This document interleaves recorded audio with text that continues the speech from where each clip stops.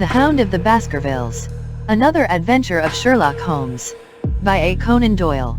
Chapter 1. Mr. Sherlock Holmes. Mr. Sherlock Holmes, who was usually very late in the mornings, save upon those not infrequent occasions when he was up all night, was seated at the breakfast table. I stood upon the hearthrug and picked up the stick which our visitor had left behind him the night before. It was a fine, thick piece of wood, bulbous-headed, of the sort which is known as a Penang lawyer. Just under the head was a broad silver band nearly an inch across.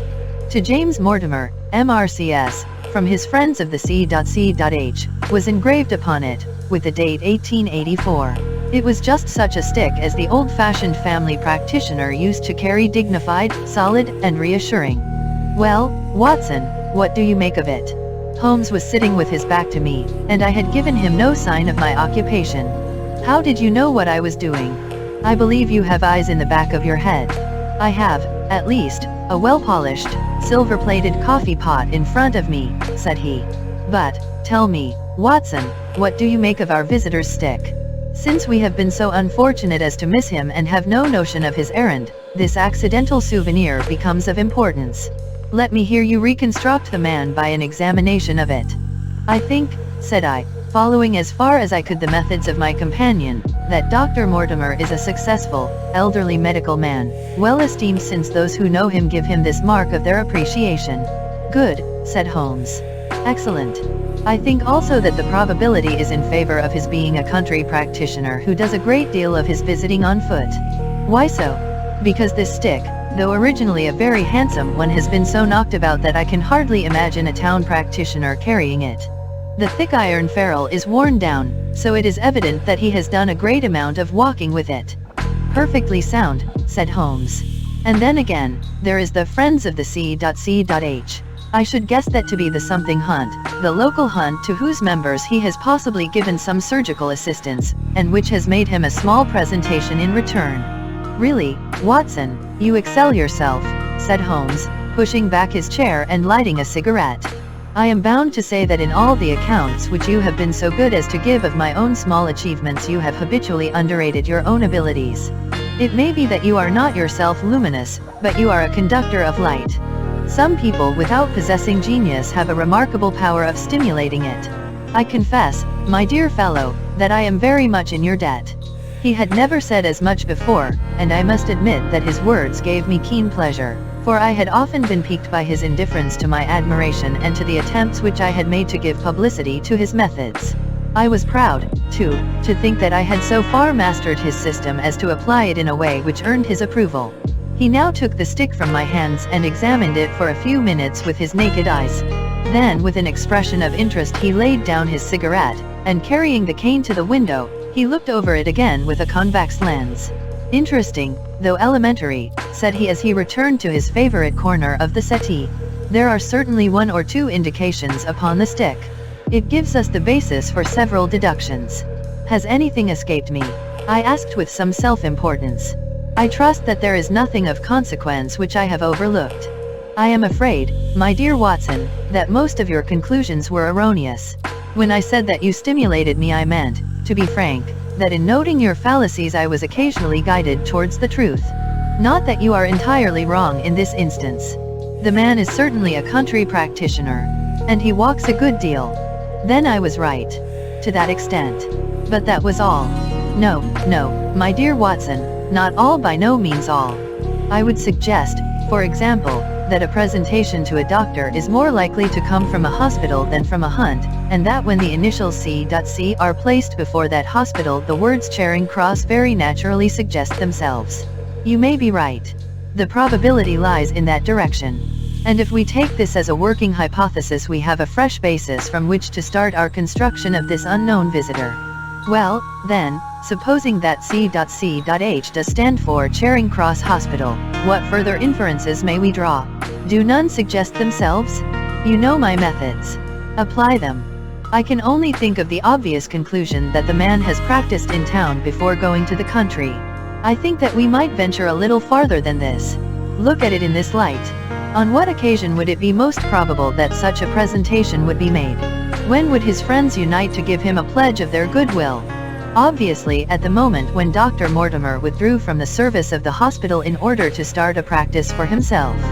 We know there has been a presentation. We believe there has been a change from a town hospital to a country practice. Is it, then, stretching our inference too far to say that the presentation was on the occasion of the change? It certainly seems probable.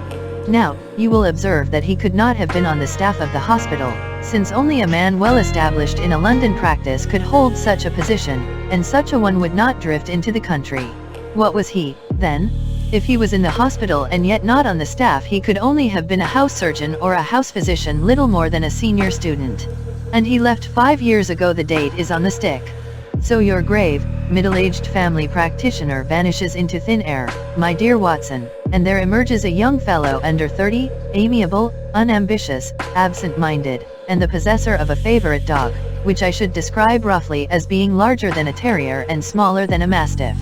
I laughed incredulously as Sherlock Holmes leaned back in his settee and blew little wavering rings of smoke up to the ceiling. As to the latter part, I have no means of checking you, said I, but at least it is not difficult to find out a few particulars about the man's age and professional career. From my small medical shelf I took down the medical directory and turned up the name. There were several Mortimers, but only one who could be our visitor. I read his record aloud. Mortimer, James, MRCS, 1882, Grimpen, Dartmoor, Devon. House surgeon, from 1882 to 1884, at Charing Cross Hospital. Winner of the Jackson Prize for Comparative Pathology, with essay entitled Is Disease a Reversion? Corresponding member of the Swedish Pathological Society. Author of Some Freaks of Atavism, Lancet 1882. Do We Progress? Journal of Psychology, March, 1883. Medical officer for the parishes of Grimpen, Thorsley, and High Barrow. No mention of that local hunt, Watson, said Holmes with a mischievous smile, but a country doctor, as you very astutely observed. I think that I am fairly justified in my inferences. As to the adjectives, I said, if I remember right, amiable, unambitious, and absent-minded.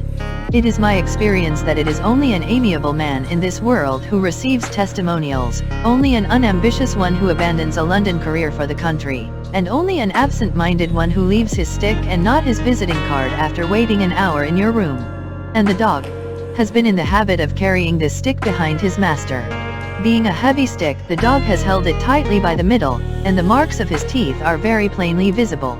The dog's jaw, as shown in the space between these marks, is too broad in my opinion for a terrier and not broad enough for a mastiff. It may have been, yes, by Jove, it is a curly-haired spaniel.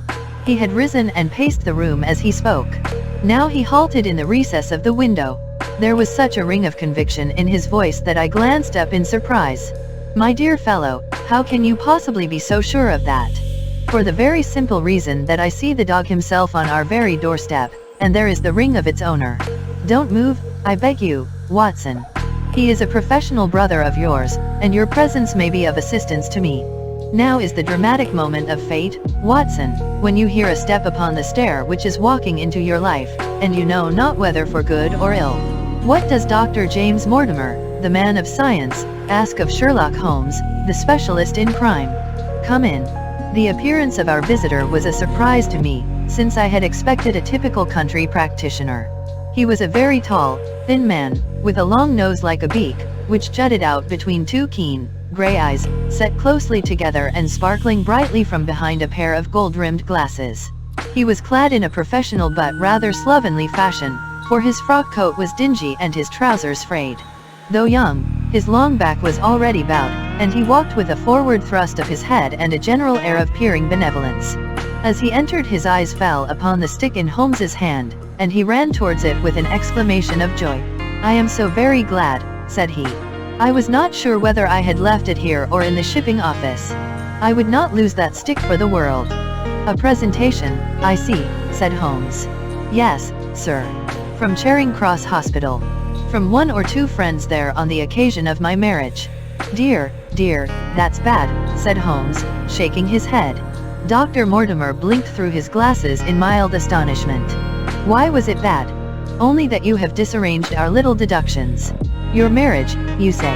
Yes, sir. I married, and so left the hospital, and with it all hopes of a consulting practice.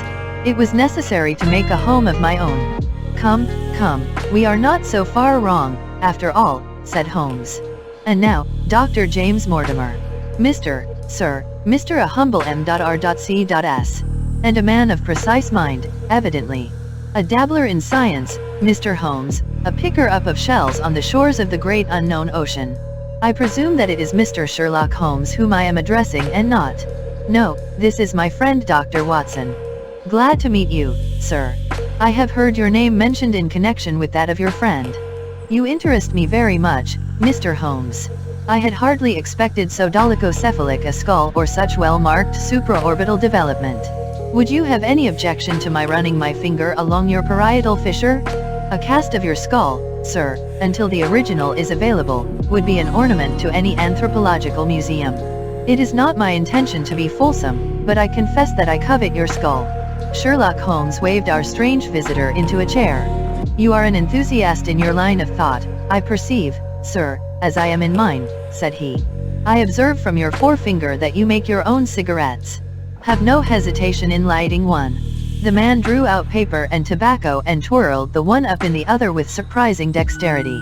He had long, quivering fingers as agile and restless as the antennae of an insect.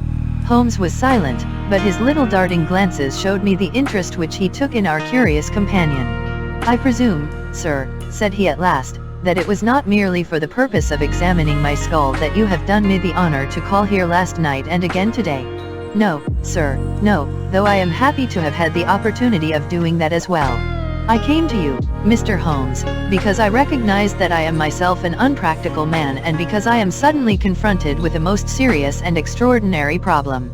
Recognizing, as I do, that you are the second highest expert in Europe. Indeed, sir. May I inquire who has the honor to be the first? Asked Holmes with some asperity. To the man of precisely scientific mind the work of Monsieur Bertillon must always appeal strongly. Then had you not better consult him? I said, sir, to the precisely scientific mind. But as a practical man of affairs it is acknowledged that you stand alone. I trust, sir, that I have not inadvertently. Just a little, said Holmes. I think, Dr. Mortimer, you would do wisely if without more ado you would kindly tell me plainly what the exact nature of the problem is in which you demand my assistance. Chapter 2. The Curse of the Baskervilles. I have in my pocket a manuscript, said Dr. James Mortimer. I observed it as you entered the room, said Holmes. It is an old manuscript. Early 18th century, unless it is a forgery. How can you say that, sir? You have presented an inch or two of it to my examination all the time that you have been talking. It would be a poor expert who could not give the date of a document within a decade or so. You may possibly have read my little monograph upon the subject.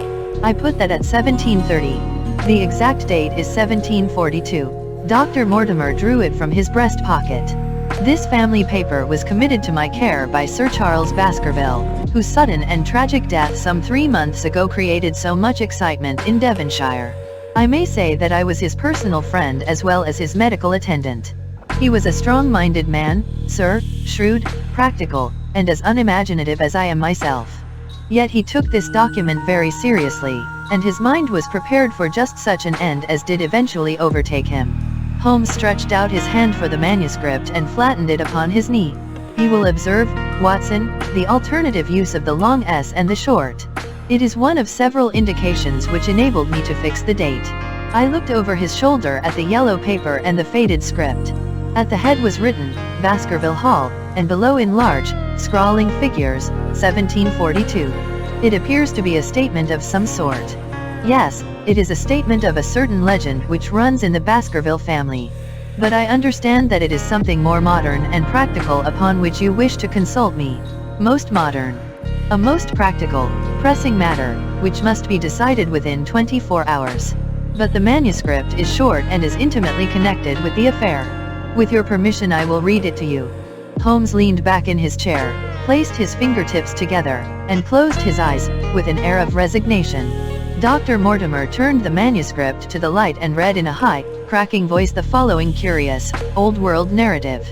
Of the origin of the Hound of the Baskervilles there have been many statements, yet as I come in a direct line from Hugo Baskerville, and as I had the story from my father, who also had it from his. I have set it down with all belief that it occurred even as is here set forth.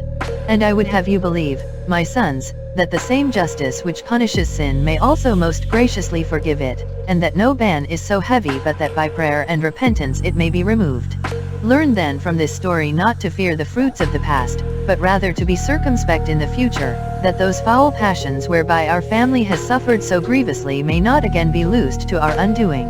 Know then that in the time of the Great Rebellion, the history of which by the learned Lord Clarendon I most earnestly commend to your attention, this manor of Baskerville was held by Hugo of that name, nor can it be gainsaid that he was a most wild, profane, and godless man. This, in truth, his neighbors might have pardoned, seeing that saints have never flourished in those parts, but there was in him a certain wanton and cruel humor which made his name a byword through the West.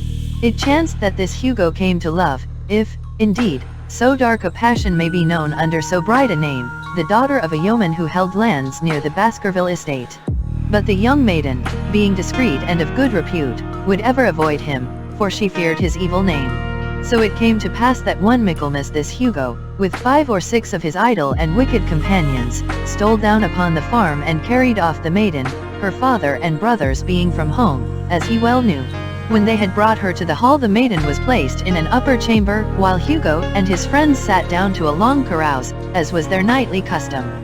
Now, the poor lass upstairs was like to have her wits turned at the singing and shouting and terrible oaths which came up to her from below, for they say that the words used by Hugo Baskerville, when he was in wine, were such as might blast the man who said them. At last, in the stress of her fear, she did that which might have daunted the bravest or most active man, for by the aid of the growth of ivy which covered, and still covers, the south wall, she came down from under the eaves, and so homeward across the moor, there being 3 leagues betwixt the hall and her father's farm. It chanced that some little time later Hugo left his guests to carry food and drink with other worse things, perchance to his captive, and so found the cage empty and the bird escaped. Then, as it would seem, he became as one that hath a devil, for, rushing down the stairs into the dining hall, he sprang upon the great table, flagons and trenchairs flying before him, and he cried aloud before all the company that he would that very night render his body and soul to the powers of evil if he might but overtake the wench. And while the revellers stood aghast at the fury of the man, one more wicked or, it may be, more drunken than the rest, cried out that they should put the hounds upon her. Whereat Hugo ran from the house, crying to his grooms that they should saddle his mare and unkennel the pack, and giving the hounds a kerchief of the maid's, he swung them to the line, and so off full cry in the moonlight over the moor. Now, for some space the revellers stood agape, unable to understand all that had been done in such haste. But anon their bemused wits awoke to the nature of the deed which was like to be done upon the moorlands. Everything was now in an uproar, some calling for their pistols, some for their horses, and some for another flask of wine. But at length some sense came back to their crazed minds, and the whole of them, 13 in number, took horse, and started in pursuit. The moon shone clear above them, and they rode swiftly abreast, taking that course which the maid must needs have taken if she were to reach her own home. They had gone a mile or 2 when they passed one of the night shepherds upon the moorlands, and they cried to him to know if he had seen the hunt. And the man, as the story goes, was so crazed with fear that he could scarce speak, but at last he said that he had indeed seen the unhappy maiden, with the hounds upon her track. But I have seen more than that, said he, for Hugo Baskerville passed me upon his black mare, and there ran mute behind him such a hound of hell as God forbid should ever be at my heels. So the drunken squires cursed the shepherd and rode onward. But soon their skins turned cold, for there came a galloping across the moor, and the black mare, dabbled with white froth, went past with trailing bridle and empty saddle. Then the revellers rode close together, for a great fear was on them, but they still followed over the moor, though each, had he been alone, would have been right glad to have turned his horse's head. Riding slowly in this fashion they came at last upon the hounds. These, though known for their valor and their breed, were whimpering in a cluster at the head of a deep dip or goyal, as we call it, upon the moor, some slinking away and some, with starting hackles and staring eyes, gazing down the narrow valley before them. The company had come to a halt, more sober men, as you may guess, than when they started. The most of them would by no means advance, but 3 of them, the boldest, or it may be the most drunken, rode forward down the goyal. Now, it opened into a broad space in which stood two of those great stones, still to be seen there, which were set by certain forgotten peoples in the days of old. The moon was shining bright upon the clearing, and there in the center lay the unhappy maid where she had fallen, dead of fear and of fatigue.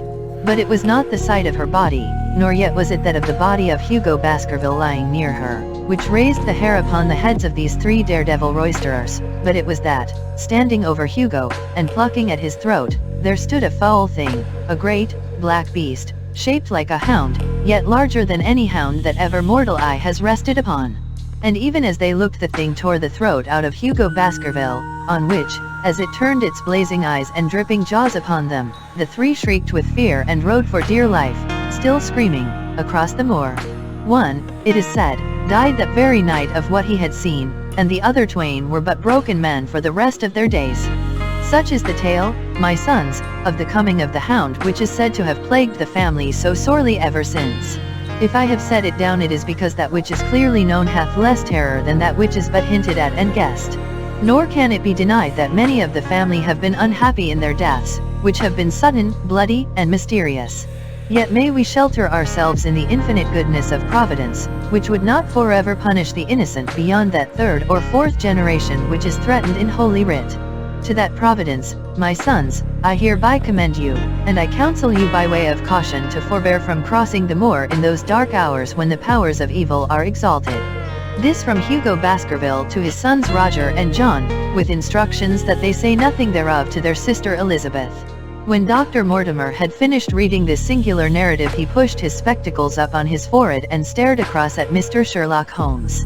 The latter yawned and tossed the end of his cigarette into the fire. "Well," said he, "do you not find it interesting?" To a collector of fairy tales. Dr. Mortimer drew a folded newspaper out of his pocket. "Now, Mr. Holmes, we will give you something a little more recent. This is the Devon County Chronicle of May 14th of this year. It is a short account of the facts elicited at the death of Sir Charles Baskerville which occurred a few days before that date." My friend leaned a little forward and his expression became intent. Our visitor readjusted his glasses and began. "The recent sudden death of Sir Charles Baskerville, whose name has been mentioned as the probable Liberal candidate for Mid-Devon at the next election, has cast a gloom over the county. Though Sir Charles had resided at Baskerville Hall for a comparatively short period, his amiability of character and extreme generosity had won the affection and respect of all who had been brought into contact with him. In these days of nouveau riches it is refreshing to find a case where the scion of an old county family which has fallen upon evil days is able to make his own fortune and to bring it back with him to restore the fallen grandeur of his line. Sir Charles, as is well known, made large sums of money in South African speculation. More wise than those who go on until the wheel turns against them, he realized his gains and returned to England with them. It is only 2 years since he took up his residence at Baskerville Hall, and it is common talk how large were those schemes of reconstruction and improvement which have been interrupted by his death. Being himself childless, it was his openly expressed desire that the whole countryside should, within his own lifetime, profit by his good fortune, and many will have personal reasons for bewailing his untimely end. His generous donations to local and county charities have been frequently chronicled in these columns. The circumstances connected with the death of Sir Charles cannot be said to have been entirely cleared up by the inquest, but at least enough has been done to dispose of those rumors to which local superstition has given rise. There is no reason whatever to suspect foul play, or to imagine that death could be from any but natural causes. Sir Charles was a widower, and a man who may be said to have been in some ways of an eccentric habit of mind. In spite of his considerable wealth he was simple in his personal tastes, and his indoor servants at Baskerville Hall consisted of a married couple named Barrymore, the husband acting as butler and the wife as housekeeper. Their evidence, corroborated by that of several friends, tends to show that Sir Charles's health has for some time been impaired, and points especially to some affection of the heart, manifesting itself in changes of color, breathlessness, and acute attacks of nervous depression. Dr. James Mortimer, the friend and medical attendant of the deceased, has given evidence to the same effect. The facts of the case are simple. Sir Charles Baskerville was in the habit every night before going to bed of walking down the famous yew alley of Baskerville Hall. The evidence of the Barrymores shows that this had been his custom. On the 4th of May Sir Charles had declared his intention of starting next day for London, and had ordered Barrymore to prepare his luggage. That night he went out as usual for his nocturnal walk, in the course of which he was in the habit of smoking a cigar. He never returned. At 12 o'clock Barrymore, finding the hall door still open, became alarmed, and, lighting a lantern, went in search of his master. The day had been wet, and Sir Charles's footmarks were easily traced down the alley. Halfway down this walk there is a gate which leads out onto the moor. There were indications that Sir Charles had stood for some little time here. He then proceeded down the alley, and it was at the far end of it that his body was discovered. One fact which has not been explained is the statement of Barrymore that his master's footprints altered their character from the time that he passed the moor gate, and that he appeared from thence onward to have been walking upon his toes. One Murphy, a gypsy horse dealer, was on the moor at no great distance at the time, but he appears by his own confession to have been the worse for drink. He declares that he heard cries but is unable to state from what direction they came. No signs of violence were to be discovered upon Sir Charles's person, and though the doctor's evidence pointed to an almost incredible facial distortion so great that Dr. Mortimer refused at first to believe that it was indeed his friend and patient who lay before him, it was explained that that is a symptom which is not unusual in cases of dyspnoea and death from cardiac exhaustion. This explanation was borne out by the post-mortem examination, which showed long-standing organic disease, and the coroner's jury returned a verdict in accordance with the medical evidence. It is well that this is so, for it is obviously of the utmost importance that Sir Charles's heir should settle at the Hall and continue the good work which has been so sadly interrupted. Had the prosaic finding of the coroner not finally put an end to the romantic stories which have been whispered in connection with the affair, it might have been difficult to find a tenant for Baskerville Hall. It is understood that the next of kin is Mr. Henry Baskerville, if he be still alive, the son of Sir Charles Baskerville's younger brother. The young man when last heard of was in America, and inquiries are being instituted with a view to informing him of his good fortune. Dr. Mortimer refolded his paper and replaced it in his pocket. Those are the public facts, Mr. Holmes, in connection with the death of Sir Charles Baskerville. I must thank you, said Sherlock Holmes, for calling my attention to a case which certainly presents some features of interest. I had observed some newspaper comment at the time, but I was exceedingly preoccupied by that little affair of the Vatican cameos, and in my anxiety to oblige the Pope I lost touch with several interesting English cases. This article, you say, contains all the public facts. It does. Then let me have the private ones. He leaned back, put his fingertips together, and assumed his most impassive and judicial expression. In doing so, said Dr. Mortimer, who had begun to show signs of some strong emotion, I am telling that which I have not confided to anyone. My motive for withholding it from the coroner's inquiry is that a man of science shrinks from placing himself in the public position of seeming to endorse a popular superstition.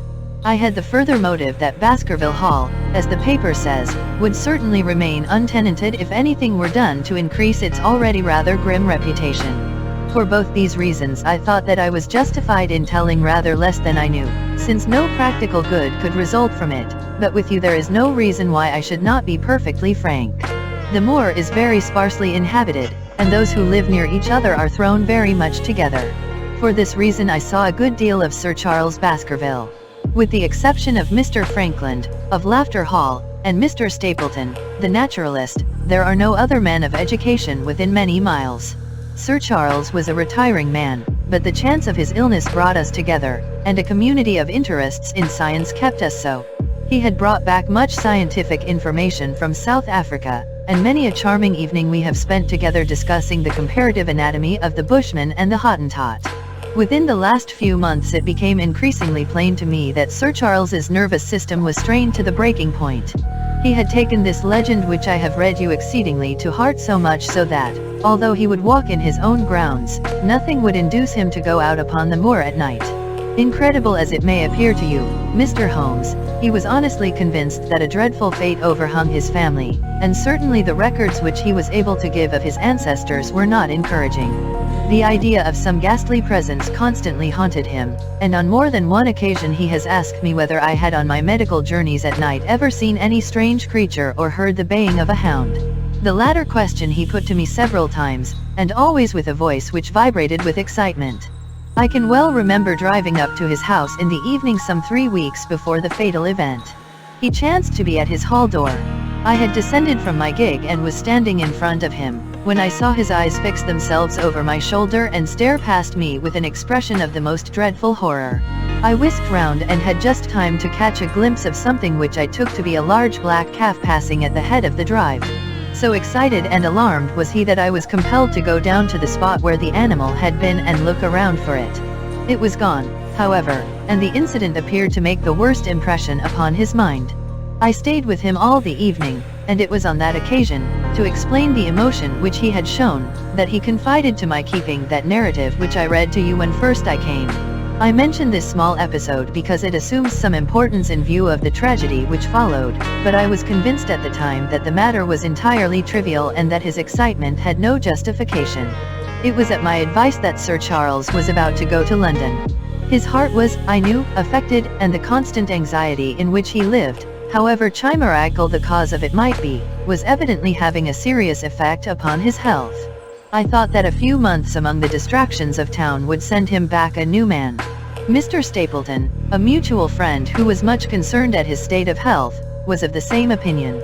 At the last instant came this terrible catastrophe. On the night of Sir Charles's death, Moor, the butler, who made the discovery, sent Perkins the groom on horseback to me, and as I was sitting up late I was able to reach Baskerville Hall within an hour of the event. I checked and corroborated all the facts which were mentioned at the inquest. I followed the footsteps down the yew alley. I saw the spot at the moor gate where he seemed to have waited. I remarked the change in the shape of the prints after that point. I noted that there were no other footsteps save those of Barrymore on the soft gravel, and finally I carefully examined the body, which had not been touched until my arrival. Sir Charles lay on his face, his arms out, his fingers dug into the ground, and his features convulsed with some strong emotion to such an extent that I could hardly have sworn to his identity. There was certainly no physical injury of any kind. But one false statement was made by Barrymore at the inquest. He said that there were no traces upon the ground round the body. He did not observe any. But I did some little distance off, but fresh and clear. Footprints. Footprints. A man's or a woman's. Dr. Mortimer looked strangely at us for an instant, and his voice sank almost to a whisper as he answered. Mr. Holmes, they were the footprints of a gigantic hound. Chapter 3. The Problem. I confess at these words a shudder passed through me. There was a thrill in the doctor's voice which showed that he was himself deeply moved by that which he told us. Holmes leaned forward in his excitement and his eyes had the hard, dry glitter which shot from them when he was keenly interested. You saw this. As clearly as I see you. And you said nothing. What was the use? How was it that no one else saw it? The marks were some 20 yards from the body and no one gave them a thought. I don't suppose I should have done so had I not known this legend. There are many sheepdogs on the moor. No doubt, but this was no sheepdog. You say it was large. Enormous. But it had not approached the body. No. What sort of night was it? Damp and raw. But not actually raining. No. What is the alley like? There are 2 lines of old yew hedge, 12 feet high and impenetrable. The walk in the center is about 8 feet across. Is there anything between the hedges and the walk? Yes, there is a strip of grass about 6 feet broad on either side. I understand that the yew hedge is penetrated at one point by a gate. Yes, the wicket gate which leads on to the moor. Is there any other opening? None. So that to reach the yew alley one either has to come down it from the house or else to enter it by the moor gate. There is an exit through a summer house at the far end. Had Sir Charles reached this? No, he lay about 50 yards from it. Now, tell me, Dr. Mortimer, and this is important, the marks which you saw were on the path and not on the grass. No marks could show on the grass. Were they on the same side of the path as the moor gate? Yes, they were on the edge of the path on the same side as the moor gate. You interest me exceedingly. Another point. Was the wicket gate closed? Closed and padlocked. How high was it? About 4 feet high. Then anyone could have got over it. Yes. And what marks did you see by the wicket gate? None in particular. Good heaven? Did no one examine? Yes, I examined, myself. And found nothing.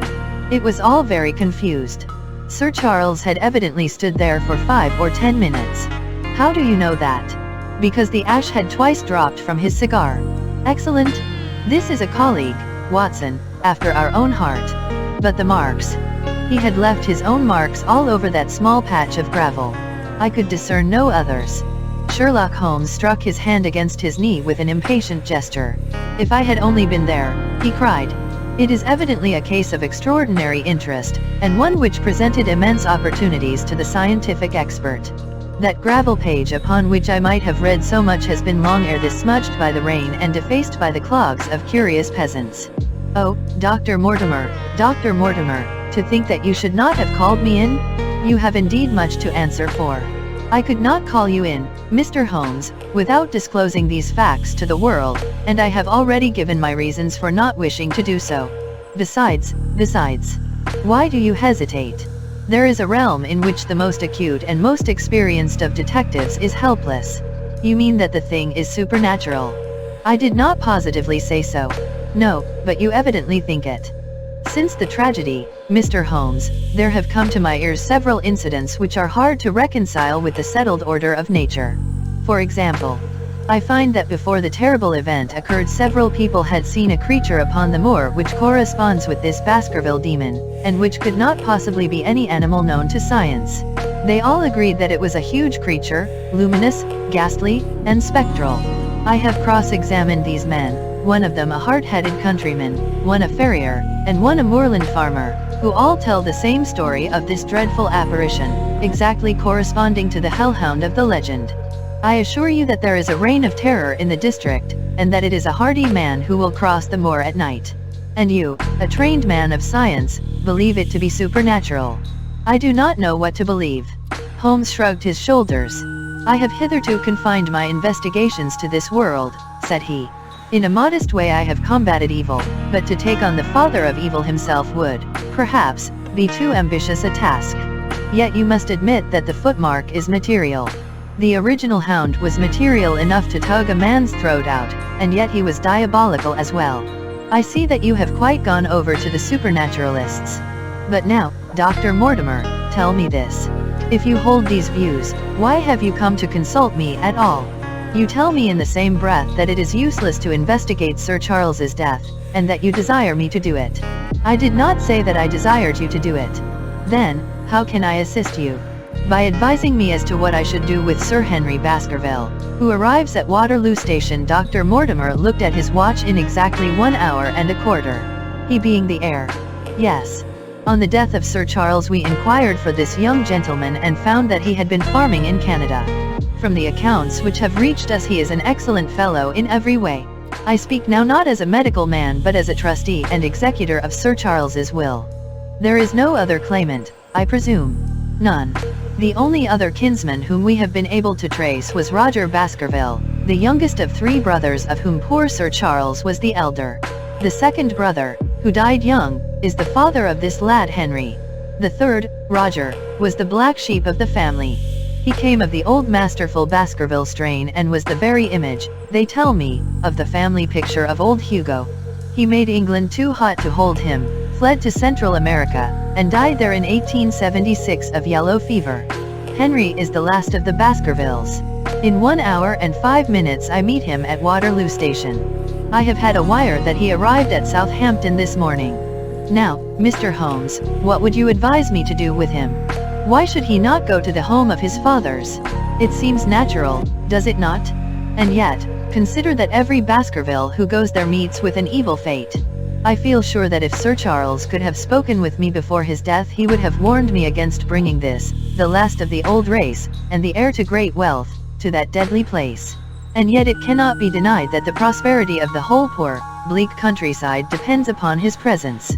All the good work which has been done by Sir Charles will crash to the ground if there is no tenant of the hall.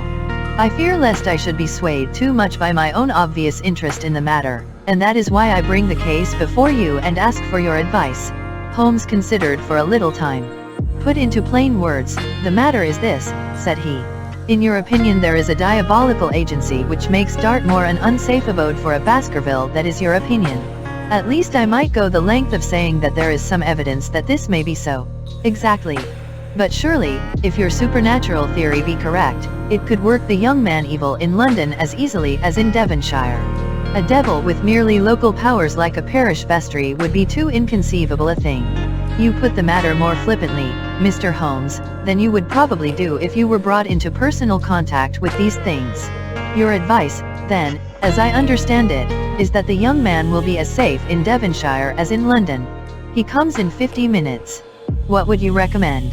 I recommend, sir, that you take a cab, call off your spaniel who is scratching at my front door, and proceed to Waterloo to meet Sir Henry Baskerville.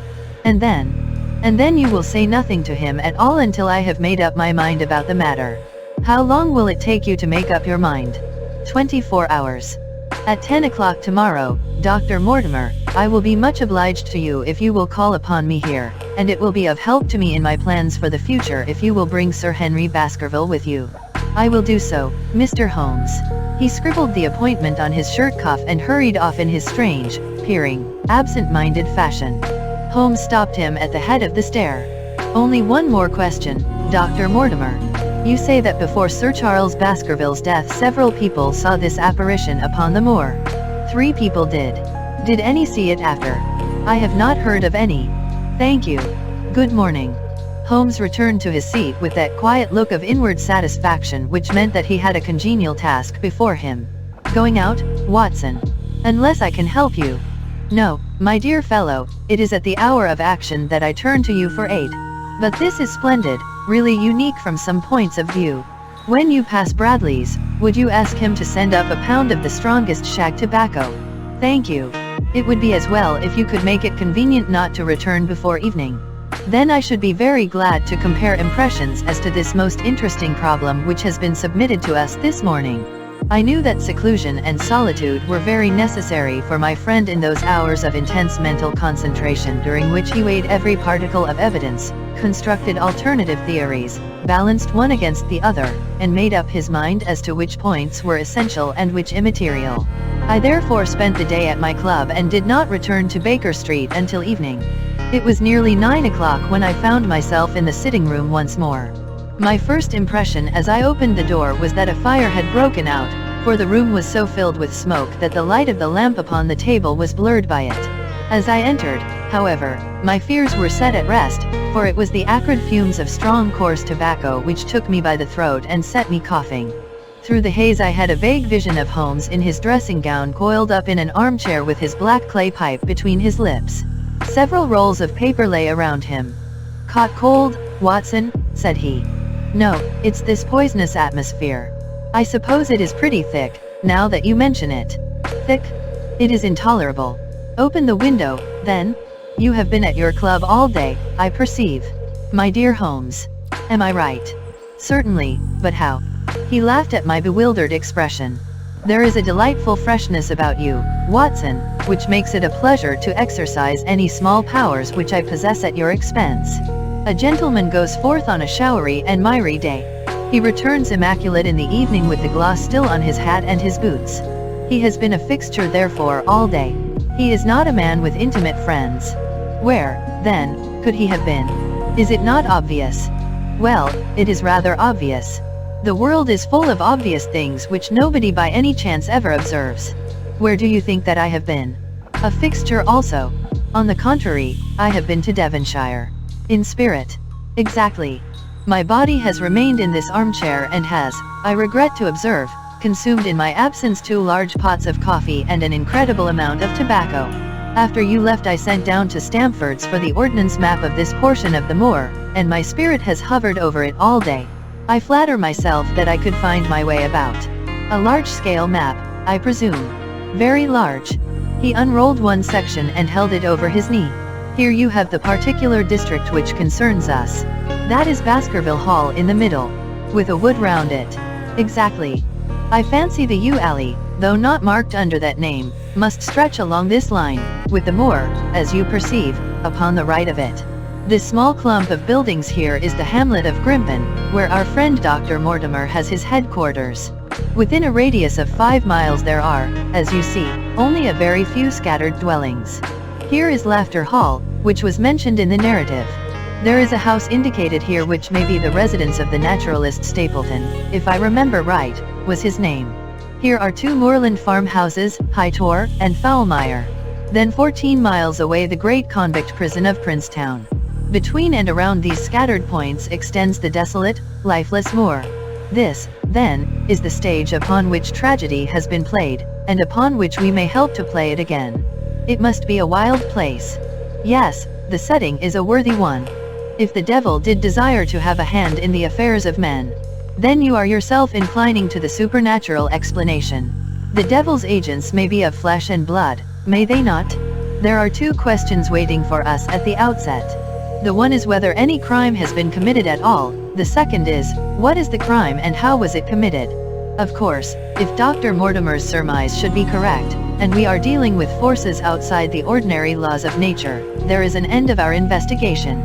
But we are bound to exhaust all other hypotheses before falling back upon this one. I think we'll shut that window again, if you don't mind. It is a singular thing, but I find that a concentrated atmosphere helps a concentration of thought. I have not pushed it to the length of getting into a box to think, but that is the logical outcome of my convictions. Have you turned the case over in your mind? Yes, I have thought a good deal of it in the course of the day. What do you make of it? It is very bewildering. It has certainly a character of its own. There are points of distinction about it. That change in the footprints, for example. What do you make of that? Mortimer said that the man had walked on tiptoe down that portion of the alley. He only repeated what some fool had said at the inquest. Why should a man walk on tiptoe down the alley? What then? He was running, Watson, running desperately, running for his life, running until he burst his heart and fell dead upon his face. Running from what? There lies our problem. There are indications that the man was crazed with fear before ever he began to run. How can you say that? I am presuming that the cause of his fears came to him across the moor. If that were so, and it seems most probable, only a man who had lost his wits would have run from the house instead of towards it. If the gypsy's evidence may be taken as true, he ran with cries for help in the direction where help was least likely to be. Then, again, whom was he waiting for that night, and why was he waiting for him in the yew alley rather than in his own house? You think that he was waiting for someone. The man was elderly and infirm. We can understand his taking an evening stroll, but the ground was damp and the night inclement. Is it natural that he should stand for 5 or 10 minutes, as Dr. Mortimer, with more practical sense than I should have given him credit for, deduced from the cigar ash? But he went out every evening. I think it unlikely that he waited at the moor gate every evening. On the contrary, the evidence is that he avoided the moor. That night he waited there. It was the night before he made his departure for London. The thing takes shape, Watson. It becomes coherent. Might I ask you to hand me my violin, and we will postpone all further thought upon this business until we have had the advantage of meeting Dr. Mortimer and Sir Henry Baskerville in the morning. Chapter 4. Sir Henry Baskerville. Our breakfast table was cleared early, and Holmes waited in his dressing gown for the promised interview. Our clients were punctual to their appointment, for the clock had just struck 10 when Dr. Mortimer was shown up, followed by the young baronet. The latter was a small, alert, dark-eyed man about 30 years of age, very sturdily built, with thick black eyebrows and a strong, pugnacious face. He wore a ruddy-tinted tweed suit and had the weather-beaten appearance of one who has spent most of his time in the open air, and yet there was something in his steady eye and the quiet assurance of his bearing which indicated the gentleman. "This is Sir Henry Baskerville," said Dr. Mortimer. "Why, yes," said he, "and the strange thing is, Mr. Sherlock Holmes, that if my friend here had not proposed coming round to you this morning I should have come on my own account. I understand that you think out little puzzles, and I've had one this morning which wants more thinking out than I am able to give it. Pray take a seat, Sir Henry. Do I understand you to say that you have yourself had some remarkable experience since you arrived in London?" "Nothing of much importance, Mr. Holmes. Only a joke, as like as not. It was this letter, if you can call it a letter, which reached me this morning." He laid an envelope upon the table, and we all bent over it. It was of common quality, grayish in color. The address, Sir Henry Baskerville, Northumberland Hotel, was printed in rough characters, the postmark Charing Cross, and the date of posting the preceding evening. "Who knew that you were going to the Northumberland Hotel?" asked Holmes, glancing keenly across at our visitor. No one could have known. We only decided after I met Dr. Mortimer. But Dr. Mortimer was no doubt already stopping there. No, I had been staying with a friend, said the doctor. There was no possible indication that we intended to go to this hotel. Someone seems to be very deeply interested in your movements. Out of the envelope he took a half sheet of foolscap paper folded into 4. This he opened and spread flat upon the table. Across the middle of it a single sentence had been formed by the expedient of pasting printed words upon it. It ran, "As you value your life or your reason, keep away from the moor." The word moor only was printed in ink. "Now," said Sir Henry Baskerville, "perhaps you will tell me, Mr. Holmes, what in thunder is the meaning of that, and who it is that takes so much interest in my affairs. What do you make of it, Dr. Mortimer? You must allow that there is nothing supernatural about this, at any rate." "No, sir, but it might very well come from someone who is convinced that the business is supernatural." "What business?" asked Sir Henry sharply. "It seems to me that all you gentlemen know a great deal more than I do about my own affairs. You shall share our knowledge before you leave this room, Sir Henry." "I promise you that," said Sherlock Holmes. "We will confine ourselves for the present with your permission to this very interesting document, which must have been put together and posted yesterday evening. Have you yesterday's Times, Watson? It is here in the corner. Might I trouble you for it the inside page, please, with the leading articles?" He glanced swiftly over it, running his eyes up and down the columns. "Capital article this on free trade. Permit me to give you an extract from it. You may be cajoled into imagining that your own special trade or your own industry will be encouraged by a protective tariff, but it stands to reason that such legislation must in the long run keep away wealth from the country, diminish the value of our imports, and lower the general conditions of life in this island. What do you think of that, Watson?" cried Holmes in high glee, rubbing his hands together with satisfaction. "Don't you think that is an admirable sentiment?"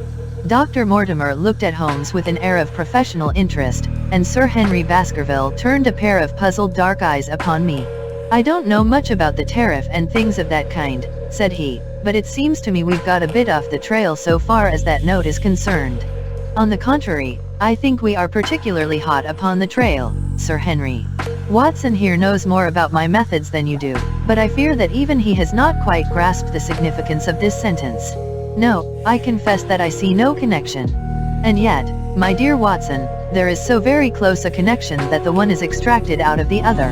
Your life, reason, value, keep away from the.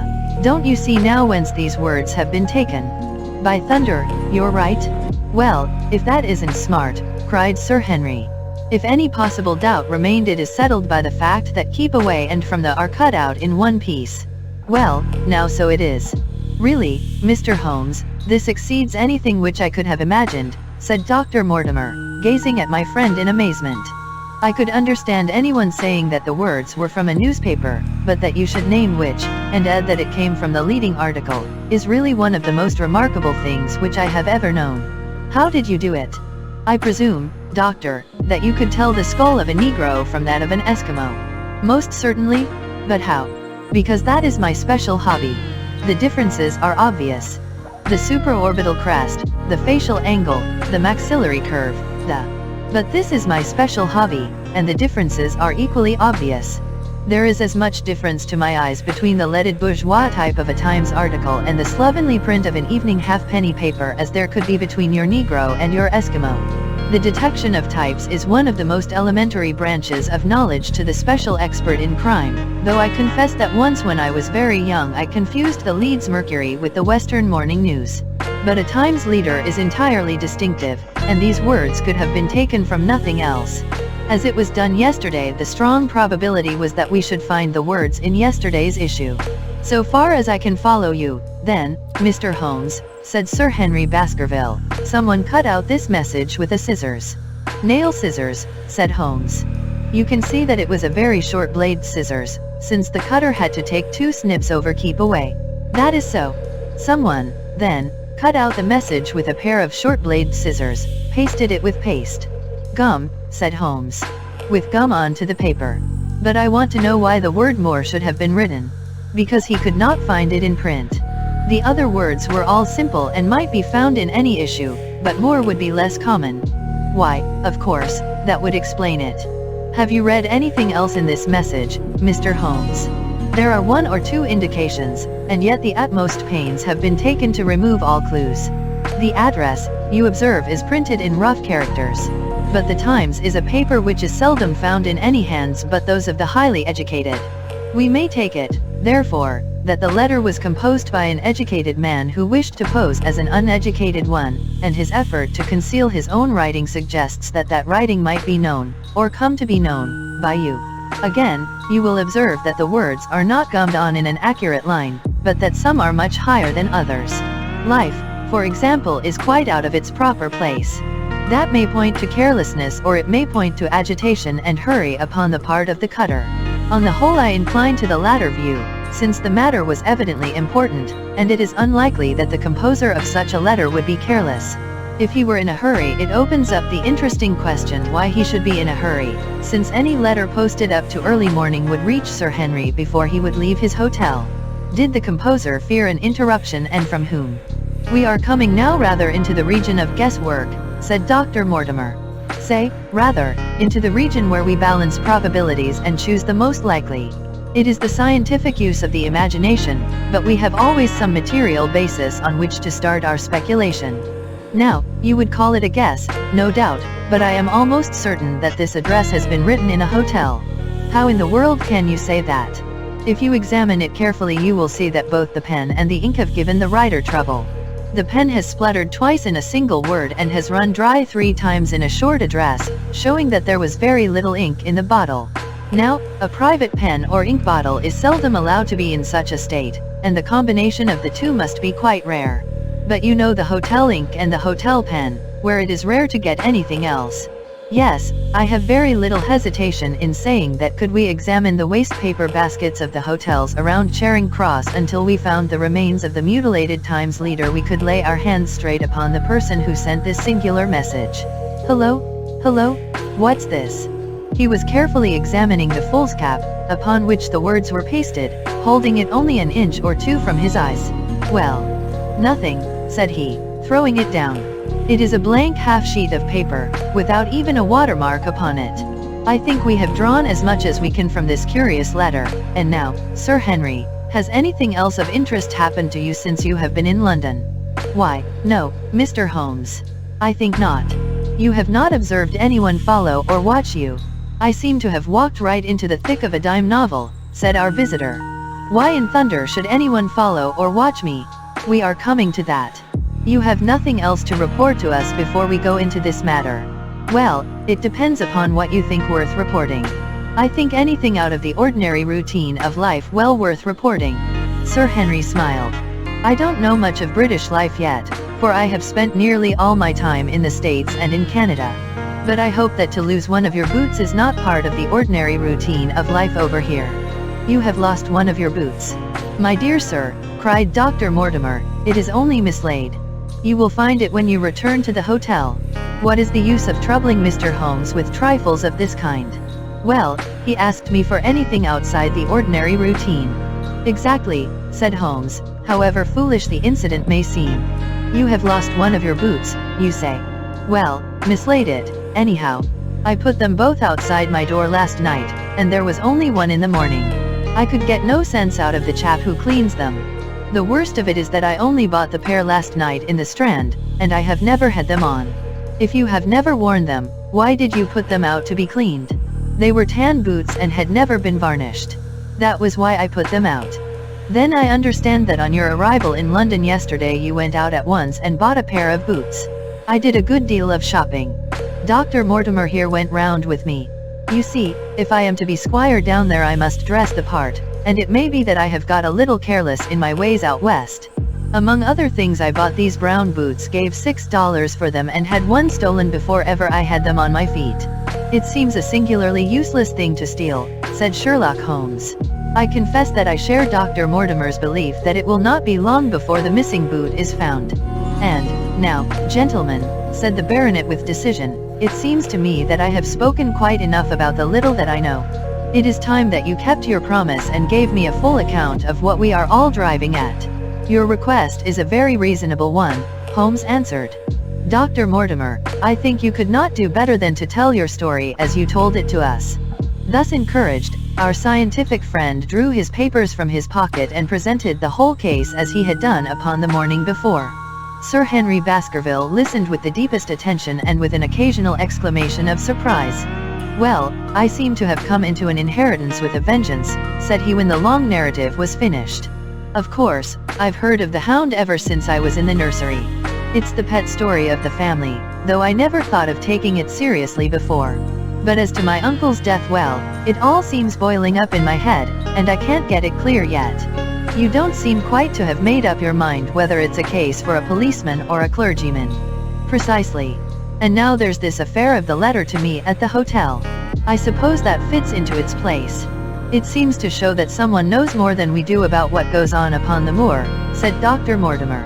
"And also," said Holmes, "that someone is not ill-disposed towards you, since they warn you of danger. Or it may be that they wish, for their own purposes, to scare me away. Well, of course, that is possible also. I am very much indebted to you, Dr. Mortimer, for introducing me to a problem which presents several interesting alternatives. But the practical point which we now have to decide, Sir Henry, is whether it is or is not advisable for you to go to Baskerville Hall." "Why should I not go? There seems to be danger." "Do you mean danger from this family fiend, or do you mean danger from human beings?" "Well, that is what we have to find out. Whichever it is, my answer is fixed. There is no devil in hell, Mr. Holmes, and there is no man upon earth who can prevent me from going to the home of my own people, and you may take that to be my final answer." His dark brows knitted and his face flushed to a dusky red as he spoke. It was evident that the fiery temper of the Baskervilles was not extinct in this their last representative. "Meanwhile," said he, "I have hardly had time to think over all that you have told me. It's a big thing for a man to have to understand and to decide at one sitting. I should like to have a quiet hour by myself to make up my mind. Now, look here, Mr. Holmes, it's 11:30 now and I am going back right away to my hotel. Suppose you and your friend, Dr. Watson, come round and lunch with us at 2. I'll be able to tell you more clearly then how this thing strikes me. Is that convenient to you, Watson?" "Perfectly. Then you may expect us. Shall I have a cab called?" "I'd prefer to walk, for this affair has flurried me rather." "I'll join you in a walk, with pleasure," said his companion. "Then we meet again at 2 o'clock. Au revoir, and good morning." We heard the steps of our visitors descend the stair and the bang of the front door. In an instant Holmes had changed from the languid dreamer to the man of action. "Your hat and boots, Watson, quick. Not a moment to lose." He rushed into his room in his dressing gown and was back again in a few seconds in a frock coat. We hurried together down the stairs and into the street. Dr. Mortimer and Baskerville were still visible about 200 yards ahead of us in the direction of Oxford Street. "Shall I run on and stop them?" "Not for the world, my dear Watson. I am perfectly satisfied with your company if you will tolerate mine. Our friends are wise, for it is certainly a very fine morning for a walk." He quickened his pace until we had decreased the distance which divided us by about half. Then, still keeping 100 yards behind, we followed into Oxford Street and so down Regent Street. Once our friends stopped and stared into a shop window, upon which Holmes did the same. An instant afterwards he gave a little cry of satisfaction, and, following the direction of his eager eyes, I saw that a hansom cab with a man inside which had halted on the other side of the street was now proceeding slowly onward again. "There's our man, Watson. Come along. We'll have a good look at him, if we can do no more." At that instant I was aware of a bushy black beard and a pair of piercing eyes turned upon us through the side window of the cab. Instantly the trapdoor at the top flew up, something was screamed to the driver, and the cab flew madly off down Regent Street. Holmes looked eagerly round for another, but no empty one was in sight. Then he dashed in wild pursuit amid the stream of the traffic, but the start was too great, and already the cab was out of sight. "There now," said Holmes bitterly as he emerged panting and white with vexation from the tide of vehicles. "Was ever such bad luck and such bad management, too? Watson, Watson, if you are an honest man you will record this also and set it against my successes." "Who was the man?" "I have not an idea." "A spy?" "Well, it was evident from what we have heard that Baskerville has been very closely shadowed by someone since he has been in town." How else could it be known so quickly that it was the Northumberland Hotel which he had chosen? If they had followed him the first day, I argued that they would follow him also the second. You may have observed that I twice strolled over to the window while Dr. Mortimer was reading his legend. Yes, I remember. I was looking out for loiterers in the street, but I saw none. We are dealing with a clever man, Watson. This matter cuts very deep, and though I have not finally made up my mind whether it is a benevolent or a malevolent agency which is in touch with us, I am conscious always of power and design. When our friends left, I at once followed them in the hopes of marking down their invisible attendant. So wily was he that he had not trusted himself upon foot, but he had availed himself of a cab so that he could loiter behind or dash past them and so escape their notice. His method had the additional advantage that if they were to take a cab he was all ready to follow them. It has, however, one obvious disadvantage. It puts him in the power of the cabman. Exactly. What a pity we did not get the number. My dear Watson, clumsy as I have been, you surely do not seriously imagine that I neglected to get the number? Number 2704 is our man. But that is no use to us for the moment. I fail to see how you could have done more. On observing the cab I should have instantly turned and walked in the other direction. I should then at my leisure have hired a second cab and followed the first at a respectful distance, or, better still, have driven to the Northumberland Hotel and waited there. When our unknown had followed Baskerville home we should have had the opportunity of playing his own game upon himself and seeing where he made for. As it is, by an indiscreet eagerness, which was taken advantage of with extraordinary quickness and energy by our opponent, we have betrayed ourselves and lost our man. We had been sauntering slowly down Regent Street during this conversation, and Dr. Mortimer, with his companion, had long vanished in front of us. There is no object in our following them, said Holmes. The shadow has departed and will not return. We must see what further cards we have in our hands and play them with decision. Could you swear to that man's face within the cab? I could swear only to the beard. And so could I, from which I gather that in all probability it was a false one. A clever man upon so delicate an errand has no use for a beard save to conceal his features. Come in here, Watson. He turned into one of the district messenger offices, where he was warmly greeted by the manager. Ah, Wilson, I see you have not forgotten the little case in which I had the good fortune to help you. No, sir, indeed I have not.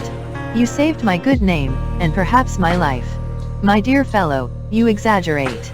I have some recollection, Wilson, that you had among your boys a lad named Cartwright, who showed some ability during the investigation. Yes, sir, he is still with us. Could you ring him up? Thank you. And I should be glad to have change of this £5 note.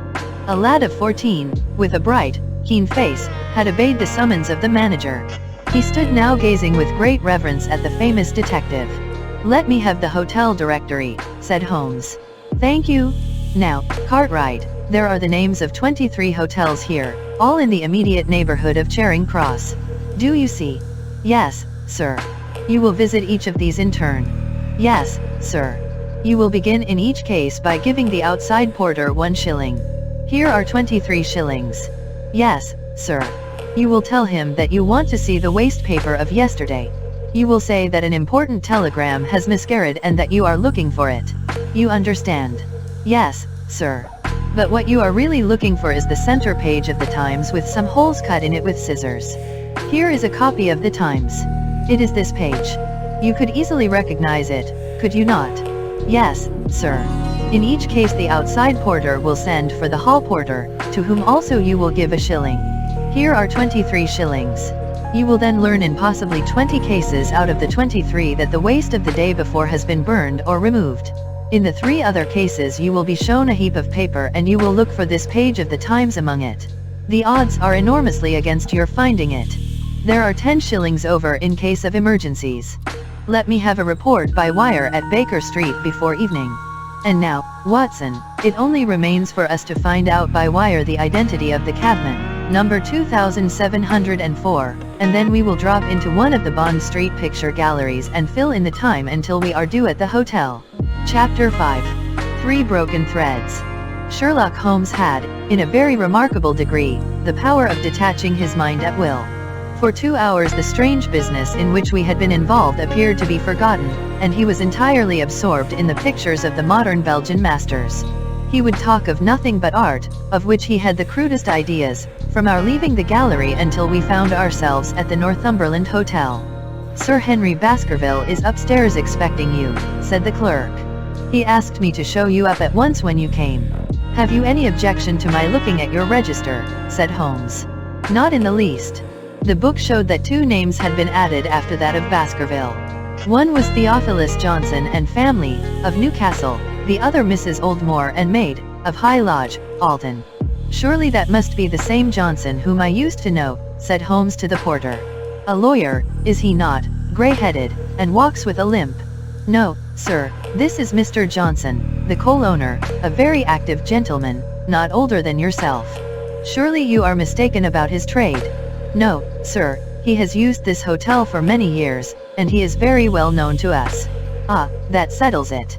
Mrs. Oldmore, too, I seem to remember the name. Excuse my curiosity, but often in calling upon one friend one finds another.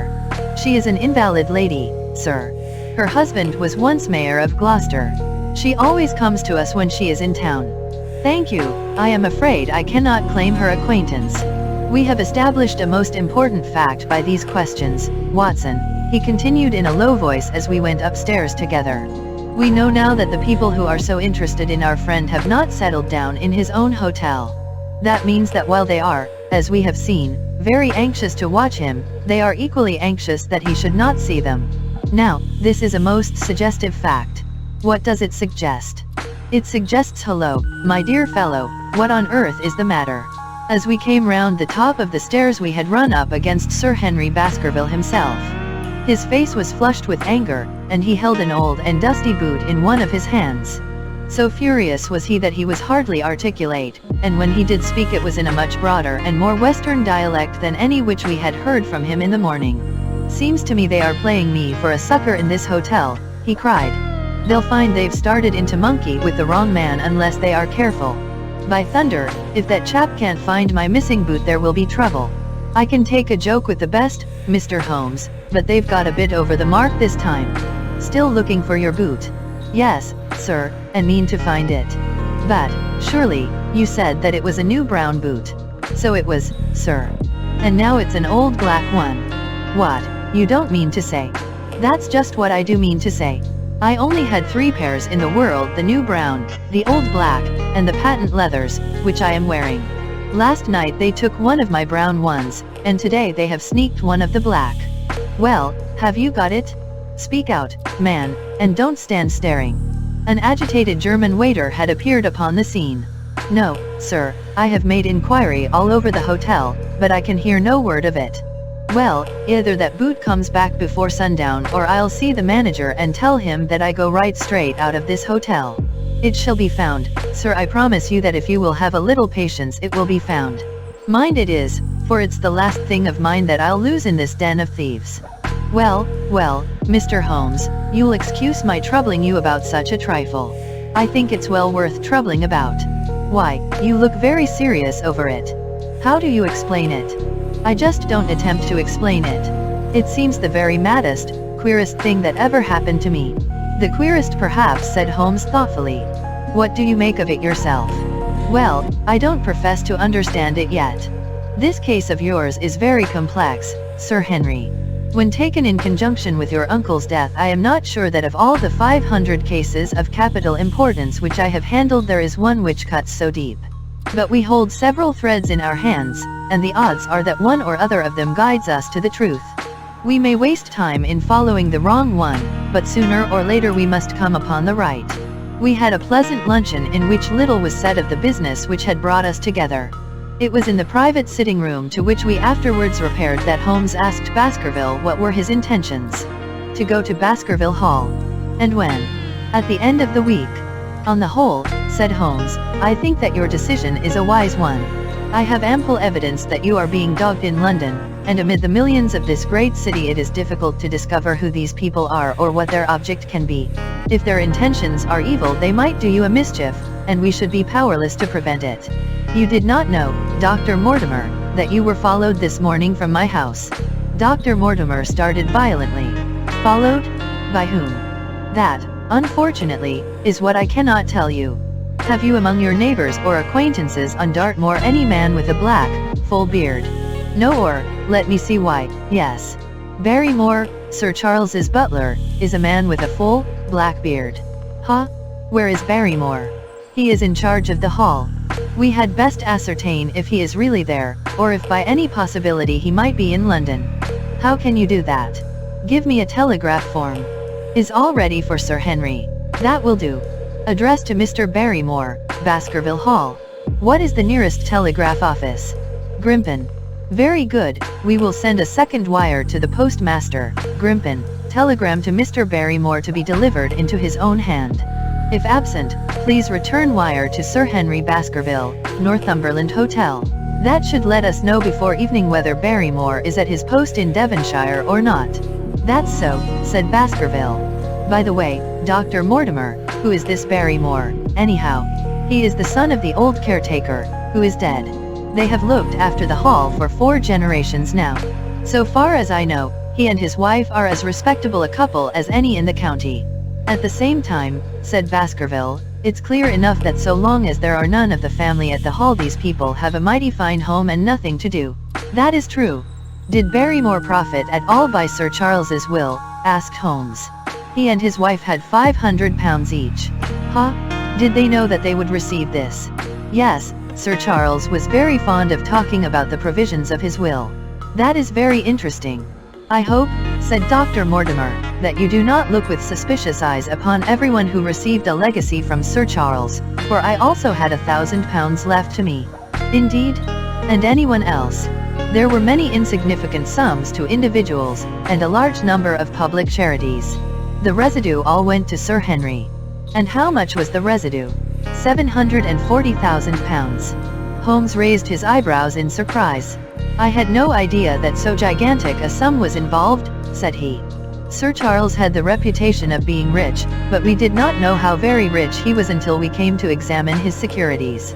The total value of the estate was close on to £1 million.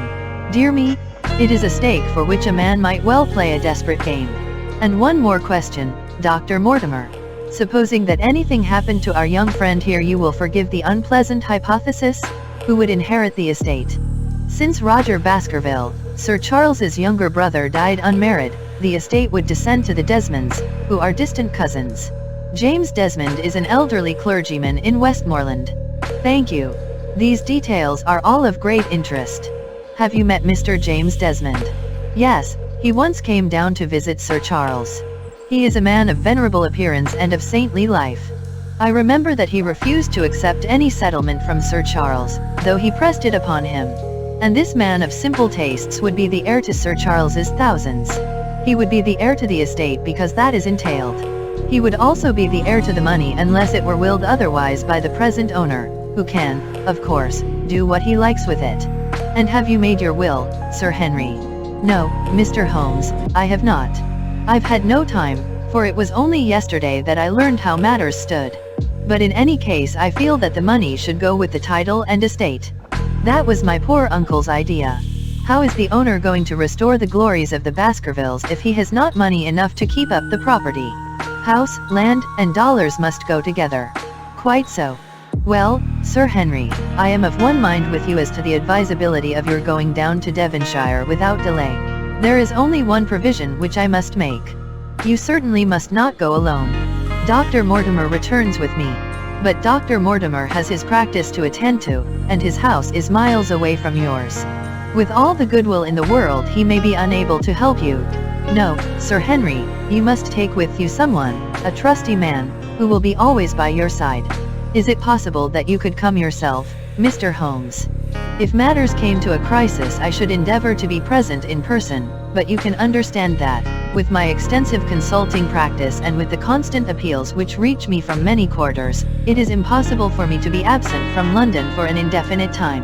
At the present instant, one of the most revered names in England is being besmirched by a blackmailer, and only I can stop a disastrous scandal.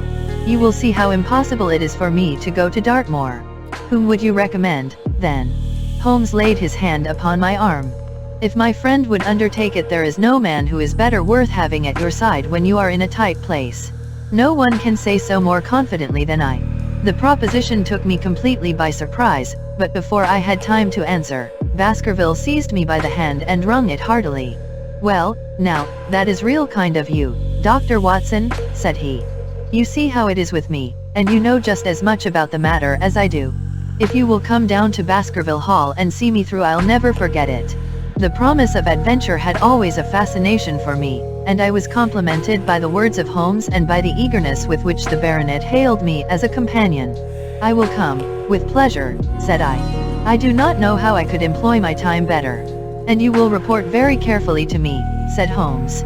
"When a crisis comes, as it will do, I will direct how you shall act. I suppose that by Saturday all might be ready. Would that suit Dr. Watson?" "Perfectly. Then on Saturday, unless you hear to the contrary, we shall meet at the 10:30 train from Paddington."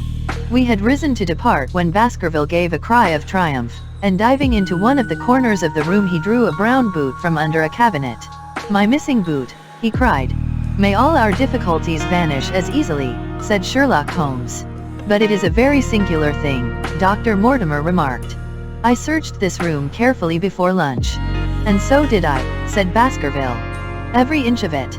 There was certainly no boot in it then. In that case the waiter must have placed it there while we were lunching. The German was sent for but professed to know nothing of the matter, nor could any inquiry clear it up." Another item had been added to that constant and apparently purposeless series of small mysteries which had succeeded each other so rapidly. Setting aside the whole grim story of Sir Charles's death, we had a line of inexplicable incidents all within the limits of 2 days, which included the receipt of the printed letter, the black-bearded spy in the hansom, the loss of the new brown boot, the loss of the old black boot, and now the return of the new brown boot. Holmes sat in silence in the cab as we drove back to Baker Street, and I knew from his drawn brows and keen face that his mind, like my own, was busy in endeavoring to frame some scheme into which all these strange and apparently disconnected episodes could be fitted. All afternoon and late into the evening he sat lost in tobacco and thought. Just before dinner 2 telegrams were handed in.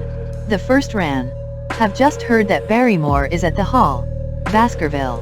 The second, "Visited 23 hotels as directed, but sorry to report unable to trace cut sheet of times. Cartwright." There go 2 of my threads, Watson. There is nothing more stimulating than a case where everything goes against you. We must cast round for another scent. We have still the cabman who drove the spy. Exactly. I have wired to get his name and address from the official registry. I should not be surprised if this were an answer to my question. The ring at the bell proved to be something even more satisfactory than an answer, however, for the door opened and a rough-looking fellow entered who was evidently the man himself. "I got a message from the head office that a gent at this address had been inquiring for no 2704, said he. "I've driven my cab this 7 years and never a word of complaint. I came here straight from the yard to ask you to your face what you had against me." "I have nothing in the world against you, my good man," said Holmes. "On the contrary, I have half a sovereign for you if you will give me a clear answer to my questions." "Well, I've had a good day and no mistake," said the cabman with a grin. "What was it you wanted to ask, sir?" "First of all your name and address, in case I want you again." "John Clayton, 3, Turpey Street, the Borough. My cab is out of Shipley's Yard, near Waterloo Station." Sherlock Holmes made a note of it. "Now, Clayton, tell me all about the fare who came and watched this house at 10 o'clock this morning and afterwards followed the 2 gentlemen down Regent Street." The man looked surprised and a little embarrassed. "Why, there's no good my telling you things, for you seem to know as much as I do already," said he. "The truth is that the gentleman told me that he was a detective and that I was to say nothing about him to anyone. My good fellow, this is a very serious business, and you may find yourself in a pretty bad position if you try to hide anything from me. You say that your fare told you that he was a detective." "Yes, he did." "When did he say this?" "When he left me." "Did he say anything more?" "He mentioned his name." Holmes cast a swift glance of triumph at me. "Oh, he mentioned his name, did he? That was imprudent. What was the name that he mentioned?" "His name," said the cabman, "was Mr. Sherlock Holmes." Never have I seen my friend more completely taken aback than by the cabman's reply. For an instant he sat in silent amazement. Then he burst into a hearty laugh. "A touch, Watson, an undeniable touch," said he. "I feel a foil as quick and supple as my own." He got home upon me very prettily that time. So his name was Sherlock Holmes, was it? Yes, sir, that was the gentleman's name. Excellent. Tell me where you picked him up and all that occurred. He hailed me at 9:30 in Trafalgar Square. He said that he was a detective, and he offered me 2 guineas if I would do exactly what he wanted all day and ask no questions. I was glad enough to agree. First we drove down to the Northumberland Hotel and waited there until 2 gentlemen came out and took a cab from the rank. We followed their cab until it pulled up somewhere near here. This very door, said Holmes. Well, I couldn't be sure of that, but I dare say my fare knew all about it. We pulled up halfway down the street and waited an hour and a half. Then the 2 gentlemen passed us, walking, and we followed down Baker Street and along. I know, said Holmes. Until we got 3/4 down Regent Street. Then my gentleman threw up the trap, and he cried that I should drive right away to Waterloo Station as hard as I could go. I whipped up the mare and we were there under the 10 minutes. Then he paid up his 2 guineas, like a good one, and away he went into the station. Only just as he was leaving he turned round and he said, "It might interest you to know that you have been driving Mr. Sherlock Holmes. That's how I come to know the name." I see. And you saw no more of him? Not after he went into the station. And how would you describe Mr. Sherlock Holmes? The cabman scratched his head. Well, he wasn't altogether such an easy gentleman to describe. I'd put him at 40 years of age, and he was of a middle height, 2 or 3 inches shorter than you, sir. He was dressed like a toff, and he had a black beard, cut square at the end, and a pale face. I don't know as I could say more than that. Color of his eyes. No, I can't say that. Nothing more that you can remember. No, sir, nothing. Well, then, here is your half-sovereign. There's another one waiting for you if you can bring any more information. Good night. Good night, sir, and thank you. John Clayton departed chuckling, and Holmes turned to me with a shrug of his shoulders and a rueful smile. Snap goes our 3rd thread, and we end where we began, said he. The cunning rascal? He knew our number, knew that Sir Henry Baskerville had consulted me, spotted who I was in Regent Street, conjectured that I had got the number of the cab and would lay my hands on the driver, and so sent back this audacious message. I tell you, Watson, this time we have got a foeman who is worthy of our steel. I've been checkmated in London. I can only wish you better luck in Devonshire. But I'm not easy in my mind about it. About what? About sending you. It's an ugly business, Watson, an ugly dangerous business, and the more I see of it the less I like it. Yes, my dear fellow, you may laugh, but I give you my word that I shall be very glad to have you back safe and sound in Baker Street once more. Chapter 6. Baskerville Hall. Sir Henry Baskerville and Dr. Mortimer were ready upon the appointed day, and we started as arranged for Devonshire. Mr. Sherlock Holmes drove with me to the station and gave me his last parting injunctions and advice.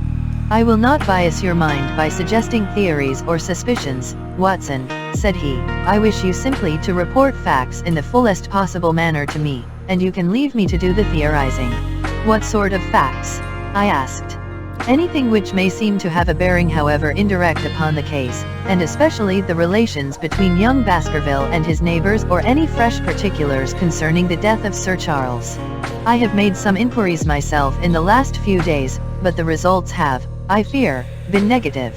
One thing only appears to be certain, and that is that Mr. James Desmond, who is the next heir, is an elderly gentleman of a very amiable disposition, so that this persecution does not arise from him. I really think that we may eliminate him entirely from our calculations. There remain the people who will actually surround Sir Henry Baskerville upon the moor. Would it not be well in the first place to get rid of this Barrymore couple? By no means. You could not make a greater mistake. If they are innocent it would be a cruel injustice, and if they are guilty we should be giving up all chance of bringing it home to them. No, no, we will preserve them upon our list of suspects. Then there is a groom at the hall, if I remember right. There are 2 moorland farmers. There is our friend Dr. Mortimer, whom I believe to be entirely honest, and there is his wife, of whom we know nothing. There is this naturalist, Stapleton, and there is his sister, who is said to be a young lady of attractions. There is Mr. Frankland, of Laughter Hall, who is also an unknown factor, and there are 1 or 2 other neighbors. These are the folk who must be your very special study. I will do my best. You have arms, I suppose. Yes, I thought it as well to take them. Most certainly. Keep your revolver near you night and day, and never relax your precautions. Our friends had already secured a first-class carriage and were waiting for us upon the platform. No, we have no news of any kind, said Dr. Mortimer in answer to my friend's questions. I can swear to one thing, and that is that we have not been shadowed during the last 2 days. We have never gone out without keeping a sharp watch, and no one could have escaped our notice. You have always kept together, I presume. Except yesterday afternoon. I usually give up one day to pure amusement when I come to town, so I spent it at the Museum of the College of Surgeons. And I went to look at the folk in the park, said Baskerville. But we had no trouble of any kind. It was imprudent, all the same, said Holmes, shaking his head and looking very grave. I beg, Sir Henry, that you will not go about alone. Some great misfortune will befall you if you do. Did you get your other boot? No, sir, it is gone forever. Indeed. That is very interesting. Well, goodbye, he added as the train began to glide down the platform. Bear in mind, Sir Henry, one of the phrases in that queer old legend which Dr. Mortimer has read to us, and avoid the moor in those hours of darkness when the powers of evil are exalted. I looked back at the platform when we had left it far behind and saw the tall, austere figure of Holmes standing motionless and gazing after us. The journey was a swift and pleasant one, and I spent it in making the more intimate acquaintance of my two companions and in playing with Dr. Mortimer's spaniel. In a very few hours the brown earth had become ruddy, the brick had changed to granite, and red cows grazed in well-hedged fields where the lush grasses and more luxuriant vegetation spoke of a richer, if a damper, climate. Young Baskerville stared eagerly out of the window and cried aloud with delight as he recognized the familiar features of the Devon scenery. I've been over a good part of the world since I left it, Dr. Watson, said he, but I have never seen a place to compare with it. I never saw a Devonshire man who did not swear by his county, I remarked. It depends upon the breed of men quite as much as on the county, said Dr. Mortimer. A glance at our friend here reveals the rounded head of the Celt, which carries inside it the Celtic enthusiasm and power of attachment. Poor Sir Charles's head was of a very rare type, half Gaelic, half Ivernian in its characteristics.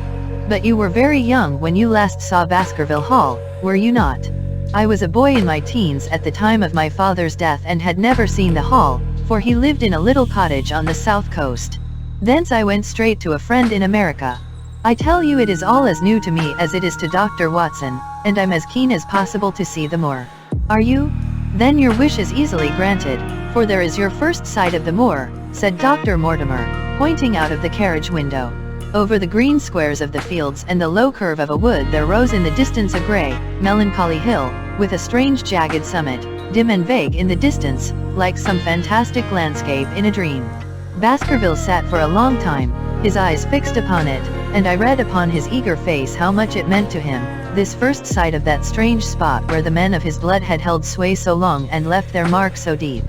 There he sat, with his tweed suit and his American accent, in the corner of a prosaic railway carriage, and yet as I looked at his dark and expressive face I felt more than ever how true a descendant he was of that long line of high-blooded, fiery, and masterful men. There were pride, valor, and strength in his thick brows, his sensitive nostrils, and his large hazel eyes. If on that forbidding moor a difficult and dangerous quest should lie before us, this was at least a comrade for whom one might venture to take a risk with the certainty that he would bravely share it. The train pulled up at a small wayside station and we all descended. Outside, beyond the low, white fence, a wagonette with a pair of cobs was waiting.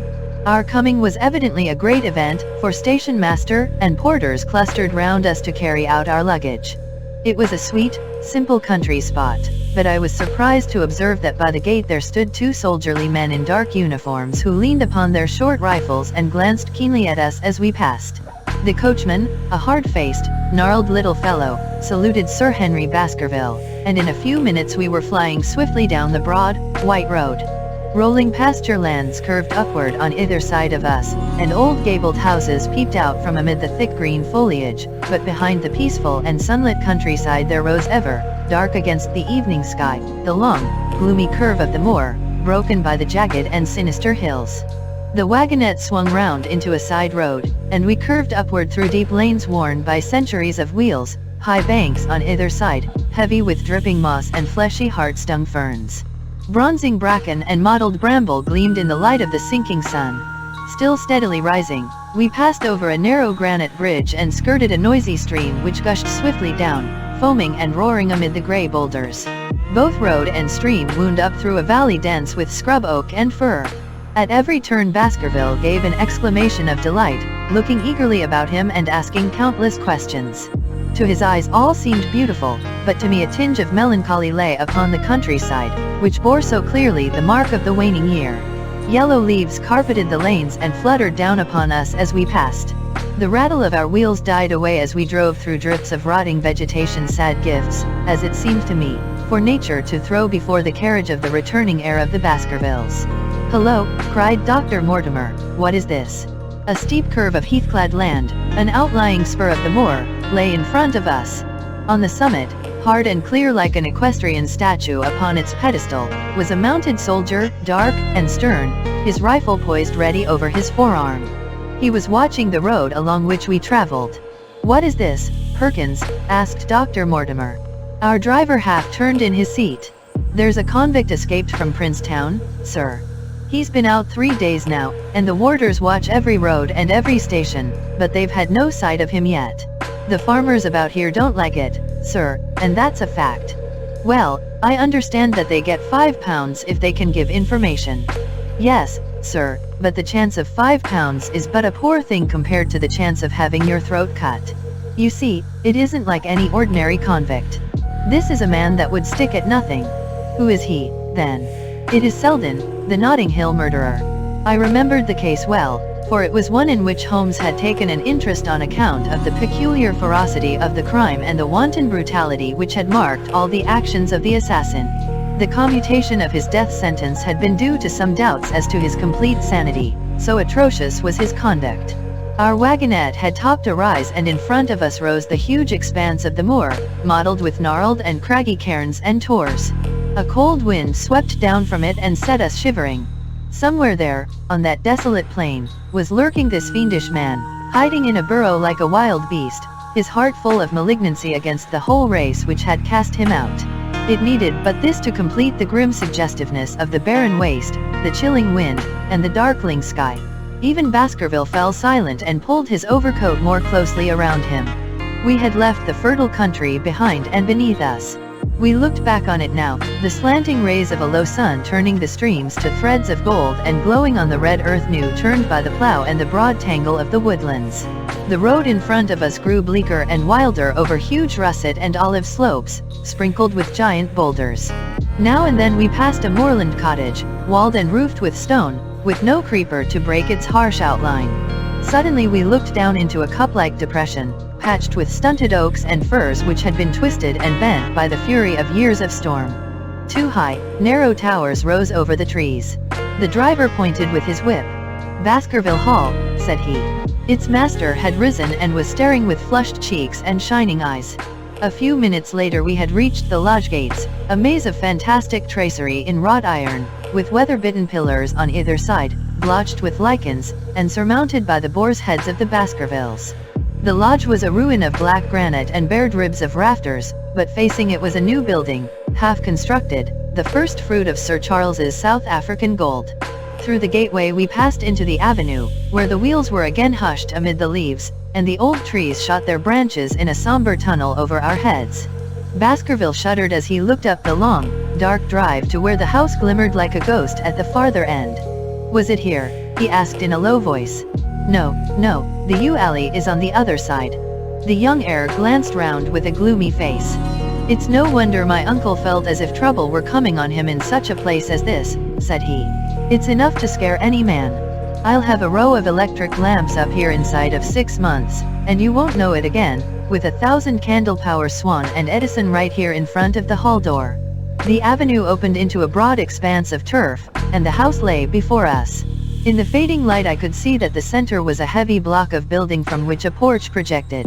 The whole front was draped in ivy, with a patch clipped bare here and there where a window or a coat of arms broke through the dark veil.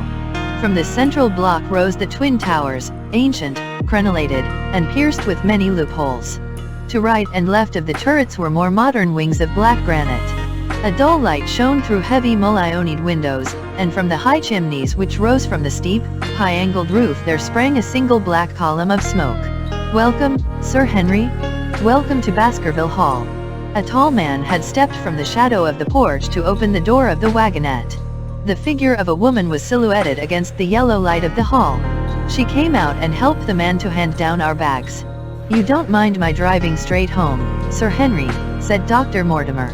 "My wife is expecting me. Surely you will stay and have some dinner." "No, I must go. I shall probably find some work awaiting me. I would stay to show you over the house, but Barrymore will be a better guide than I. Goodbye, and never hesitate night or day to send for me if I can be of service." The wheels died away down the drive while Sir Henry and I turned into the hall, and the door clanged heavily behind us. It was a fine apartment in which we found ourselves, large, lofty, and heavily raftered with huge box of age-blackened oak. In the great old-fashioned fireplace behind the high iron dogs a log fire crackled and snapped. Sir Henry and I held out our hands to it, for we were numb from our long drive. Then we gazed round us at the high, thin window of old stained glass, the oak paneling, the stags' heads, the coats of arms upon the walls, all dim and somber in the subdued light of the central lamp. "It's just as I imagined it," said Sir Henry. "Is it not the very picture of an old family home? To think that this should be the same hall in which for 500 years my people have lived. It strikes me solemn to think of it." I saw his dark face lit up with a boyish enthusiasm as he gazed about him. The light beat upon him where he stood, but long shadows trailed down the walls and hung like a black canopy above him. Barrymore had returned from taking our luggage to our rooms. He stood in front of us now with the subdued manner of a well-trained servant. He was a remarkable-looking man, tall, handsome, with a square black beard and pale, distinguished features. "Would you wish dinner to be served at once, sir? Is it ready?" "In a very few minutes, sir. You will find hot water in your rooms. My wife and I will be happy, Sir Henry, to stay with you until you have made your fresh arrangements, but you will understand that under the new conditions this house will require a considerable staff." "What new conditions?" "I only meant, sir, that Sir Charles led a very retired life, and we were able to look after his wants. You would, naturally, wish to have more company, and so you will need changes in your household." "Do you mean that your wife and you wish to leave?" "Only when it is quite convenient to you, sir. But your family have been with us for several generations, have they not? I should be sorry to begin my life here by breaking an old family connection." I seemed to discern some signs of emotion upon the butler's white face. "I feel that also, sir, and so does my wife. But to tell the truth, sir, we were both very much attached to Sir Charles, and his death gave us a shock and made these surroundings very painful to us. I fear that we shall never again be easy in our minds at Baskerville Hall. But what do you intend to do?" "I have no doubt, sir, that we shall succeed in establishing ourselves in some business. Sir Charles's generosity has given us the means to do so. And now, sir, perhaps I had best show you to your rooms." A square balustrade gallery ran round the top of the old hall, approached by a double stair. From this central point 2 long corridors extended the whole length of the building, from which all the bedrooms opened. My own was in the same wing as Baskerville's and almost next door to it.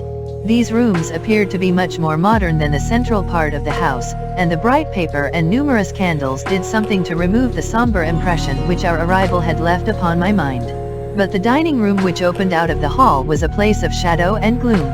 It was a long chamber with a step separating the dais where the family sat from the lower portion reserved for their dependents. At one end a minstrel's gallery overlooked it. Black beams shot across above our heads, with a smoke-darkened ceiling beyond them. With rows of flaring torches to light it up, and the color and rude hilarity of an old-time banquet, it might have softened, but now, when 2 black-clothed gentlemen sat in the little circle of light thrown by a shaded lamp, one's voice became hushed and one's spirit subdued. A dim line of ancestors, in every variety of dress, from the Elizabethan knight to the buck of the Regency, stared down upon us and daunted us by their silent company. We talked little, and I for one was glad when the meal was over and we were able to retire into the modern billiard room and smoke a cigarette. "My word, it isn't a very cheerful place," said Sir Henry. "I suppose one can tone down to it, but I feel a bit out of the picture at present. I don't wonder that my uncle got a little jumpy if he lived all alone in such a house as this. However, if it suits you, we will retire early tonight, and perhaps things may seem more cheerful in the morning. I drew aside my curtains before I went to bed and looked out from my window. It opened upon the grassy space which lay in front of the hall door. Beyond, two copses of trees moaned and swung in a rising wind. A half-moon broke through the rifts of racing clouds. In its cold light I saw beyond the trees a broken fringe of rocks, and the long, low curve of the melancholy moor. I closed the curtain, feeling that my last impression was in keeping with the rest. And yet it was not quite the last. I found myself weary and yet wakeful, tossing restlessly from side to side, seeking for the sleep which would not come. Far away a chiming clock struck out the quarters of the hours, but otherwise a deathly silence lay upon the old house. And then suddenly, in the very dead of the night, there came a sound to my ears, clear, resonant, and unmistakable. It was the sob of a woman, the muffled, strangling gasp of one who is torn by an uncontrollable sorrow. I sat up in bed and listened intently. The noise could not have been far away and was certainly in the house. For half an hour I waited with every nerve on the alert, but there came no other sound save the chiming clock and the rustle of the ivy on the wall. Chapter 7. The Stapletons of Merripit House. The fresh beauty of the following morning did something to efface from our minds the grim and grey impression which had been left upon both of us by our first experience of Baskerville Hall. As Sir Henry and I sat at breakfast, the sunlight flooded in through the high mullioned windows, throwing watery patches of color from the coats of arms which covered them. The dark paneling glowed like bronze in the golden rays, and it was hard to realize that this was indeed the chamber which had struck such a gloom into our souls upon the evening before. "I guess it is ourselves and not the house that we have to blame," said the baronet. "We were tired with our journey and chilled by our drive, so we took a grey view of the place. Now we are fresh and well, so it is all cheerful once more." "And yet it was not entirely a question of imagination," I answered. "Did you, for example, happen to hear someone, a woman I think, sobbing in the night?" "That is curious, for I did when I was half asleep fancy that I heard something of the sort. I waited quite a time, but there was no more of it, so I concluded that it was all a dream. I heard it distinctly, and I am sure that it was really the sob of a woman. We must ask about this right away." He rang the bell and asked Barrymore whether he could account for our experience. It seemed to me that the pallid features of the butler turned a shade paler still as he listened to his master's question. "There are only two women in the house, Sir Henry," he answered. "One is the scullery maid, who sleeps in the other wing. The other is my wife, and I can answer for it that the sound could not have come from her." And yet he lied as he said it, for it chanced that after breakfast I met Mrs. Barrymore in the long corridor with the sun full upon her face. She was a large, impassive, heavy-featured woman with a stern-set expression of mouth. But her telltale eyes were red and glanced at me from between swollen lids. It was she, then, who wept in the night, and if she did so her husband must know it. Yet he had taken the obvious risk of discovery in declaring that it was not so. Why had he done this? And why did she weep so bitterly? Already round this pale-faced, handsome, black-bearded man there was gathering an atmosphere of mystery and of gloom. It was he who had been the first to discover the body of Sir Charles, and we had only his word for all the circumstances which led up to the old man's death. Was it possible that it was Barrymore, after all, whom we had seen in the cab in Regent Street? The beard might well have been the same. The cabman had described a somewhat shorter man, but such an impression might easily have been erroneous. How could I settle the point forever? Obviously the first thing to do was to see the Grimpen postmaster and find whether the test telegram had really been placed in Barrymore's own hands. Be the answer what it might, I should at least have something to report to Sherlock Holmes. Sir Henry had numerous papers to examine after breakfast, so that the time was propitious for my excursion. It was a pleasant walk of 4 miles along the edge of the moor, leading me at last to a small grey hamlet, in which 2 larger buildings, which proved to be the inn and the house of Dr. Mortimer, stood high above the rest. The postmaster, who was also the village grocer, had a clear recollection of the telegram. "Certainly, sir," said he, "I had the telegram delivered to Mr. Barrymore exactly as directed." "Who delivered it?" "My boy here. James, you delivered that telegram to Mr. Barrymore at the hall last week, did you not?" "Yes, father, I delivered it." "Into his own hands?" I asked. Well, he was up in the loft at the time, so that I could not put it into his own hands, but I gave it into Mrs. Barrymore's hands, and she promised to deliver it at once. Did you see Mr. Barrymore? No, sir, I tell you he was in the loft. If you didn't see him, how do you know he was in the loft? Well, surely his own wife ought to know where he is, said the postmaster testily. Didn't he get the telegram? If there is any mistake, it is for Mr. Barrymore himself to complain. It seemed hopeless to pursue the inquiry any farther, but it was clear that in spite of Holmes's ruse we had no proof that Barrymore had not been in London all the time. Suppose that it were so, suppose that the same man had been the last who had seen Sir Charles alive, and the first to dog the new heir when he returned to England. What then?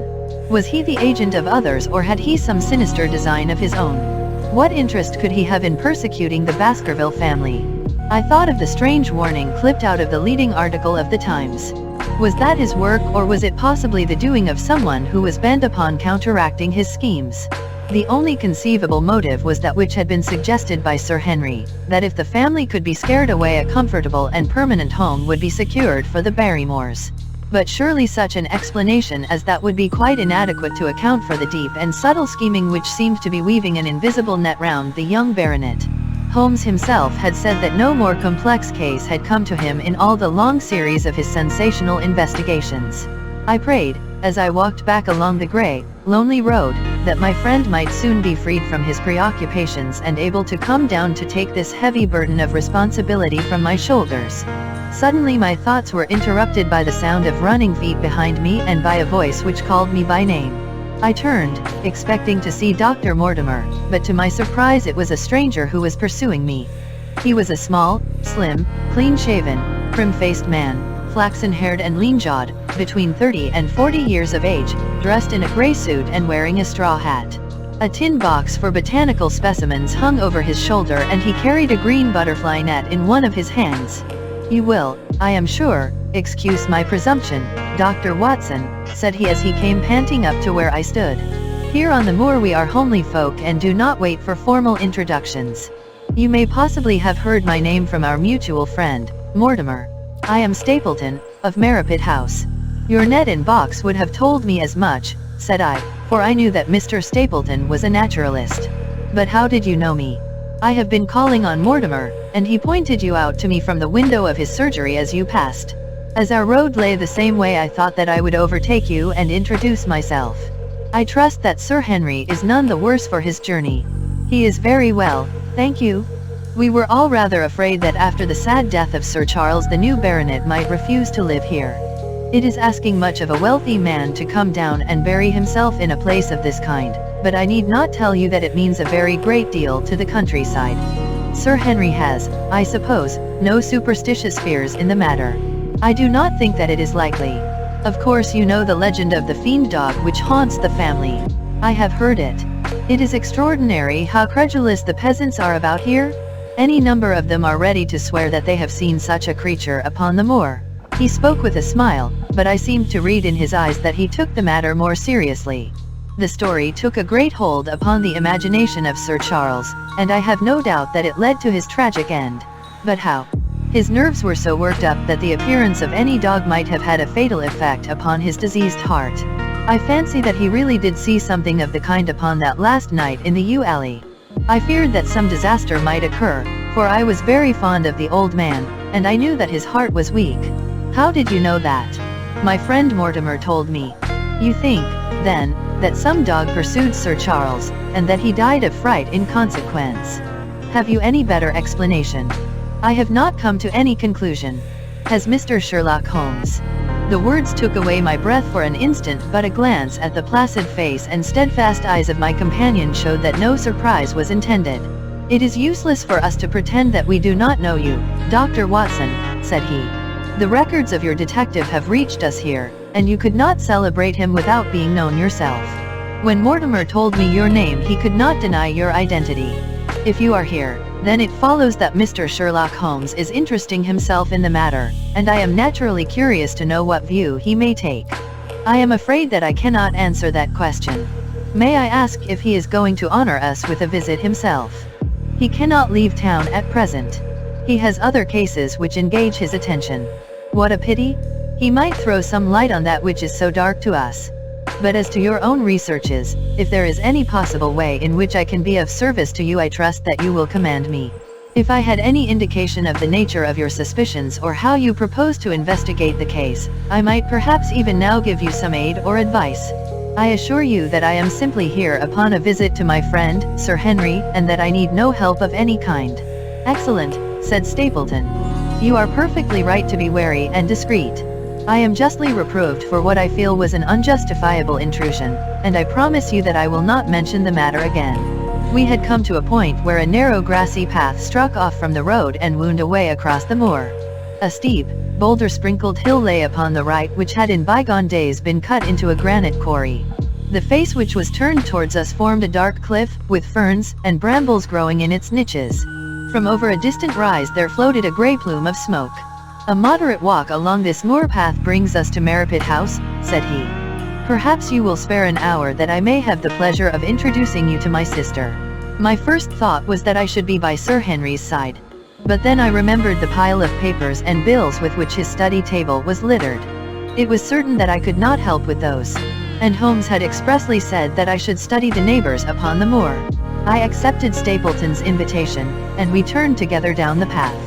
It is a wonderful place, the moor, said he, looking round over the undulating downs, long green rollers, with crests of jagged granite foaming up into fantastic surges. You never tire of the moor. You cannot think the wonderful secrets which it contains. It is so vast, and so barren, and so mysterious. You know it well, then. I have only been here 2 years. The residents would call me a newcomer. We came shortly after Sir Charles settled. But my tastes led me to explore every part of the country round, and I should think that there are few men who know it better than I do. Is it hard to know? Very hard. You see, for example, this great plain to the north here with the queer hills breaking out of it. Do you observe anything remarkable about that? It would be a rare place for a gallop. You would naturally think so, and the thought has cost several their lives before now. You notice those bright green spots scattered thickly over it. Yes, they seem more fertile than the rest. Stapleton laughed. That is the great Grimpen said he. A false step yonder means death to man or beast. Only yesterday I saw one of the moor ponies wander into it. He never came out. I saw his head for quite a long time craning out of the bog hole, but it sucked him down at last. Even in dry seasons it is a danger to cross it, but after these autumn rains it is an awful place. And yet I can find my way to the very heart of it and return alive. By George, there is another of those miserable ponies.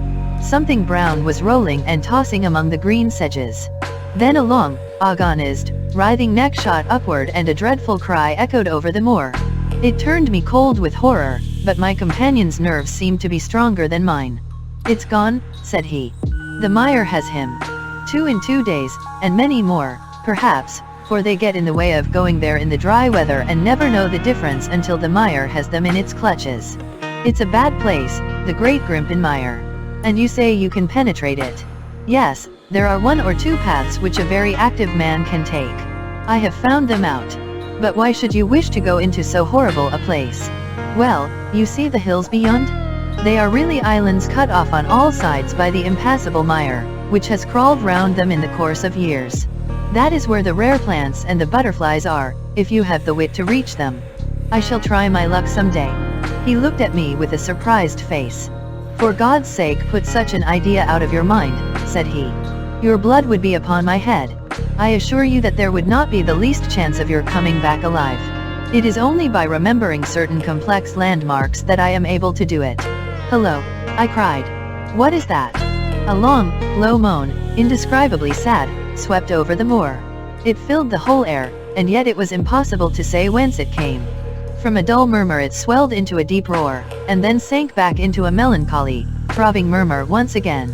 Stapleton looked at me with a curious expression in his face. Queer place, the moor, said he. But what is it? The peasants say it is the hound of the Baskervilles calling for its prey. I've heard it once or twice before, but never quite so loud. I looked round, with a chill of fear in my heart, at the huge swelling plain, mottled with the green patches of rushes. Nothing stirred over the vast expanse save a pair of ravens, which croaked loudly from a tor behind us. You are an educated man. You don't believe such nonsense as that, said I. What do you think is the cause of so strange a sound? Bogs make queer noises sometimes. It's the mud settling, or the water rising, or something. No, that was a living voice. Well, perhaps it was. Did you ever hear a bittern booming? No, I never did. It's a very rare bird, practically extinct in England now, but all things are possible upon the moor. Yes, I should not be surprised to learn that what we have heard is the cry of the last of the bitterns. It's the weirdest, strangest thing that ever I heard in my life. Yes, it's rather an uncanny place altogether. Look at the hillside yonder. What do you make of those? The whole steep slope was covered with grey circular rings of stone, a score of them at least. What are they? Sheep pens. No, they are the homes of our worthy ancestors. Prehistoric man lived thickly on the moor, and as no one in particular has lived there since, we find all his little arrangements exactly as he left them. These are his wigwams with the roofs off. You can even see his hearth and his couch if you have the curiosity to go inside. But it is quite a town. When was it inhabited? Neolithic man, no date. What did he do? He grazed his cattle on these slopes, and he learned to dig for tin when the bronze sword began to supersede the stone axe. Look at the great trench in the opposite hill. That is his mark. Yes, you will find some very singular points about the moor, Dr. Watson. Oh, excuse me an instant. It is surely Cyclopides. A small fly or moth had fluttered across our path, and in an instant Stapleton was rushing with extraordinary energy and speed in pursuit of it. To my dismay the creature flew straight for the great mire, and my acquaintance never paused for an instant, bounding from tuft to tuft behind it, his green net waving in the air. His grey clothes and jerky, zigzag, irregular progress made him not unlike some huge moth himself.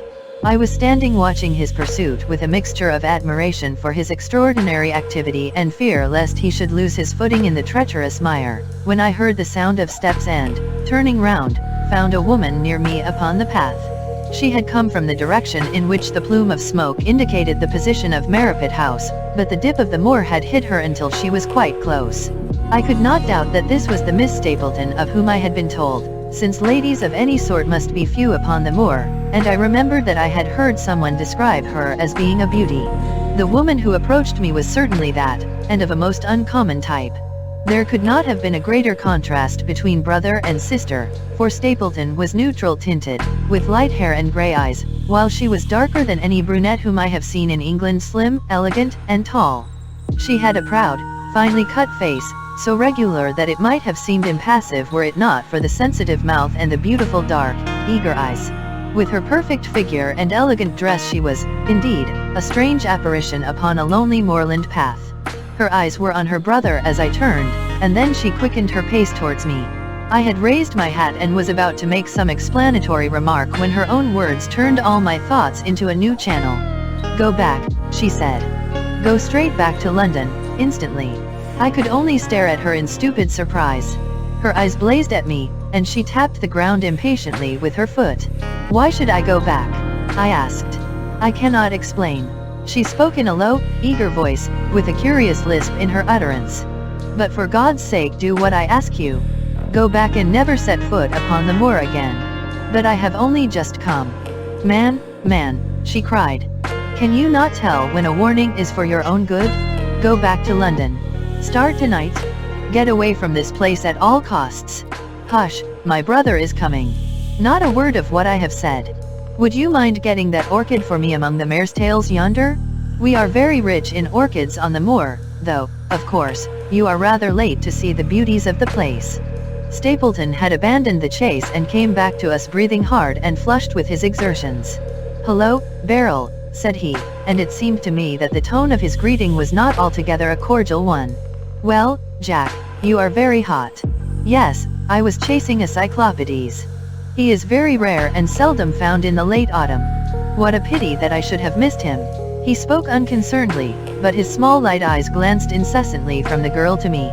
"You have introduced yourselves, I can see." "Yes. I was telling Sir Henry that it was rather late for him to see the true beauties of the moor." "Why, who do you think this is?" "I imagine that it must be Sir Henry Baskerville." No, said I. "Only a humble commoner, but his friend. My name is Dr. Watson." A flush of vexation passed over her expressive face. "We have been talking at cross purposes," said she. "Why, you had not very much time for talk," her brother remarked with the same questioning eyes. "I talked as if Dr. Watson were a resident instead of being merely a visitor," said she. "It cannot much matter to him whether it is early or late for the orchids. But you will come on, will you not, and see Merripit House?" A short walk brought us to it, a bleak moorland house, once the farm of some grazier in the old prosperous days, but now put into repair and turned into a modern dwelling. An orchard surrounded it, but the trees, as is usual upon the moor, were stunted and nipped, and the effect of the whole place was mean and melancholy. We were admitted by a strange, wizened, rusty-coated old manservant, who seemed in keeping with the house. Inside, however, there were large rooms furnished with an elegance in which I seemed to recognize the taste of the lady. As I looked from their windows at the interminable granite-flecked moor rolling unbroken to the farthest horizon, I could not but marvel at what could have brought this highly educated man and this beautiful woman to live in such a place. "Queer spot to choose, is it not?" said he as if in answer to my thought. "And yet we managed to make ourselves fairly happy, do we not, Beryl?" "Quite happy," said she, but there was no ring of conviction in her words. "I had a school," said Stapleton. "It was in the North Country. The work to a man of my temperament was mechanical and uninteresting, but the privilege of living with youth, of helping to mold those young minds, and of impressing them with one's own character and ideals was very dear to me. However, the fates were against us. A serious epidemic broke out in the school and 3 of the boys died. It never recovered from the blow, and much of my capital was irretrievably swallowed up.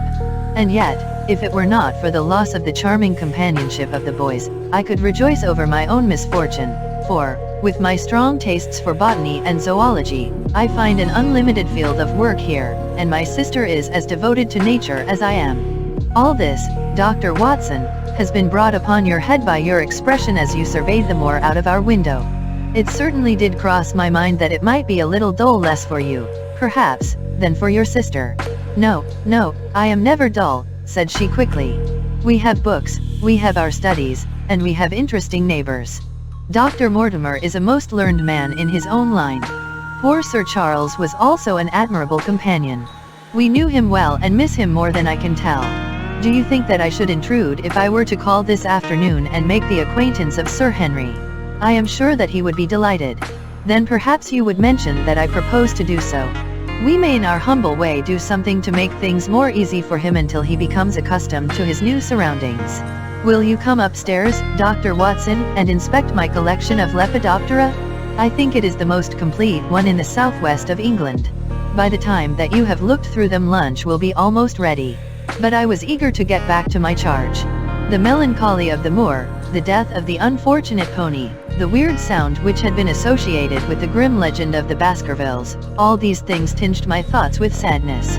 Then on the top of these more or less vague impressions there had come the definite and distinct warning of Miss Stapleton, delivered with such intense earnestness that I could not doubt that some grave and deep reason lay behind it. I resisted all pressure to stay for lunch, and I set off at once upon my return journey, taking the grass-grown path by which we had come. It seems, however, that there must have been some short-cut for those who knew it, for before I had reached the road I was astounded to see Miss Stapleton sitting upon a rock by the side of the track. Her face was beautifully flushed with her exertions and she held her hand to her side. "I have run all the way in order to cut you off, Dr. Watson," said she. "I had not even time to put on my hat. I must not stop, or my brother may miss me. I wanted to say to you how sorry I am about the stupid mistake I made in thinking that you were Sir Henry. Please forget the words I said, which have no application whatever to you." "But I can't forget them, Miss Stapleton," said I. "I am Sir Henry's friend, and his welfare is a very close concern of mine. Tell me why it was that you were so eager that Sir Henry should return to London." "A woman's whim, Dr. Watson. When you know me better you will understand that I cannot always give reasons for what I say or do. No, no. I remember the thrill in your voice. I remember the look in your eyes. Please, please, be frank with me, Miss Stapleton, for ever since I have been here I have been conscious of shadows all round me. Life has become like that great Grimpen mire, with little green patches everywhere into which one may sink and with no guide to point the track. Tell me then what it was that you meant, and I will promise to convey your warning to Sir Henry." An expression of irresolution passed for an instant over her face, but her eyes had hardened again when she answered me. "You make too much of it, Dr. Watson," said she. "My brother and I were very much shocked by the death of Sir Charles. We knew him very intimately, for his favorite walk was over the moor to our house. He was deeply impressed with the curse which hung over the family, and when this tragedy came I naturally felt that there must be some grounds for the fears which he had expressed. I was distressed therefore when another member of the family came down to live here, and I felt that he should be warned of the danger which he will run. That was all which I intended to convey." "But what is the danger?" "You know the story of the hound." "I do not believe in such nonsense." "But I do. If you have any influence with Sir Henry, take him away from a place which has always been fatal to his family. The world is wide. Why should he wish to live at the place of danger?" "Because it is the place of danger. That is Sir Henry's nature. I fear that unless you can give me some more definite information than this it would be impossible to get him to move." "I cannot say anything definite, for I do not know anything definite. I would ask you one more question, Miss Stapleton. If you meant no more than this when you first spoke to me, why should you not wish your brother to overhear what you said? There is nothing to which he, or anyone else, could object. My brother is very anxious to have the hall inhabited, for he thinks it is for the good of the poor folk upon the moor. He would be very angry if he knew that I have said anything which might induce Sir Henry to go away. But I have done my duty now and I will say no more. I must go back, or he will miss me and suspect that I have seen you. Goodbye." She turned and had disappeared in a few minutes among the scattered boulders, while I, with my soul full of vague fears, pursued my way to Baskerville Hall. Chapter 8. First report of Dr. Watson. From this point onward I will follow the course of events by transcribing my own letters to Mr. Sherlock Holmes which lie before me on the table. One page is missing, but otherwise they are exactly as written and show my feelings and suspicions of the moment more accurately than my memory, clear as it is upon these tragic events, can possibly do. Baskerville Hall, October 13th. My dear Holmes. My previous letters and telegrams have kept you pretty well up to date as to all that has occurred in this most God-forsaken corner of the world. The longer one stays here the more does the spirit of the moor sink into one's soul, its vastness, and also its grim charm. When you are once out upon its bosom you have left all traces of modern England behind you, but, on the other hand, you are conscious everywhere of the homes and the work of the prehistoric people. On all sides of you as you walk are the houses of these forgotten folk, with their graves and the huge monoliths which are supposed to have marked their temples. As you look at their grey stone huts against the scarred hillsides you leave your own age behind you, and if you were to see a skin-clad, hairy man crawl out from the low door fitting a flint-tipped arrow onto the string of his bow, you would feel that his presence there was more natural than your own. The strange thing is that they should have lived so thickly on what must always have been most unfruitful soil. I am no antiquarian, but I could imagine that they were some unwarlike and harried race who were forced to accept that which none other would occupy. All this, however, is foreign to the mission on which you sent me and will probably be very uninteresting to your severely practical mind. I can still remember your complete indifference as to whether the sun moved round the earth or the earth round the sun. Let me, therefore, return to the facts concerning Sir Henry Baskerville. If you have not had any report within the last few days it is because up to today there was nothing of importance to relate. Then a very surprising circumstance occurred, which I shall tell you in due course. But, first of all, I must keep you in touch with some of the other factors in the situation. One of these, concerning which I have said little, is the escaped convict upon the moor. There is strong reason now to believe that he has got right away, which is a considerable relief to the lonely householders of this district. A fortnight has passed since his flight, during which he has not been seen and nothing has been heard of him. It is surely inconceivable that he could have held out upon the moor during all that time. Of course, so far as his concealment goes there is no difficulty at all. Any one of these stone huts would give him a hiding place. But there is nothing to eat unless he were to catch and slaughter one of the moor sheep. We think, therefore, that he has gone, and the outlying farmers sleep the better in consequence. We are 4 able-bodied men in this household, so that we could take good care of ourselves, but I confess that I have had uneasy moments when I have thought of the Stapletons. They live miles from any help. There are one maid, an old manservant, the sister, and the brother, the latter not a very strong man. They would be helpless in the hands of a desperate fellow like this Notting Hill criminal if he could once effect an entrance. Both Sir Henry and I were concerned at their situation, and it was suggested that Perkins the groom should go over to sleep there, but Stapleton would not hear of it. The fact is that our friend, the baronet, begins to display a considerable interest in our fair neighbor. It is not to be wondered at, for time hangs heavily in this lonely spot to an active man like him, and she is a very fascinating and beautiful woman. There is something tropical and exotic about her which forms a singular contrast to her cool and unemotional brother. Yet he also gives the idea of hidden fires. He has certainly a very marked influence over her, for I have seen her continually glance at him as she talked as if seeking approbation for what she said. I trust that he is kind to her. There is a dry glitter in his eyes and a firm set of his thin lips, which goes with a positive and possibly a harsh nature. You would find him an interesting study. He came over to call upon Baskerville on that first day, and the very next morning he took us both to show us the spot where the legend of the wicked Hugo is supposed to have had its origin. It was an excursion of some miles across the moor to a place which is so dismal that it might have suggested the story. We found a short valley between rugged tors which led to an open, grassy space flecked over with the white cotton grass. In the middle of it rose two great stones, worn and sharpened at the upper end until they looked like the huge corroding fangs of some monstrous beast. In every way it corresponded with the scene of the old tragedy. Sir Henry was much interested and asked Stapleton more than once whether he did really believe in the possibility of the interference of the supernatural in the affairs of men. He spoke lightly, but it was evident that he was very much in earnest. Stapleton was guarded in his replies, but it was easy to see that he said less than he might, and that he would not express his whole opinion out of consideration for the feelings of the baronet. He told us of similar cases, where families had suffered from some evil influence, and he left us with the impression that he shared the popular view upon the matter. On our way back we stayed for lunch at Merripit House, and it was there that Sir Henry made the acquaintance of Miss Stapleton. From the first moment that he saw her he appeared to be strongly attracted by her, and I am much mistaken if the feeling was not mutual.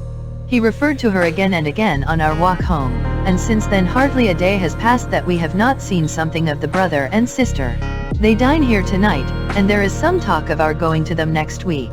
One would imagine that such a match would be very welcome to Stapleton, and yet I have more than once caught a look of the strongest disapprobation in his face when Sir Henry has been paying some attention to his sister. He is much attached to her, no doubt, and would lead a lonely life without her, but it would seem the height of selfishness if he were to stand in the way of her making so brilliant a marriage. Yet I am certain that he does not wish their intimacy to ripen into love, and I have several times observed that he has taken pains to prevent them from being tête-à-tête. By the way, your instructions to me never to allow Sir Henry to go out alone will become very much more onerous if a love affair were to be added to our other difficulties.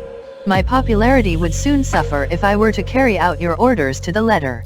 The other day, Thursday, to be more exact, Dr. Mortimer lunched with us. He has been excavating a barrow at Longdown and has got a prehistoric skull which fills him with great joy. Never was there such a single-minded enthusiast as he. The Stapletons came in afterwards, and the good doctor took us all to the yew alley at Sir Henry's request to show us exactly how everything occurred upon that fatal night. It is a long, dismal walk, the yew alley, between two high walls of clipped hedge, with a narrow band of grass upon either side. At the far end is an old tumble-down summer house. Halfway down is the Moor gate, where the old gentleman left his cigar ash. It is a white wooden gate with a latch. Beyond it lies the wide moor. I remembered your theory of the affair and tried to picture all that had occurred. As the old man stood there he saw something coming across the moor, something which terrified him so that he lost his wits and ran until he died of sheer horror and exhaustion. There was the long, gloomy tunnel down which he fled. And from what? A sheepdog of the moor? Or a spectral hound, black, silent, and monstrous? Was there a human agency in the matter?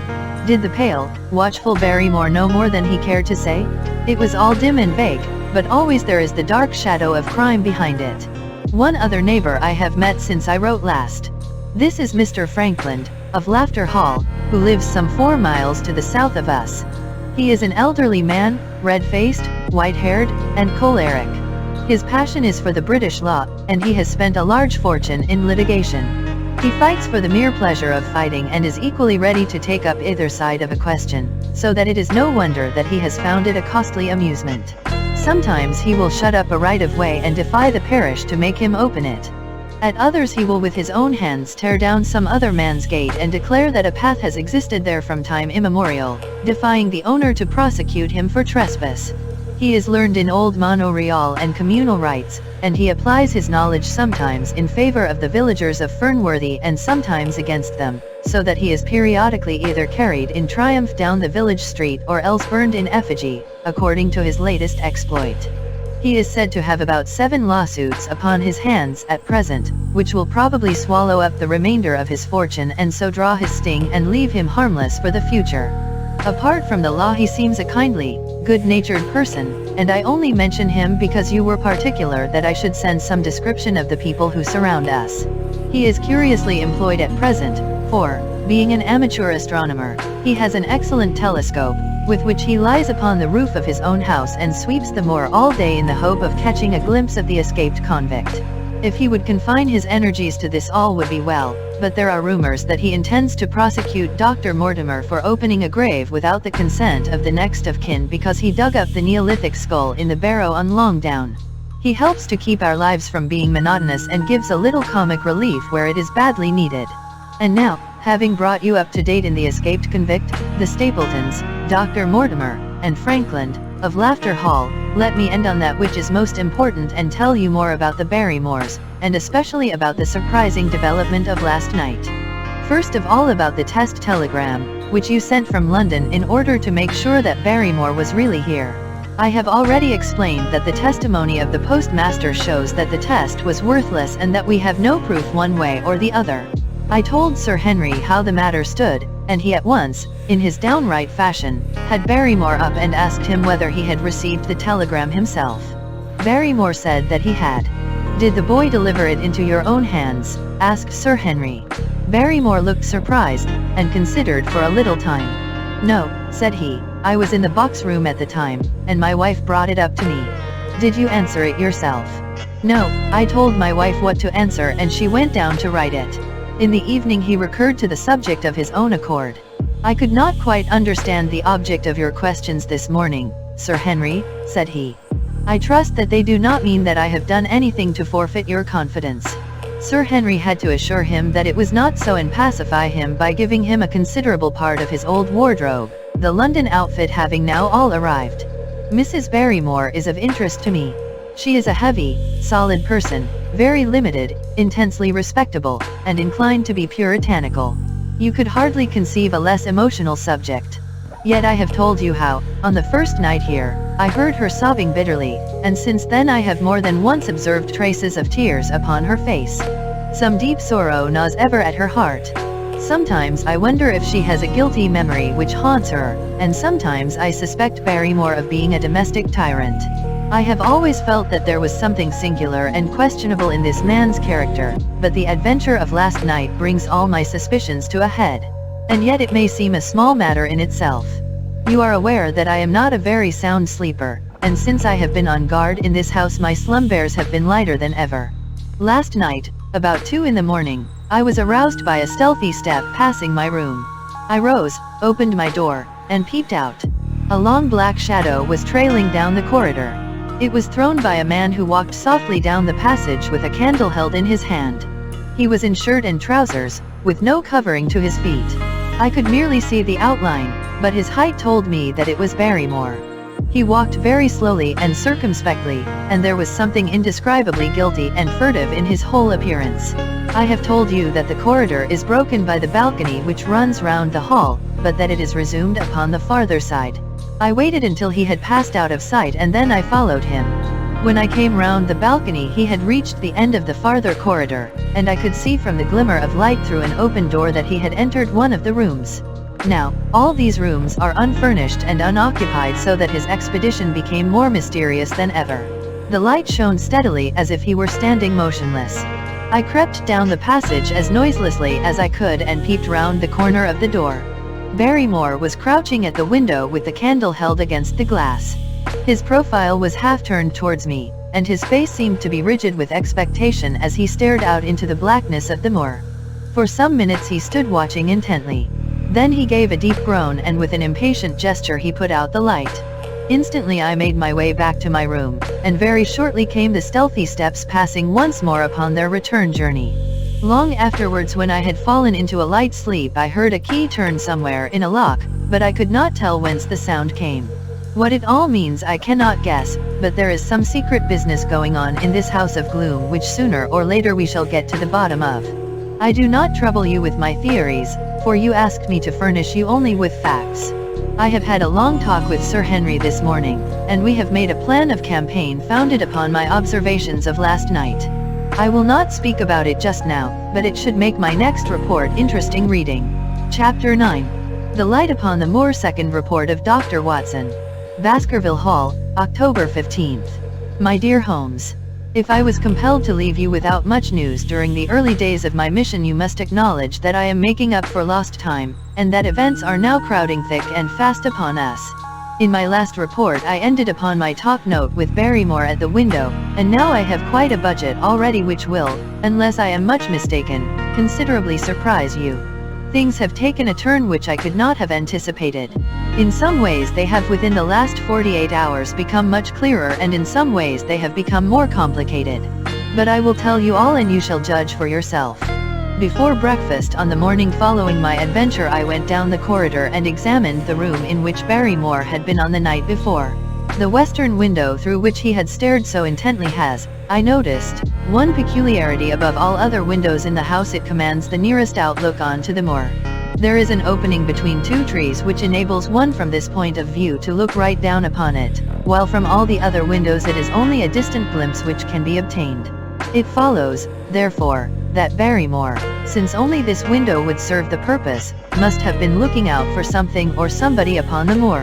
The night was very dark, so that I can hardly imagine how he could have hoped to see anyone. It had struck me that it was possible that some love intrigue was on foot. That would have accounted for his stealthy movements and also for the uneasiness of his wife. The man is a striking-looking fellow, very well equipped to steal the heart of a country girl, so that this theory seemed to have something to support it. That opening of the door which I had heard after I had returned to my room might mean that he had gone out to keep some clandestine appointment. So I reasoned with myself in the morning, and I tell you the direction of my suspicions, however much the result may have shown that they were unfounded. But whatever the true explanation of Barrymore's movements might be, I felt that the responsibility of keeping them to myself until I could explain them was more than I could bear. I had an interview with the baronet in his study after breakfast, and I told him all that I had seen. He was less surprised than I had expected. I knew that Barrymore walked about nights, and I had a mind to speak to him about it, said he. 2 or 3 times I have heard his steps in the passage, coming and going, just about the hour you name. Perhaps then he pays a visit every night to that particular window, I suggested. Perhaps he does. If so, we should be able to shadow him and see what it is that he is after. I wonder what your friend Holmes would do if he were here. I believe that he would do exactly what you now suggest, said I.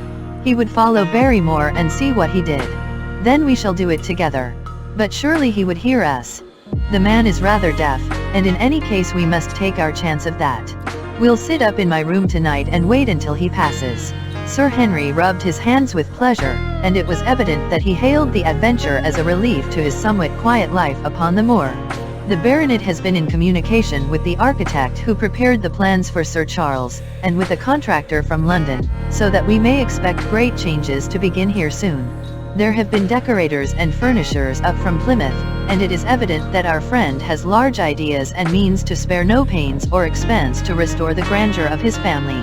When the house is renovated and refurnished, all that he will need will be a wife to make it complete. Between ourselves there are pretty clear signs that this will not be wanting if the lady is willing, for I have seldom seen a man more infatuated with a woman than he is with our beautiful neighbor, Miss Stapleton. And yet the course of true love does not run quite as smoothly as one would under the circumstances expect. Today, for example, its surface was broken by a very unexpected ripple, which has caused our friend considerable perplexity and annoyance. After the conversation which I have quoted about Barrymore, Sir Henry put on his hat and prepared to go out. As a matter of course I did the same. "What, are you coming, Watson?" he asked, looking at me in a curious way. That depends on whether you are going on the moor, said I. Yes, I am. Well, you know what my instructions are. I am sorry to intrude, but you heard how earnestly Holmes insisted that I should not leave you, and especially that you should not go alone upon the moor. Sir Henry put his hand upon my shoulder with a pleasant smile. My dear fellow, said he, Holmes, with all his wisdom, did not foresee some things which have happened since I have been on the moor. You understand me? I am sure that you are the last man in the world who would wish to be a spoilsport. I must go out alone. It put me in a most awkward position.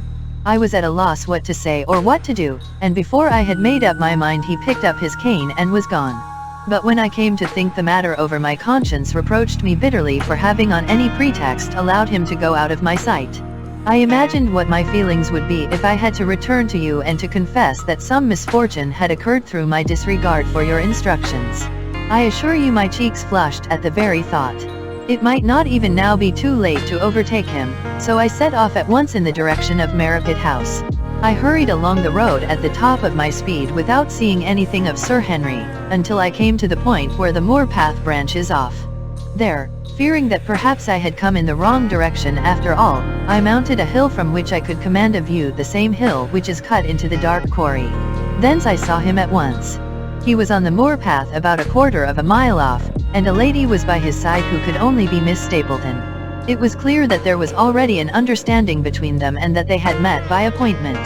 They were walking slowly along in deep conversation, and I saw her making quick little movements of her hands as if she were very earnest in what she was saying, while he listened intently and once or twice shook his head in strong dissent.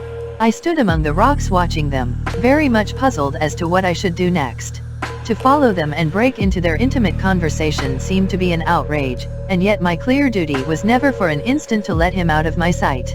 To act the spy upon a friend was a hateful task. Still, I could see no better course than to observe him from the hill, and to clear my conscience by confessing to him afterwards what I had done. It is true that if any sudden danger had threatened him I was too far away to be of use, and yet I am sure that you will agree with me that the position was very difficult, and that there was nothing more which I could do.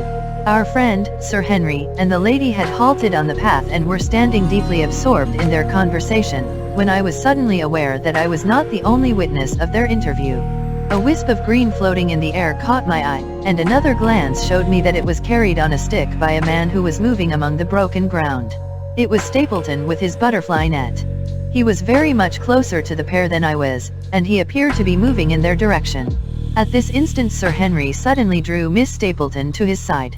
His arm was round her, but it seemed to me that she was straining away from him with her face averted. He stooped his head to hers, and she raised one hand as if in protest.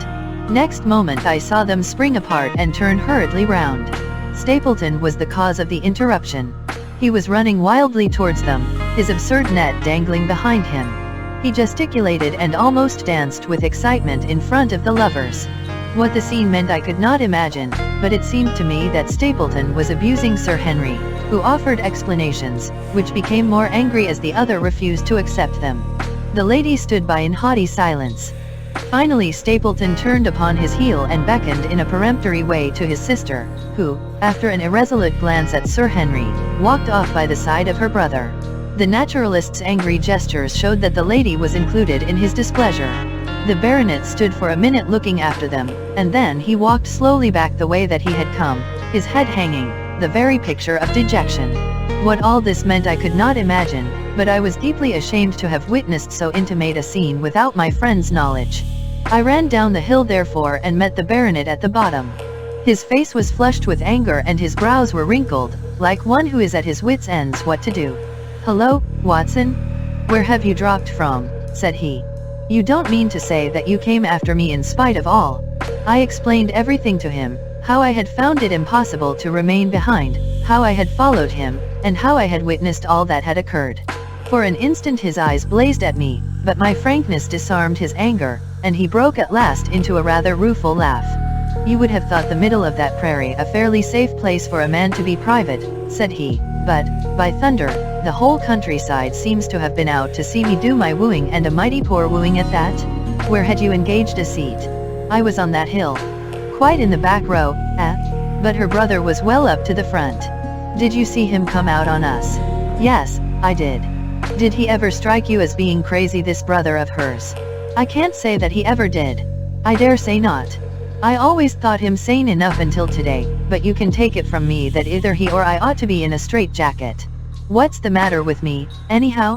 You've lived near me for some weeks, Watson. Tell me straight, now.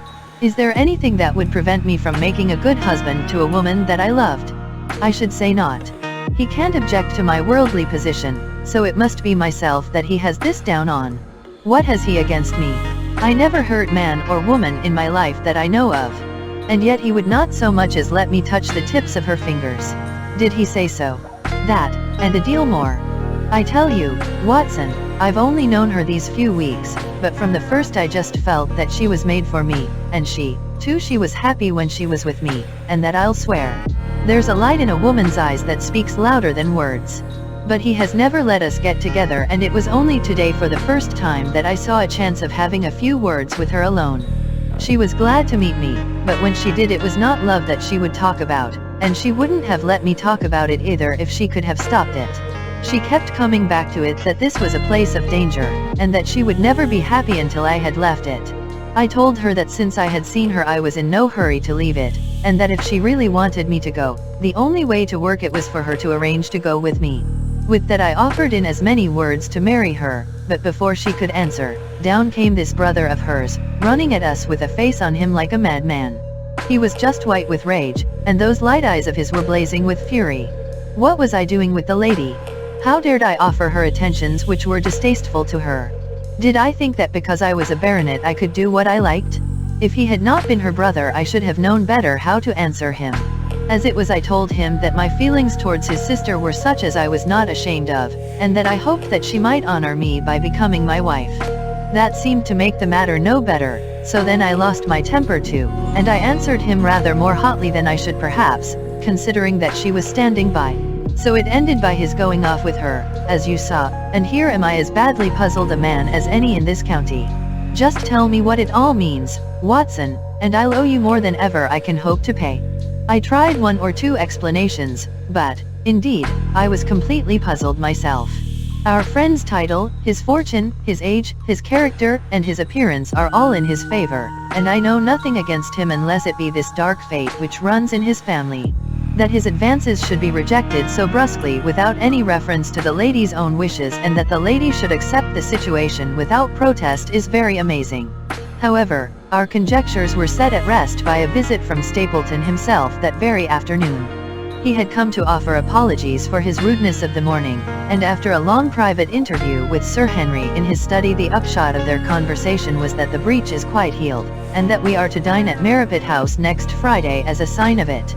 I don't say now that he isn't a crazy man, said Sir Henry. I can't forget the look in his eyes when he ran at me this morning, but I must allow that no man could make a more handsome apology than he has done. Did he give any explanation of his conduct? His sister is everything in his life, he says. That is natural enough, and I am glad that he should understand her value. They have always been together, and according to his account he has been a very lonely man with only her as a companion, so that the thought of losing her was really terrible to him. He had not understood, he said, that I was becoming attached to her, but when he saw with his own eyes that it was really so, and that she might be taken away from him, it gave him such a shock that for a time he was not responsible for what he said or did. He was very sorry for all that had passed, and he recognized how foolish and how selfish it was that he should imagine that he could hold a beautiful woman like his sister to himself for her whole life.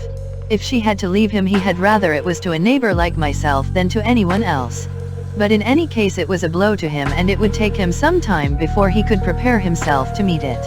He would withdraw all opposition upon his part if I would promise for 3 months to let the matter rest and to be content with cultivating the lady's friendship during that time without claiming her love.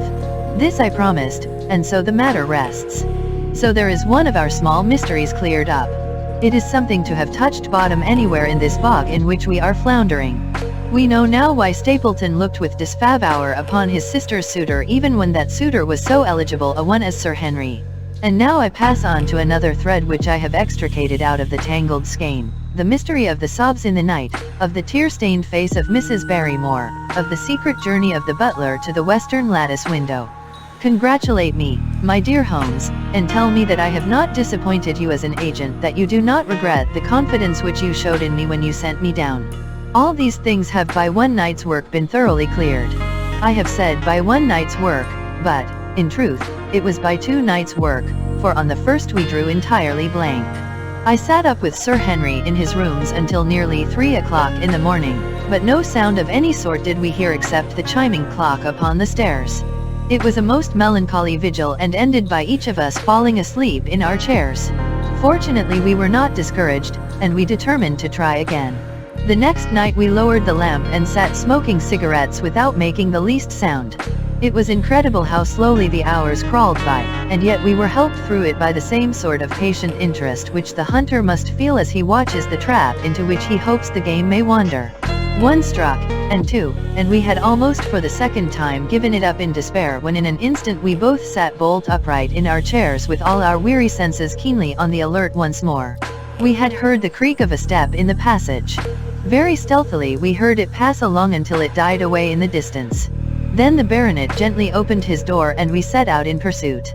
Already our man had gone round the gallery and the corridor was all in darkness.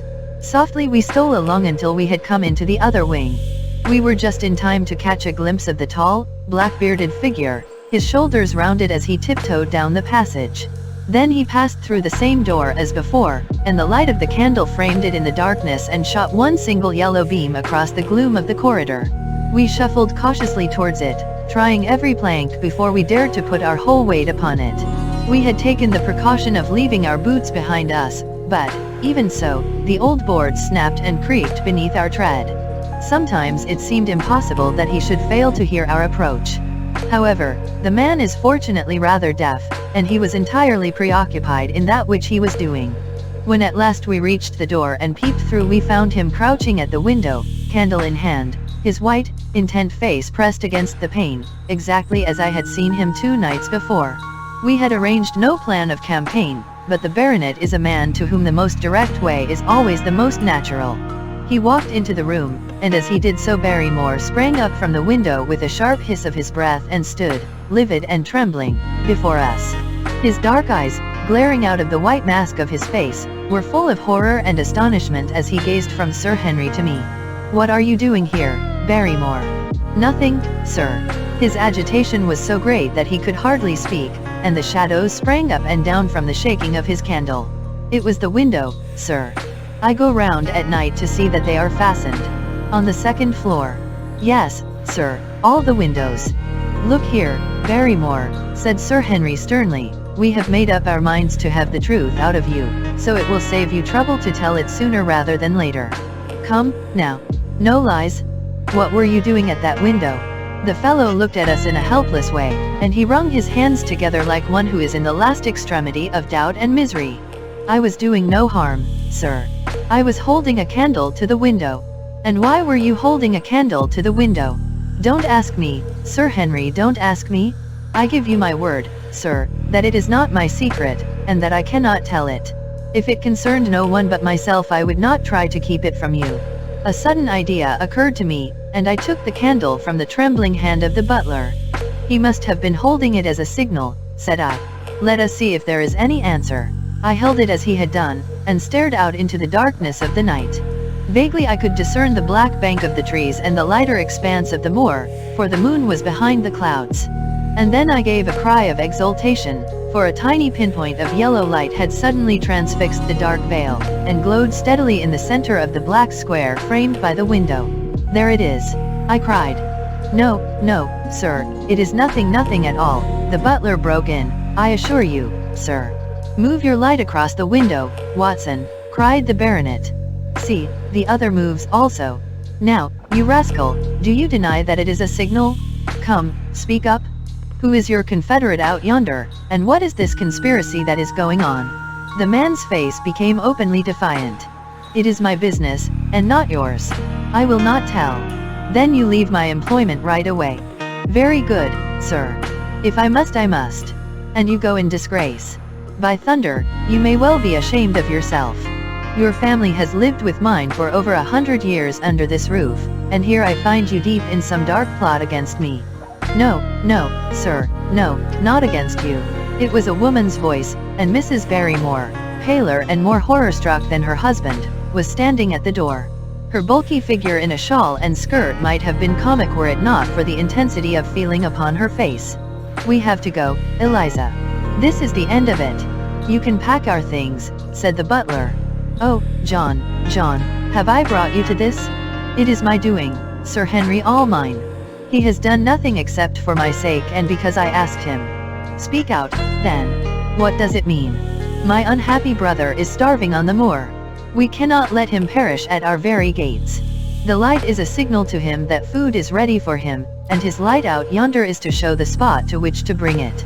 "Then your brother is the escaped convict, Sir Selden, the criminal?" "That's the truth, sir," said Barrymore. "I said that it was not my secret and that I could not tell it to you.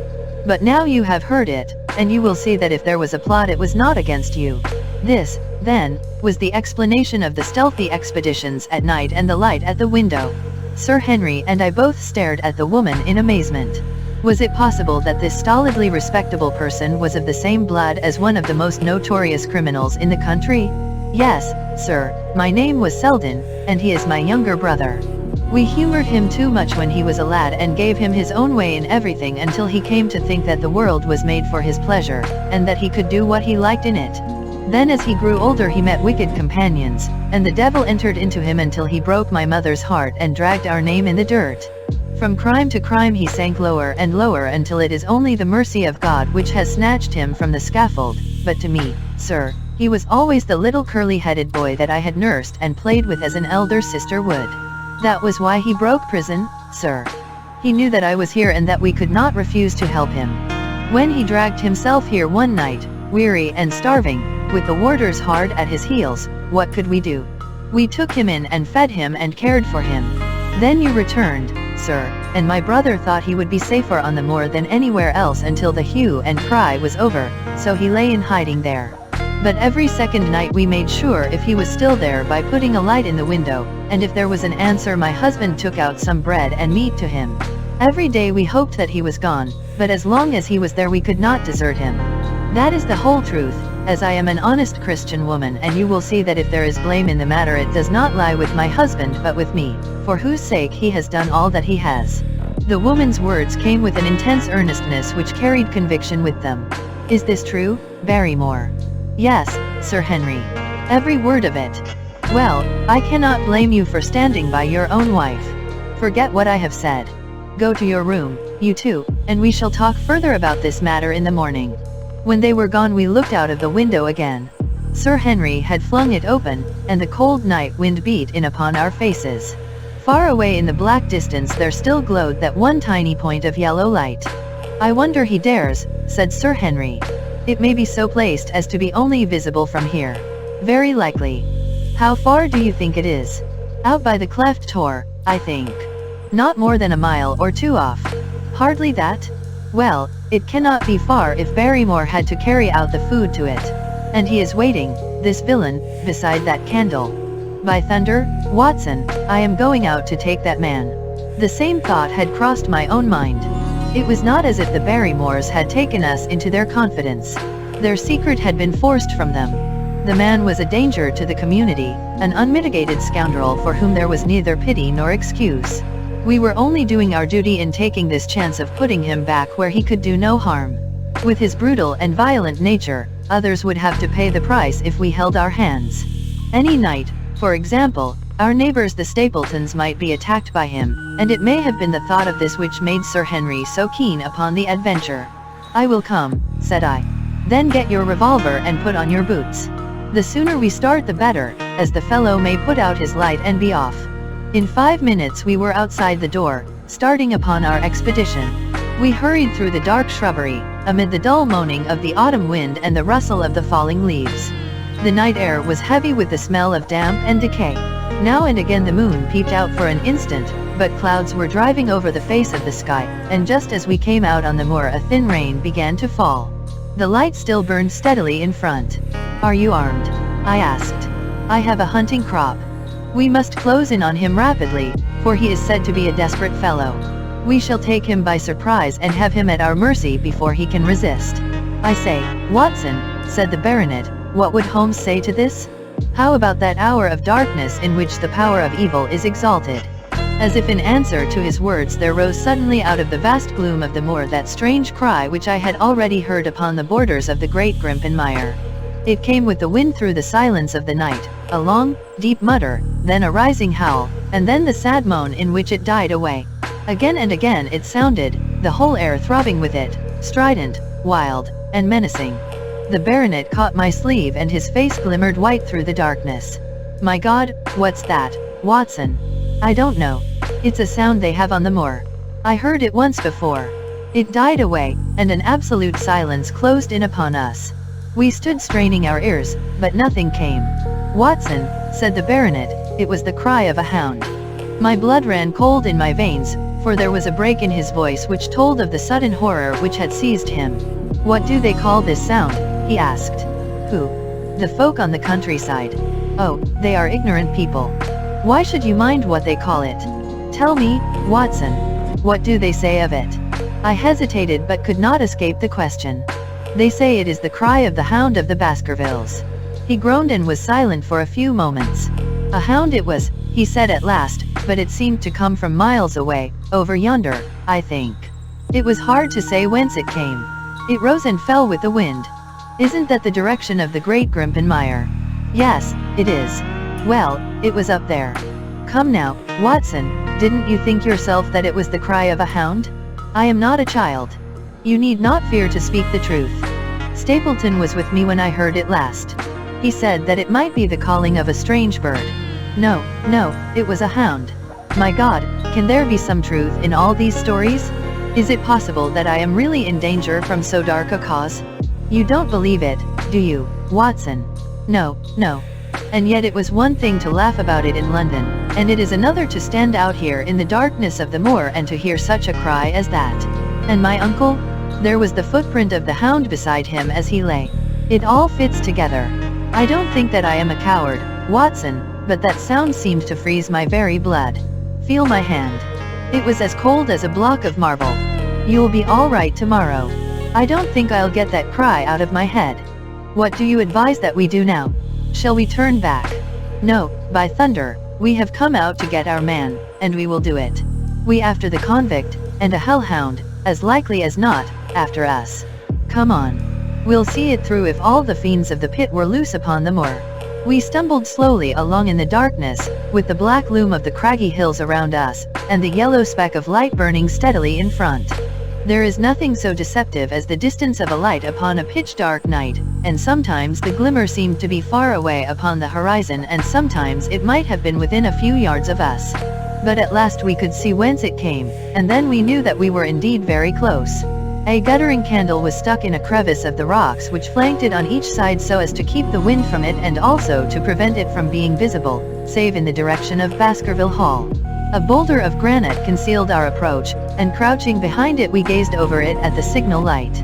It was strange to see this single candle burning there in the middle of the moor, with no sign of life near it, just the one straight yellow flame and the gleam of the rock on each side of it. What shall we do now? Whispered Sir Henry.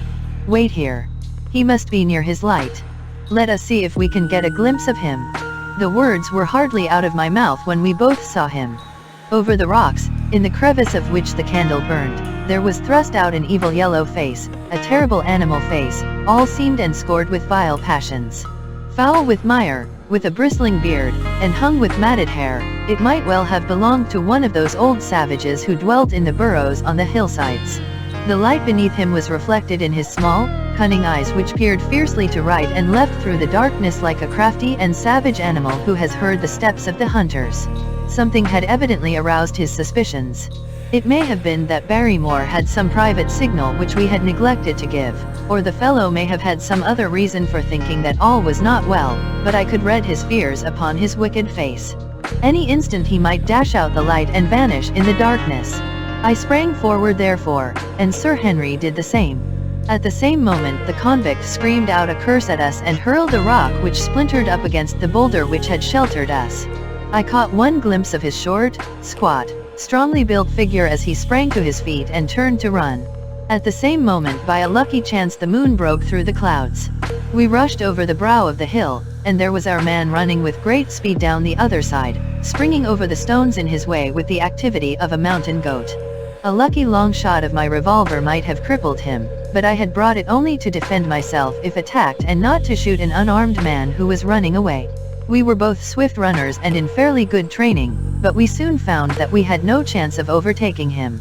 We saw him for a long time in the moonlight until he was only a small speck moving swiftly among the boulders upon the side of a distant hill. We ran and ran until we were completely blown, but the space between us grew ever wider.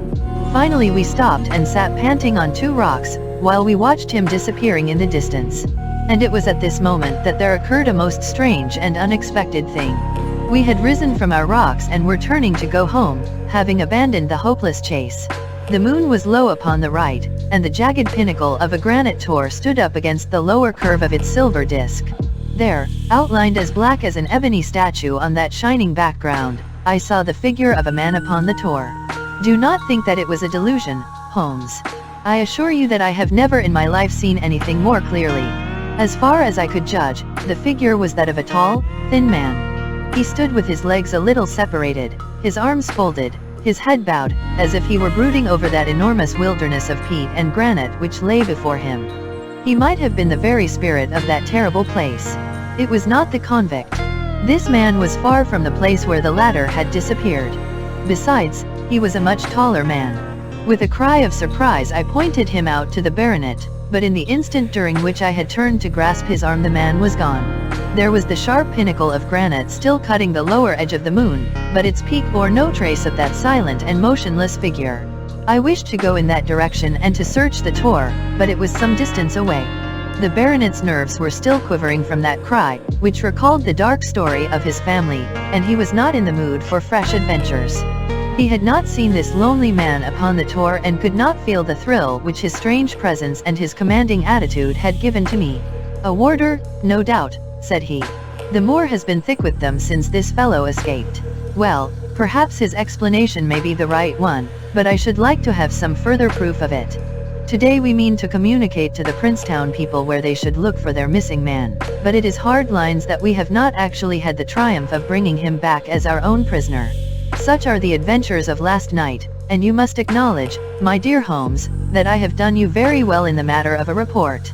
Much of what I tell you is no doubt quite irrelevant, but still I feel that it is best that I should let you have all the facts and leave you to select for yourself those which will be of most service to you in helping you to your conclusions. We are certainly making some progress. So far as the Barrymores go we have found the motive of their actions, and that has cleared up the situation very much. But the Moor with its mysteries and its strange inhabitants remains as inscrutable as ever. Perhaps in my next I may be able to throw some light upon this also. Best of all would it be if you could come down to us. In any case you will hear from me again in the course of the next few days. Chapter 10. Extract from the Diary of Dr. Watson. So far I have been able to quote from the reports which I have forwarded during these early days to Sherlock Holmes. Now, however, I have arrived at a point in my narrative where I am compelled to abandon this method and to trust once more to my recollections, aided by the diary which I kept at the time. A few extracts from the latter will carry me on to those scenes which are indelibly fixed in every detail upon my memory. I proceed, then, from the morning which followed our abortive chase of the convict and our other strange experiences upon the moor. October 16th. A dull and foggy day with a drizzle of rain.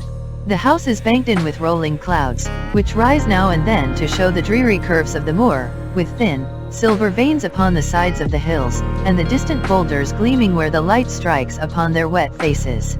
It is melancholy outside and in. The baronet is in a black reaction after the excitements of the night. I am conscious myself of a weight at my heart and a feeling of impending danger, ever-present danger, which is the more terrible because I am unable to define it. And have I not cause for such a feeling? Consider the long sequence of incidents which have all pointed to some sinister influence which is at work around us.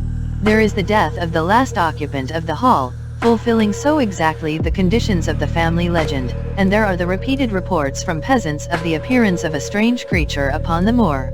Twice I have with my own ears heard the sound which resembled the distant baying of a hound. It is incredible, impossible, that it should really be outside the ordinary laws of nature. A spectral hound which leaves material footmarks and fills the air with its howling is surely not to be thought of. Stapleton may fall in with such a superstition, and Mortimer also, but if I have one quality upon earth it is common sense, and nothing will persuade me to believe in such a thing. To do so would be to descend to the level of these poor peasants, who are not content with a mere fiend dog but must needs describe him with hellfire shooting from his mouth and eyes. Holmes would not listen to such fancies, and I am his agent. But facts are facts, and I have twice heard this crying upon the moor. Suppose that there were really some huge hound loose upon it, that would go far to explain everything. But where could such a hound lie concealed? Where did it get its food? Where did it come from? How was it that no one saw it by day? It must be confessed that the natural explanation offers almost as many difficulties as the other. And always, apart from the hound, there is the fact of the human agency in London, the man in the cab, and the letter which warned Sir Henry against the Moor. This at least was real, but it might have been the work of a protecting friend as easily as of an enemy. Where is that friend or enemy now? Has he remained in London, or has he followed us down here? Could he be the stranger whom I saw upon the tour? It is true that I have had only the one glance at him, and yet there are some things to which I am ready to swear. He is no one whom I have seen down here, and I have now met all the neighbors. The figure was far taller than that of Stapleton, far thinner than that of Frankland. Barrymore it might possibly have been, but we had left him behind us, and I am certain that he could not have followed us. A stranger then is still dogging us, just as a stranger dogged us in London. We have never shaken him off. If I could lay my hands upon that man, then at last we might find ourselves at the end of all our difficulties. To this one purpose I must now devote all my energies. My first impulse was to tell Sir Henry all my plans. My second and wisest one is to play my own game and speak as little as possible to anyone. He is silent and distirate. His nerves have been strangely shaken by that sound upon the moor. I will say nothing to add to his anxieties, but I will take my own steps to attain my own end. We had a small scene this morning after breakfast. Barrymore asked leave to speak with Sir Henry, and they were closeted in his study some little time. Sitting in the billiard room I more than once heard the sound of voices raised, and I had a pretty good idea what the point was which was under discussion. After a time the baronet opened his door and called for me.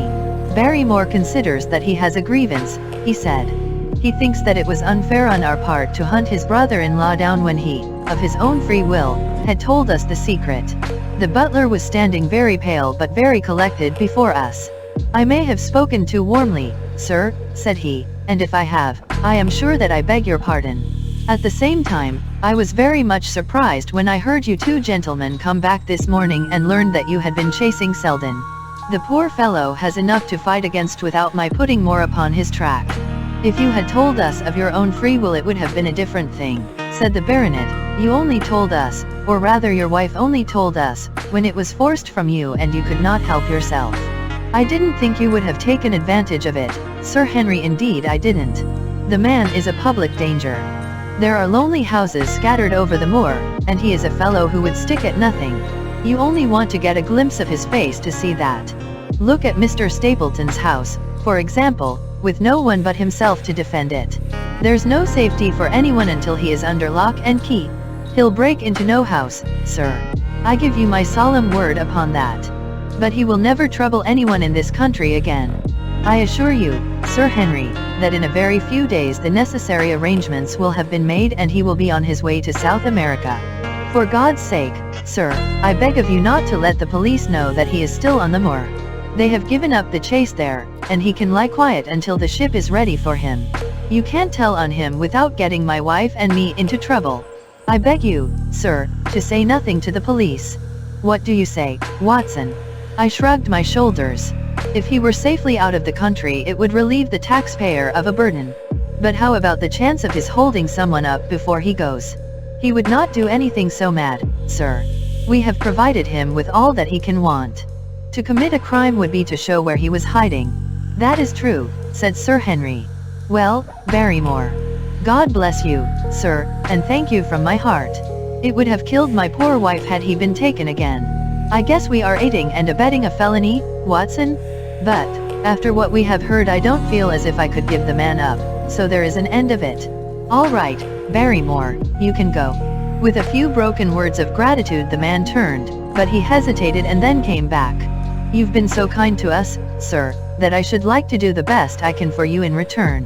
I know something, Sir Henry, and perhaps I should have said it before, but it was long after the inquest that I found it out. I've never breathed a word about it yet to mortal man. It's about poor Sir Charles's death. The baronet and I were both upon our feet. Do you know how he died?" "No, sir, I don't know that." "What then?" "I know why he was at the gate at that hour. It was to meet a woman." "To meet a woman? He?" "Yes, sir." "And the woman's name?" "I can't give you the name, sir, but I can give you the initials. Her initials were LL. "How do you know this, Barrymore?" "Well, Sir Henry, your uncle had a letter that morning.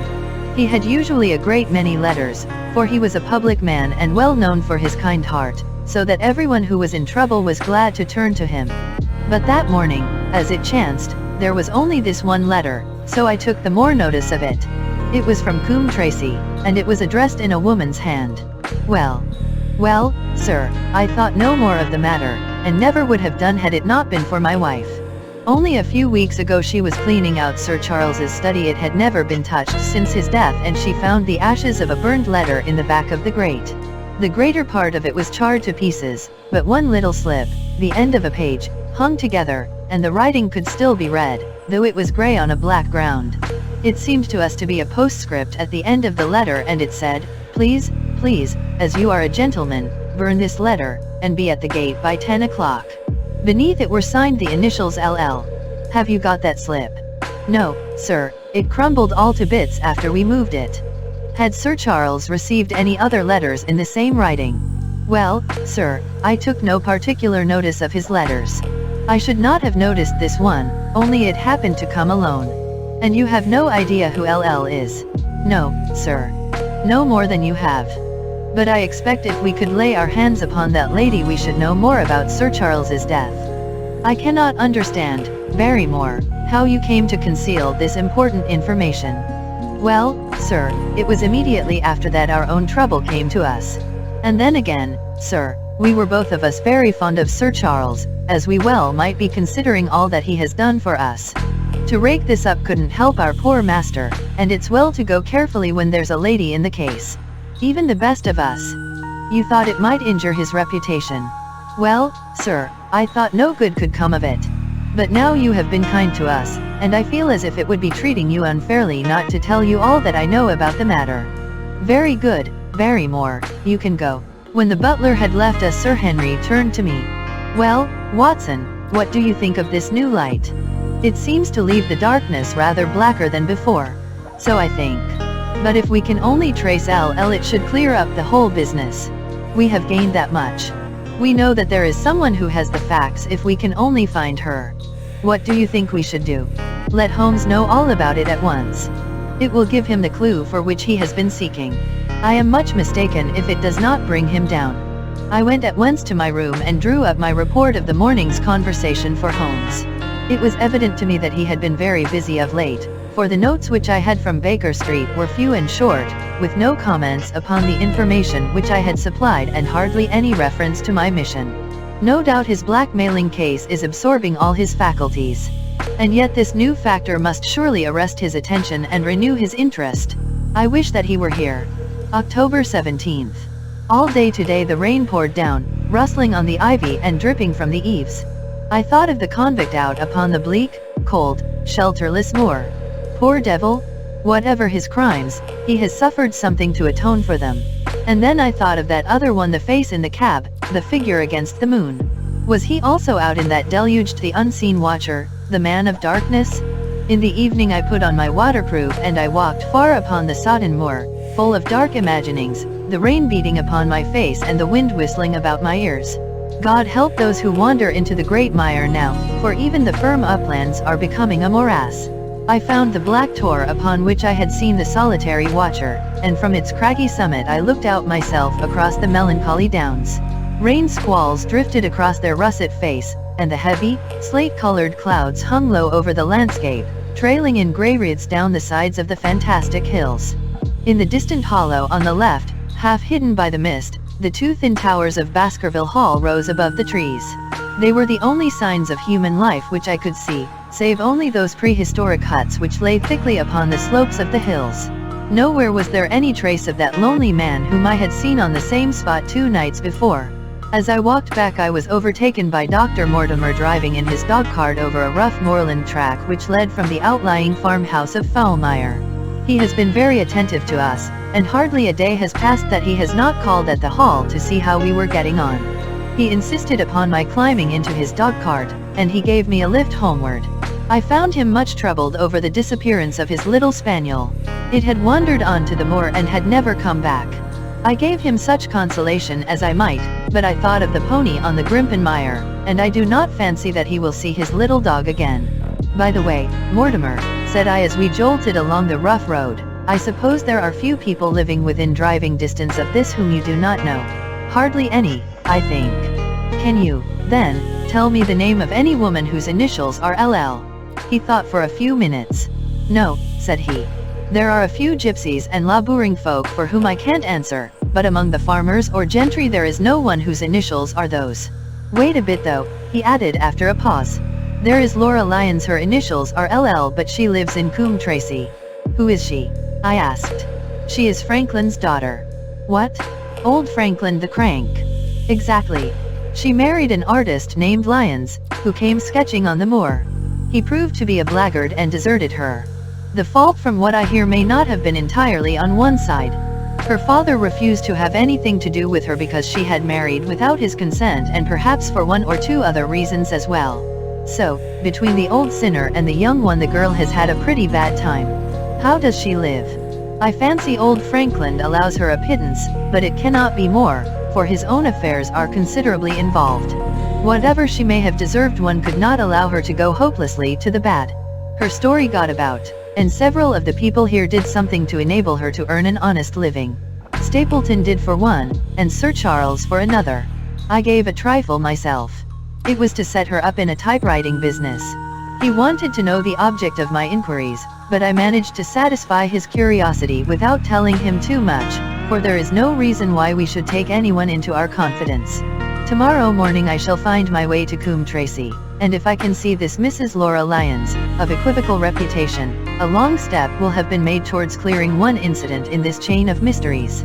I am certainly developing the wisdom of the serpent, for when Mortimer pressed his questions to an inconvenient extent I asked him casually to what type Franklin's skull belonged, and so heard nothing but craniology for the rest of our drive.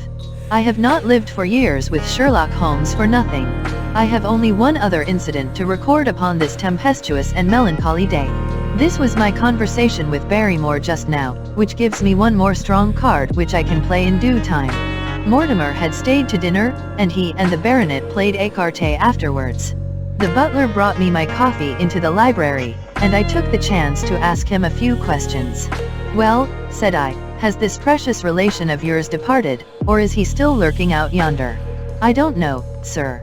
I hope to heaven that he has gone, for he has brought nothing but trouble here. I've not heard of him since I left out food for him last, and that was 3 days ago. Did you see him then? No, sir, but the food was gone when next I went that way. Then he was certainly there.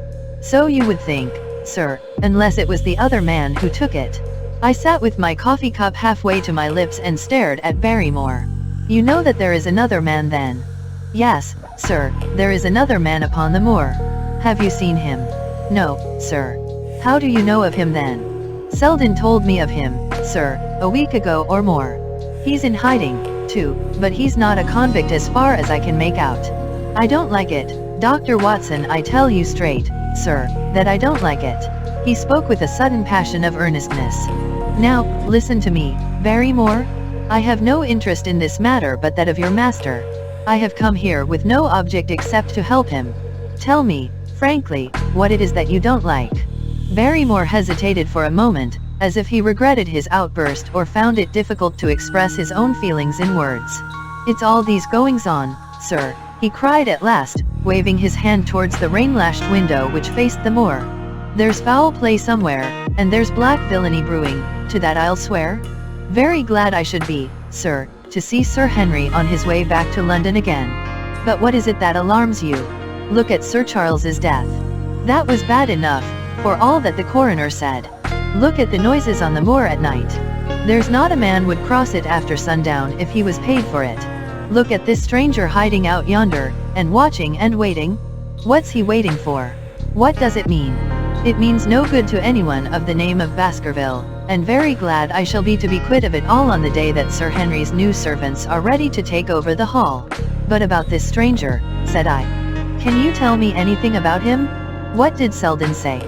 Did he find out where he hid, or what he was doing? He saw him once or twice, but he is a deep one and gives nothing away.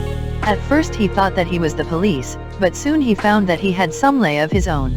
A kind of gentleman he was, as far as he could see, but what he was doing he could not make out. And where did he say that he lived? Among the old houses on the hillside, the stone huts where the old folk used to live. But how about his food? Selden found out that he has got a lad who works for him and brings all he needs. I dare say he goes to Coombe Tracey for what he wants. Very good, Barrymore. We may talk further of this some other time. When the butler had gone, I walked over to the black window, and I looked through a blurred pane at the driving clouds and at the tossing outline of the windswept trees. It is a wild night indoors, and what must it be in a stone hut upon the moor?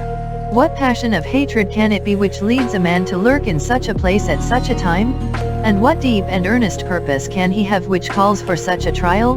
There, in that hut upon the moor, seems to lie the very center of that problem which has vexed me so sorely. I swear that another day shall not have passed before I have done all that man can do to reach the heart of the mystery. Chapter 11. The Man on the Tor. The extract from my private diary which forms the last chapter has brought my narrative up to the 18th of October, a time when these strange events began to move swiftly towards their terrible conclusion. The incidents of the next few days are indelibly graven upon my recollection, and I can tell them without reference to the notes made at the time.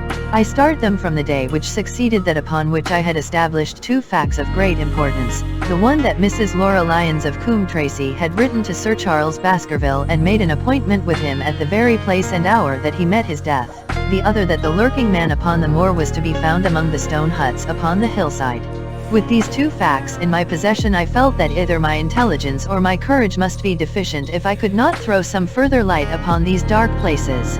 I had no opportunity to tell the baronet what I had learned about Mrs. Lyons upon the evening before, for Dr. Mortimer remained with him at cards until it was very late. At breakfast, however, I informed him about my discovery and asked him whether he would care to accompany me to Coombe Tracey. At first he was very eager to come, but on second thoughts it seemed to both of us that if I went alone the results might be better. The more formal we made the visit, the less information we might obtain. I left Sir Henry behind, therefore, not without some prickings of conscience, and drove off upon my new quest. When I reached Coombe Tracey I told Perkins to put up the horses, and I made inquiries for the lady whom I had come to interrogate. I had no difficulty in finding her rooms, which were central and well appointed. A maid showed me in without ceremony, and as I entered the sitting room a lady, who was sitting before a Remington typewriter, sprang up with a pleasant smile of welcome. Her face fell, however, when she saw that I was a stranger, and she sat down again and asked me the object of my visit. The first impression left by Mrs. Lyons was one of extreme beauty. Her eyes and hair were of the same rich hazel color, and her cheeks, though considerably freckled, were flushed with the exquisite bloom of the brunette, the dainty pink which lurks at the heart of the sulphur rose. Admiration was, I repeat, the first impression. But the second was criticism. There was something subtly wrong with the face, some coarseness of expression, some hardness, perhaps, of eye, some looseness of lip which marred its perfect beauty. But these, of course, are afterthoughts. At the moment I was simply conscious that I was in the presence of a very handsome woman, and that she was asking me the reasons for my visit. I had not quite understood until that instant how delicate my mission was. I have the pleasure, said I, of knowing your father. It was a clumsy introduction, and the lady made me feel it. There is nothing in common between my father and me, she said. I owe him nothing, and his friends are not mine. If it were not for the late Sir Charles Baskerville and some other kind hearts I might have starved for all that my father cared. It was about the late Sir Charles Baskerville that I have come here to see you. The freckles started out on the lady's face. What can I tell you about him? She asked, and her fingers played nervously over the stops of her typewriter. You knew him, did you not? I have already said that I owe a great deal to his kindness. If I am able to support myself, it is largely due to the interest which he took in my unhappy situation. Did you correspond with him? The lady looked quickly up with an angry gleam in her hazel eyes. What is the object of these questions? She asked sharply. The object is to avoid a public scandal. It is better that I should ask them here than that the matter should pass outside our control. She was silent and her face was still very pale. At last she looked up with something reckless and defiant in her manner. Well, I'll answer, she said. What are your questions? Did you correspond with Sir Charles? I certainly wrote to him once or twice to acknowledge his delicacy and his generosity. Have you the dates of those letters? No. Have you ever met him? Yes, once or twice, when he came into Coombe Tracy.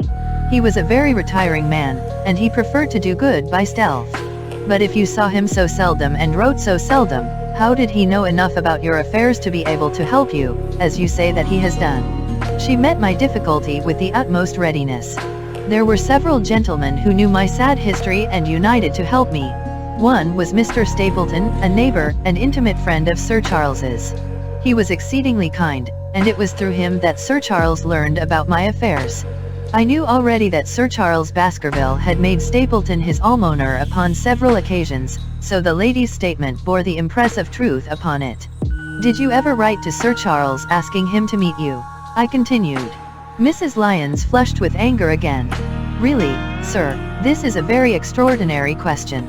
I am sorry, madam, but I must repeat it. Then I answer, certainly not. Not on the very day of Sir Charles's death. The flush had faded in an instant, and a deathly face was before me. Her dry lips could not speak the no which I saw rather than heard. Surely your memory deceives you, said I. I could even quote a passage of your letter. It ran, please, as you are a gentleman, burn this letter, and be at the gate by 10 o'clock. I thought that she had fainted, but she recovered herself by a supreme effort. Is there no such thing as a gentleman? She gasped. You do Sir Charles an injustice. He did burn the letter. But sometimes a letter may be legible even when burned. You acknowledge now that you wrote it. Yes, I did write it, she cried, pouring out her soul in a torrent of words. I did write it. Why should I deny it? I have no reason to be ashamed of it. I wished him to help me. I believed that if I had an interview I could gain his help, so I asked him to meet me. But why at such an hour? Because I had only just learned that he was going to London next day and might be away for months. There were reasons why I could not get there earlier. But why a rendezvous in the garden instead of a visit to the house? Do you think a woman could go alone at that hour to a bachelor's house? Well, what happened when you did get there? I never went. Mrs. Lyons. No, I swear it to you on all I hold sacred. I never went. Something intervened to prevent my going. What was that? That is a private matter. I cannot tell it. You acknowledge then that you made an appointment with Sir Charles at the very hour and place at which he met his death, but you deny that you kept the appointment. That is the truth. Again and again I cross-questioned her, but I could never get past that point. Mrs. Lyons, said I as I rose from this long and inconclusive interview, you are taking a very great responsibility and putting yourself in a very false position by not making an absolutely clean breast of all that you know. If I have to call in the aid of the police you will find how seriously you are compromised. If your position is innocent, why did you in the first instance deny having written to Sir Charles upon that date? Because I feared that some false conclusion might be drawn from it and that I might find myself involved in a scandal. And why were you so pressing that Sir Charles should destroy your letter? If you have read the letter you will know. I did not say that I had read all the letter. You quoted some of it. I quoted the postscript. The letter had, as I said, been burned, and it was not all legible. I ask you once again why it was that you were so pressing that Sir Charles should destroy this letter which he received on the day of his death. The matter is a very private one. The more reason why you should avoid a public investigation. I will tell you, then. If you have heard anything of my unhappy history you will know that I made a rash marriage and had reason to regret it. I have heard so much. My life has been one incessant persecution from a husband whom I abhor. The law is upon his side, and every day I am faced by the possibility that he may force me to live with him. At the time that I wrote this letter to Sir Charles I had learned that there was a prospect of my regaining my freedom if certain expenses could be met. It meant everything to me: peace of mind, happiness, self-respect, everything. I knew Sir Charles's generosity, and I thought that if he heard the story from my own lips he would help me. Then how is it that you did not go? Because I received help in the interval from another source. Why then, did you not write to Sir Charles and explain this? So I should have done had I not seen his death in the paper next morning. The woman's story hung coherently together, and all my questions were unable to shake it. I could only check it by finding if she had, indeed, instituted divorce proceedings against her husband at or about the time of the tragedy. It was unlikely that she would dare to say that she had not been to Baskerville Hall if she really had been, for a trap would be necessary to take her there, and could not have returned to Coombe Tracey until the early hours of the morning. Such an excursion could not be kept secret. The probability was, therefore, that she was telling the truth, or, at least, a part of the truth. I came away baffled and disheartened. Once again I had reached that dead wall which seemed to be built across every path by which I tried to get at the object of my mission. And yet the more I thought of the lady's face and of her manner, the more I felt that something was being held back from me. Why should she turn so pale? Why should she fight against every admission until it was forced from her? Why should she have been so reticent at the time of the tragedy? Surely the explanation of all this could not be as innocent as she would have me believe. For the moment I could proceed no farther in that direction, but must turn back to that other clue which was to be sought for among the stone huts upon the moor. And that was a most vague direction. I realized it as I drove back and noted how hill after hill showed traces of the ancient people. Barrymore's only indication had been that the stranger lived in one of these abandoned huts, and many hundreds of them are scattered throughout the length and breadth of the moor. But I had my own experience for a guide, since it had shown me the man himself standing upon the summit of the Black Tor. That, then, should be the center of my search. From there I should explore every hut upon the moor until I lighted upon the right one. If this man were inside it I should find out from his own lips, at the point of my revolver if necessary, who he was and why he had dogged us so long. He might slip away from us in the crowd of Regent Street, but it would puzzle him to do so upon the lonely moor. On the other hand, if I should find the hut and its tenant should not be within it, I must remain there, however long the vigil, until he returned. Holmes had missed him in London. It would indeed be a triumph for me if I could run him to earth where my master had failed. Luck had been against us again and again in this inquiry, but now at last it came to my aid. And the messenger of good fortune was none other than Mr. Frankland, who was standing, grey-whiskered and red-faced, outside the gate of his garden, which opened onto the high road along which I travelled. "Good day, Dr. Watson," cried he with unwonted good humour. "You must really give your horses a rest and come in to have a glass of wine and to congratulate me." My feelings towards him were very far from being friendly after what I had heard of his treatment of his daughter, but I was anxious to send Perkins and the wagonette home, and the opportunity was a good one. I alighted and sent a message to Sir Henry that I should walk over in time for dinner. Then I followed Frankland into his dining room. "It is a great day for me, sir, one of the red-letter days of my life," he cried with many chuckles. "I have brought off a double event. I mean to teach them in these parts that law is law, and that there is a man here who does not fear to invoke it. I have established a right-of-way through the center of Old Middleton's Park, slap across it, sir, within 100 yards of his own front door. What do you think of that? We'll teach these magnates that they cannot ride roughshod over the rights of the commoners, confound them. And I've closed the wood where the Fernworthy folk used to picnic. These infernal people seem to think that there are no rights of property, and that they can swarm where they like with their papers and their bottles. Both cases decided, Dr. Watson, and both in my favor. I haven't had such a day since I had Sir John Morland for trespass because he shot in his own warren. How on earth did you do that? Look it up in the books, sir. It will repay reading Frankland v. Morland, Court of Queen's Bench. It cost me £200, but I got my verdict.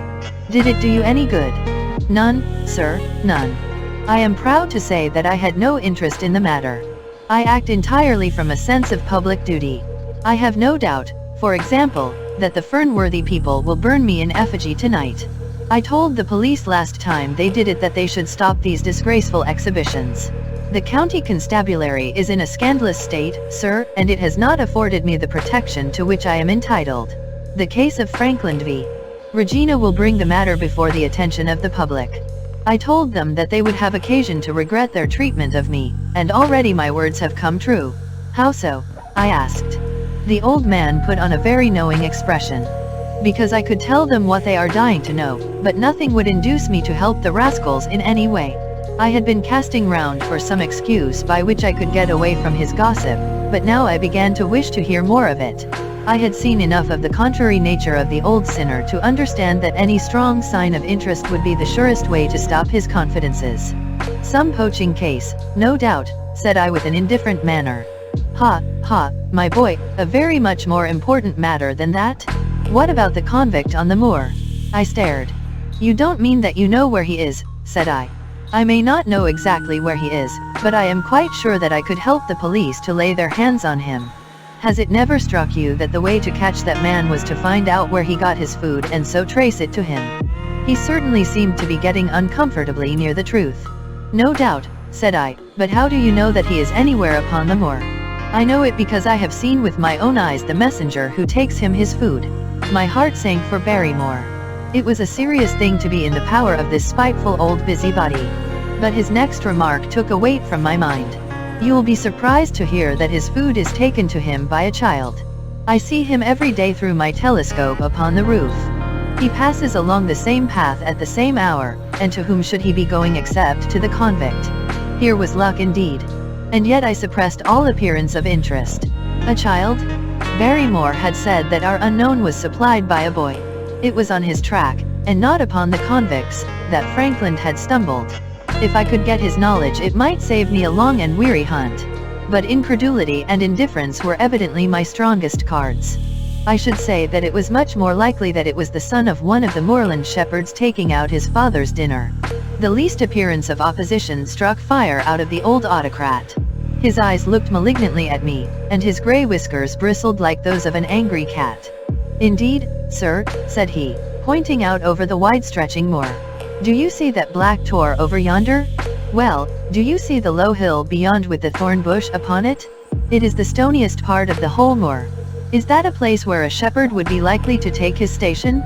Your suggestion, sir, is a most absurd one. I meekly answered that I had spoken without knowing all the facts. My submission pleased him and led him to further confidences. You may be sure, sir, that I have very good grounds before I come to an opinion. I have seen the boy again and again with his bundle. Every day, and sometimes twice a day, I have been able. But wait a moment, Dr. Watson. Do my eyes deceive me, or is there at the present moment something moving upon that hillside? It was several miles off, but I could distinctly see a small dark dot against the dull green and grey. Come, sir, come, cried Frankland, rushing upstairs. You will see with your own eyes and judge for yourself. The telescope, a formidable instrument mounted upon a tripod, stood upon the flat leads of the house. Frankland clapped his eye to it and gave a cry of satisfaction. Quick, Dr. Watson, quick, before he passes over the hill. There he was, sure enough, a small urchin with a little bundle upon his shoulder, toiling slowly up the hill. When he reached the crest I saw the ragged uncouth figure outlined for an instant against the cold blue sky. He looked round him with a furtive and stealthy air, as one who dreads pursuit. Then he vanished over the hill. Well, am I right? Certainly, there is a boy who seems to have some secret errand.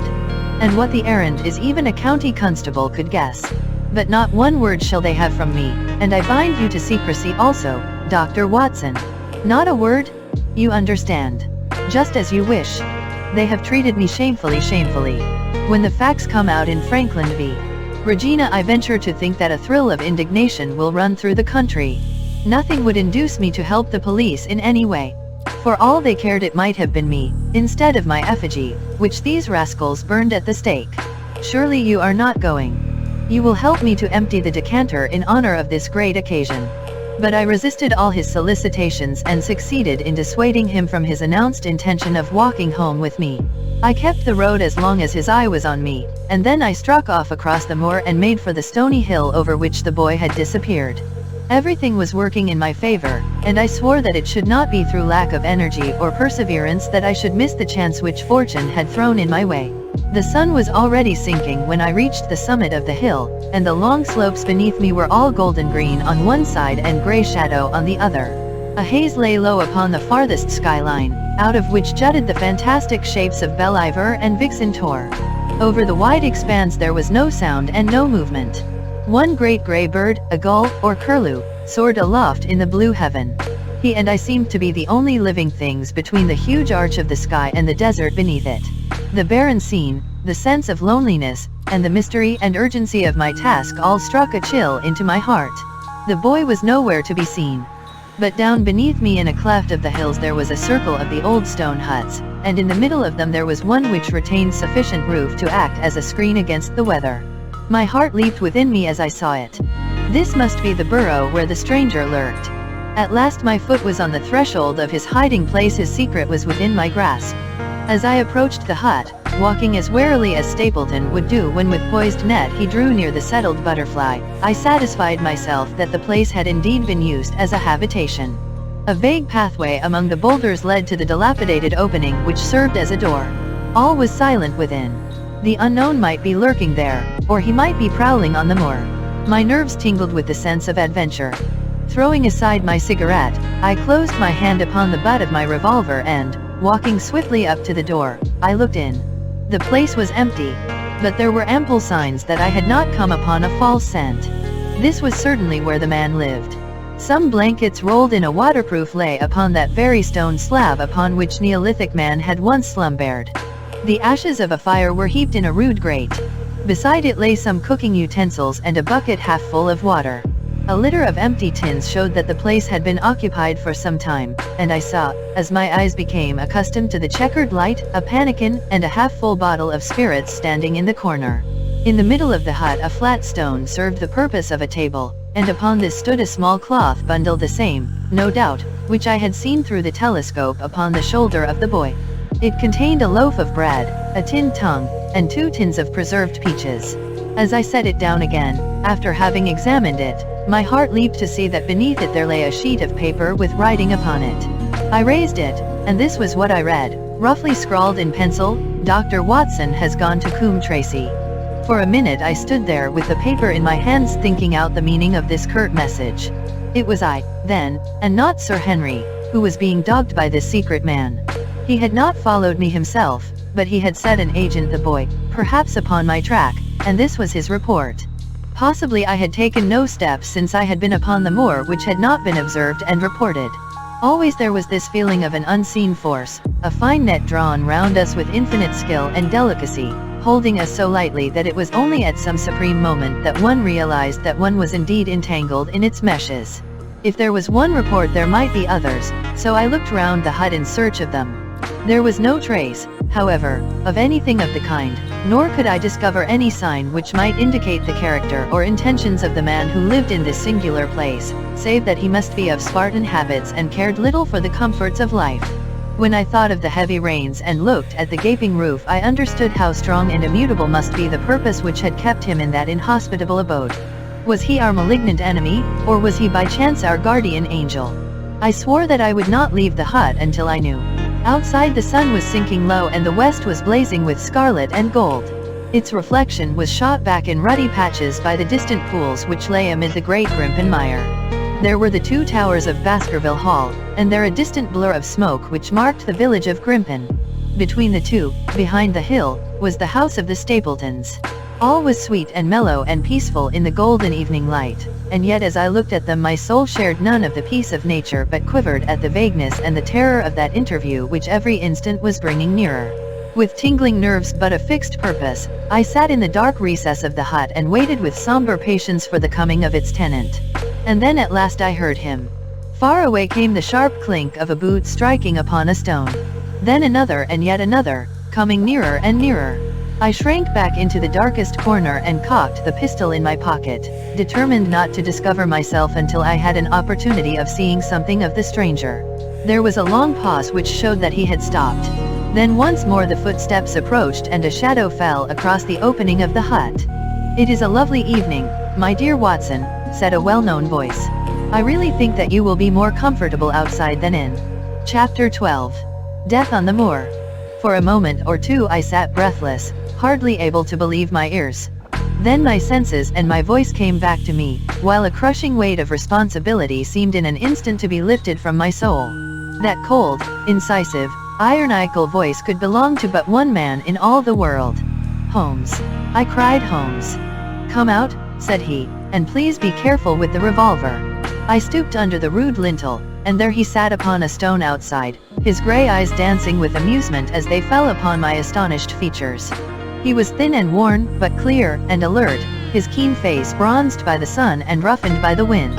In his tweed suit and cloth cap he looked like any other tourist upon the moor, and he had contrived, with that cat-like love of personal cleanliness which was one of his characteristics, that his chin should be as smooth and his linen as perfect as if he were in Baker Street. I never was more glad to see anyone in my life, said I as I wrung him by the hand. Or more astonished. Well, I must confess to it. The surprise was not all on one side, I assure you. I had no idea that you had found my occasional retreat, still less that you were inside it, until I was within 20 paces of the door. My footprint, I presume. No, Watson, I fear that I could not undertake to recognize your footprint amid all the footprints of the world. If you seriously desire to deceive me, you must change your tobacconist, for when I see the stub of a cigarette marked Bradley, Oxford Street, I know that my friend Watson is in the neighborhood. You will see it there beside the path. You threw it down, no doubt, at that supreme moment when you charged into the empty hut. Exactly. I thought as much, and knowing your admirable tenacity I was convinced that you were sitting in ambush, a weapon within reach, waiting for the tenant to return. So you actually thought that I was the criminal. I did not know who you were, but I was determined to find out. Excellent, Watson. And how did you localize me? You saw me, perhaps, on the night of the convict hunt, when I was so imprudent as to allow the moon to rise behind me. Yes, I saw you then. And have no doubt searched all the huts until you came to this one. No, your boy had been observed, and that gave me a guide where to look. The old gentleman with the telescope, no doubt.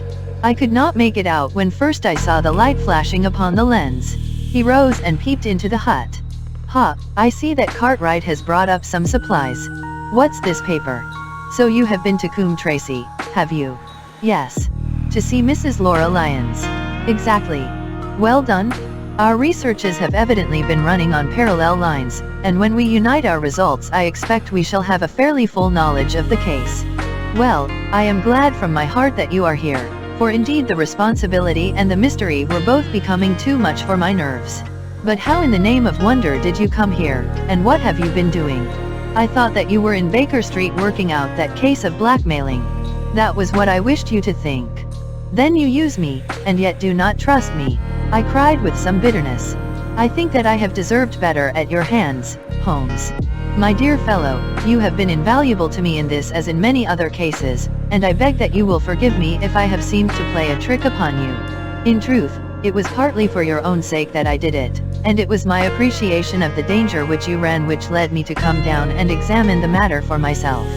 Had I been with Sir Henry and you, it is confident that my point of view would have been the same as yours, and my presence would have warned our very formidable opponents to be on their guard. As it is, I have been able to get about as I could not possibly have done had I been living in the hall, and I remain an unknown factor in the business, ready to throw in all my weight at a critical moment. But why keep me in the dark? For you to know could not have helped us and might possibly have led to my discovery. You would have wished to tell me something, or in your kindness you would have brought me out some comfort or other, and so an unnecessary risk would be run. I brought Cartwright down with me, you remember the little chap at the express office, and he has seen after my simple wants, a loaf of bread and a clean collar. What does man want more? He has given me an extra pair of eyes upon a very active pair of feet, and both have been invaluable. Then my reports have all been wasted. My voice trembled as I recalled the pains and the pride with which I had composed them. Holmes took a bundle of papers from his pocket. Here are your reports, my dear fellow, and very well thumbed, I assure you. I made excellent arrangements, and they are only delayed one day upon their way. I must compliment you exceedingly upon the zeal and the intelligence which you have shown over an extraordinarily difficult case. I was still rather raw over the deception which had been practiced upon me, but the warmth of Holmes's praise drove my anger from my mind. I felt also in my heart that he was right in what he said, and that it was really best for our purpose that I should not have known that he was upon the moor. That's better, said he, seeing the shadow rise from my face. "And now tell me the result of your visit to Mrs. Laura Lyons." It was not difficult for me to guess that it was to see her that you had gone, for I am already aware that she is the one person in Coombe Tracy who might be of service to us in the matter. In fact, if you had not gone today, it is exceedingly probable that I should have gone tomorrow. The sun had set and dusk was settling over the moor. The air had turned chill and we withdrew into the hut for warmth. There, sitting together in the twilight, I told Holmes of my conversation with the lady. So interested was he that I had to repeat some of it twice before he was satisfied. "This is most important," said he when I had concluded. "It fills up a gap which I had been unable to bridge in this most complex affair. You are aware, perhaps, that a close intimacy exists between this lady and the man Stapleton." I did not know of a close intimacy. There can be no doubt about the matter. They meet, they write, there is a complete understanding between them. Now, this puts a very powerful weapon into our hands. If I could only use it to detach his wife. His wife. I am giving you some information now, in return for all that you have given me. The lady who has passed here as Miss Stapleton is in reality his wife. Good heavens, Holmes. Are you sure of what you say? How could he have permitted Sir Henry to fall in love with her? Sir Henry's falling in love could do no harm to anyone except Sir Henry. He took particular care that Sir Henry did not make love to her, as you have yourself observed. I repeat that the lady is his wife and not his sister. But why this elaborate deception? Because he foresaw that she would be very much more useful to him in the character of a free woman. All my unspoken instincts, my vague suspicions, suddenly took shape and centered upon the naturalist. In that impassive colorless man, with his straw hat and his butterfly net, I seemed to see something terrible, a creature of infinite patience and craft, with a smiling face and a murderous heart. It is he, then, who is our enemy. It is he who dogged us in London. So I read the riddle. And the warning, it must have come from her. Exactly. The shape of some monstrous villainy, half seen, half guessed, loomed through the darkness which had girt me so long. But are you sure of this, Holmes? How do you know that the woman is his wife? Because he so far forgot himself as to tell you a true piece of autobiography upon the occasion when he first met you, and I dare say he has many a time regretted it since. He was once a schoolmaster in the north of England. Now, there is no one more easy to trace than a schoolmaster. There are scholastic agencies by which one may identify any man who has been in the profession. A little investigation showed me that a school had come to grief under atrocious circumstances, and that the man who had owned it, the name was different, had disappeared with his wife. The descriptions agreed. When I learned that the missing man was devoted to entomology, the identification was complete. The darkness was rising, but much was still hidden by the shadows. If this woman is in truth his wife, where does Mrs. Laura Lyons come in? I asked. That is one of the points upon which your own researches have shed a light. Your interview with the lady has cleared the situation very much. I did not know about a projected divorce between herself and her husband. In that case, regarding Stapleton as an unmarried man, she counted no doubt upon becoming his wife. And when she is undeceived, why, then we may find the lady of service. It must be our first duty to see her, both of us, tomorrow. Don't you think, Watson, that you are away from your charge rather long? Your place should be at Baskerville Hall. The last red streaks had faded away in the west and night had settled upon the moor. A few faint stars were gleaming in a violet sky. One last question, Holmes, I said as I rose. Surely there is no need of secrecy between you and me. What is the meaning of it all? What is he after? Holmes's voice sank as he answered. It is murder, Watson, refined, cold-blooded, deliberate murder. Do not ask me for particulars. My nets are closing upon him, even as his are upon Sir Henry, and with your help he is already almost at my mercy. There is but one danger which can threaten us. It is that he should strike before we are ready to do so. Another day too at the most and I have my case complete, but until then guard your charge as closely as ever a fond mother watched her ailing child. Your mission today has justified itself, and yet I could almost wish that you had not left his side. Hark! A terrible scream, a prolonged yell of horror and anguish burst out of the silence of the moor. That frightful cry turned the blood to ice in my veins. Oh, my God! I gasped. What is it? What does it mean? Holmes had sprung to his feet, and I saw his dark, athletic outline at the door of the hut, his shoulders stooping, his head thrust forward, his face peering into the darkness. "Hush," he whispered. "Hush." The cry had been loud on account of its vehemence, but it had pealed out from somewhere far off on the shadowy plain. Now it burst upon our ears, nearer, louder, more urgent than before. "Where is it?" Holmes whispered, and I knew from the thrill of his voice that he, the man of iron, was shaken to the soul. "Where is it, Watson?" "There, I think." I pointed into the darkness. "No, there." Again the agonized cry swept through the silent night, louder and much nearer than ever. And a new sound mingled with it, a deep, muttered rumble, musical and yet menacing, rising and falling like the low, constant murmur of the sea. "The hound," cried Holmes. "Come, Watson, come." Great heavens, if we are too late. He had started running swiftly over the moor, and I had followed at his heels. But now from somewhere among the broken ground immediately in front of us there came one last despairing yell, and then a dull, heavy thud. We halted and listened. Not another sound broke the heavy silence of the windless night. I saw Holmes put his hand to his forehead like a man distracted. He stamped his feet upon the ground. "He has beaten us, Watson. We are too late." No, no, surely not. Fool that I was to hold my hand. "And you, Watson, see what comes of abandoning your charge?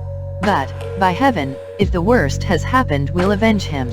Blindly we ran through the gloom, blundering against boulders, forcing our way through gorse bushes, panting up hills and rushing down slopes, heading always in the direction whence those dreadful sounds had come.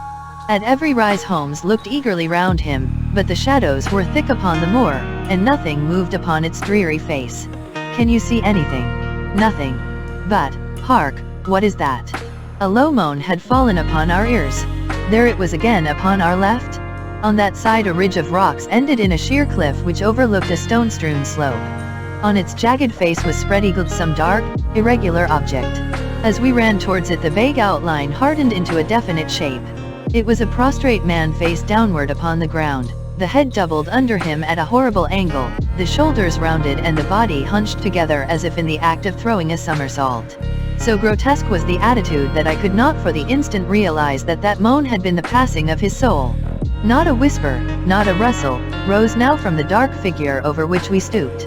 Holmes laid his hand upon him and held it up again with an exclamation of horror. The gleam of the match which he struck shone upon his clotted fingers and upon the ghastly pool which widened slowly from the crushed skull of the victim. And it shone upon something else which turned our hearts sick and faint within us, the body of Sir Henry Baskerville. There was no chance of either of us forgetting that peculiar ruddy tweed suit, the very one which he had worn on the first morning that we had seen him in Baker Street. We caught the one clear glimpse of it, and then the match flickered and went out, even as the hope had gone out of our souls. Holmes groaned, and his face glimmered white through the darkness. "The brute! The brute!" I cried with clenched hands. "Oh Holmes, I shall never forgive myself for having left him to his fate. I am more to blame than you, Watson. In order to have my case well rounded and complete, I have thrown away the life of my client. It is the greatest blow which has befallen me in my career. But how could I know that he would risk his life alone upon the moor in the face of all my warnings? That we should have heard his screams, my God, those screams, and yet have been unable to save him. Where is this brute of a hound which drove him to his death? It may be lurking among these rocks at this instant. And Stapleton, where is he? He shall answer for this deed. He shall. I will see to that. Uncle and nephew have been murdered, the one frightened to death by the very sight of a beast which he thought to be supernatural, the other driven to his end in his wild flight to escape from it. But now we have to prove the connection between the man and the beast. Save from what we heard, we cannot even swear to the existence of the latter, since Sir Henry has evidently died from the fall. But, by heavens, cunning as he is, the fellow shall be in my power before another day is past. We stood with bitter hearts on either side of the mangled body, overwhelmed by this sudden and irrevocable disaster which had brought all our long and weary labors to so piteous an end. Then as the moon rose we climbed to the top of the rocks over which our poor friend had fallen, and from the summit we gazed out over the shadowy moor, half silver and half gloom. Far away, miles off, in the direction of Grimpen, a single steady yellow light was shining. It could only come from the lonely abode of the Stapletons. With a bitter curse I shook my fist at it as I gazed. Why should we not seize him at once? Our case is not complete. The fellow is wary and cunning to the last degree. It is not what we know, but what we can prove. If we make one false move, the villain may escape us yet. What can we do? There will be plenty for us to do tomorrow. Tonight we can only perform the last offices to our poor friend. Together we made our way down the precipitous slope and approached the body, black and clear against the silvered stones. The agony of those contorted limbs struck me with a spasm of pain and blurred my eyes with tears. We must send for help, Holmes? We cannot carry him all the way to the hall. Good heavens, are you mad? He had uttered a cry and bent over the body. Now he was dancing and laughing and wringing my hand. Could this be my stern, self-contained friend? These were hidden fires, indeed. A beard? A beard? The man has a beard. A beard. It is not the baronet, it is why, it is my neighbor, the convict. With feverish haste we had turned the body over, and that dripping beard was pointing up to the cold, clear moon. There could be no doubt about the beetling forehead, the sunken animal eyes. It was indeed the same face which had glared upon me in the light of the candle from over the rock, the face of Selden, the criminal. Then in an instant it was all clear to me. I remembered how the baronet had told me that he had handed his old wardrobe to Barrymore. Barrymore had passed it on in order to help Selden in his escape. Boots, shirt, cap, it was all Sir Henry's. The tragedy was still black enough, but this man had at least deserved death by the laws of his country. I told Holmes how the matter stood, my heart bubbling over with thankfulness and joy. Then the clothes have been the poor devil's death, said he. It is clear enough that the hound has been laid on from some article of Sir Henry's, the boot which was abstracted in the hotel, in all probability, and so ran this man down.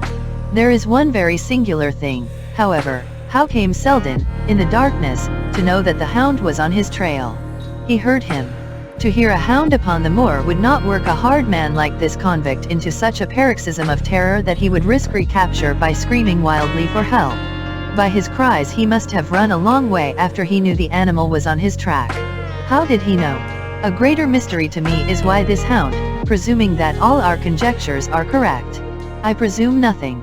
Well, then, why this hound should be loose tonight. I suppose that it does not always run loose upon the moor. Stapleton would not let it go unless he had reason to think that Sir Henry would be there. My difficulty is the more formidable of the two, for I think that we shall very shortly get an explanation of yours, while mine may remain forever a mystery.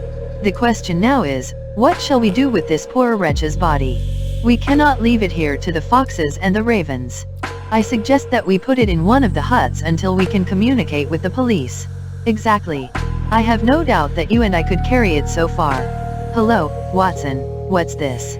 It's the man himself, by all that's wonderful and audacious. Not a word to show your suspicions, not a word, or my plans crumble to the ground. A figure was approaching us over the moor, and I saw the dull red glow of a cigar. The moon shone upon him, and I could distinguish the dapper shape and jaunty walk of the naturalist. He stopped when he saw us, and then came on again. Why, Dr. Watson, that's not you, is it? You are the last man that I should have expected to see out on the moor at this time of night. But, dear me, what's this? Somebody hurt? Not, don't tell me that it is our friend Sir Henry. He hurried past me and stooped over the dead man. I heard a sharp intake of his breath and the cigar fell from his fingers. Who's this? He stammered. It is Selden, the man who escaped from Princetown. Stapleton turned a ghastly face upon us, but by a supreme effort he had overcome his amazement and his disappointment. He looked sharply from Holmes to me. Dear me, what a very shocking affair! How did he die? He appears to have broken his neck by falling over these rocks. My friend and I were strolling on the moor when we heard a cry. I heard a cry also. That was what brought me out. I was uneasy about Sir Henry. Why about Sir Henry in particular? I could not help asking. Because I had suggested that he should come over. When he did not come I was surprised, and I naturally became alarmed for his safety when I heard cries upon the moor. By the way, his eyes darted again from my face to Holmes's. Did you hear anything else besides a cry? No, said Holmes, did you? No. What do you mean, then? Oh, you know the stories that the peasants tell about a phantom hound, and so on. It is said to be heard at night upon the moor. I was wondering if there were any evidence of such a sound tonight. We heard nothing of the kind, said I. And what is your theory of this poor fellow's death? I have no doubt that anxiety and exposure have driven him off his head. He has rushed about the moor in a crazy state and eventually fallen over here and broken his neck. That seems the most reasonable theory, said Stapleton, and he gave a sigh which I took to indicate his relief. What do you think about it, Mr. Sherlock Holmes? My friend bowed his compliments. You are quick at identification, said he. We have been expecting you in these parts since Dr. Watson came down. You are in time to see a tragedy. Yes, indeed. I have no doubt that my friend's explanation will cover the facts. I will take an unpleasant remembrance back to London with me tomorrow. Oh, you return tomorrow. That is my intention. I hope your visit has cast some light upon those occurrences which have puzzled us. Holmes shrugged his shoulders. One cannot always have the success for which one hopes. An investigator needs facts and not legends or rumors. It has not been a satisfactory case.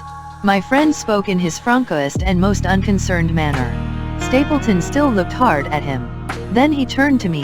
I would suggest carrying this poor fellow to my house, but it would give my sister such a fright that I do not feel justified in doing it. I think that if we put something over his face he will be safe until morning. And so it was arranged. Resisting Stapleton's offer of hospitality, Holmes and I set off to Baskerville Hall, leaving the naturalist to return alone.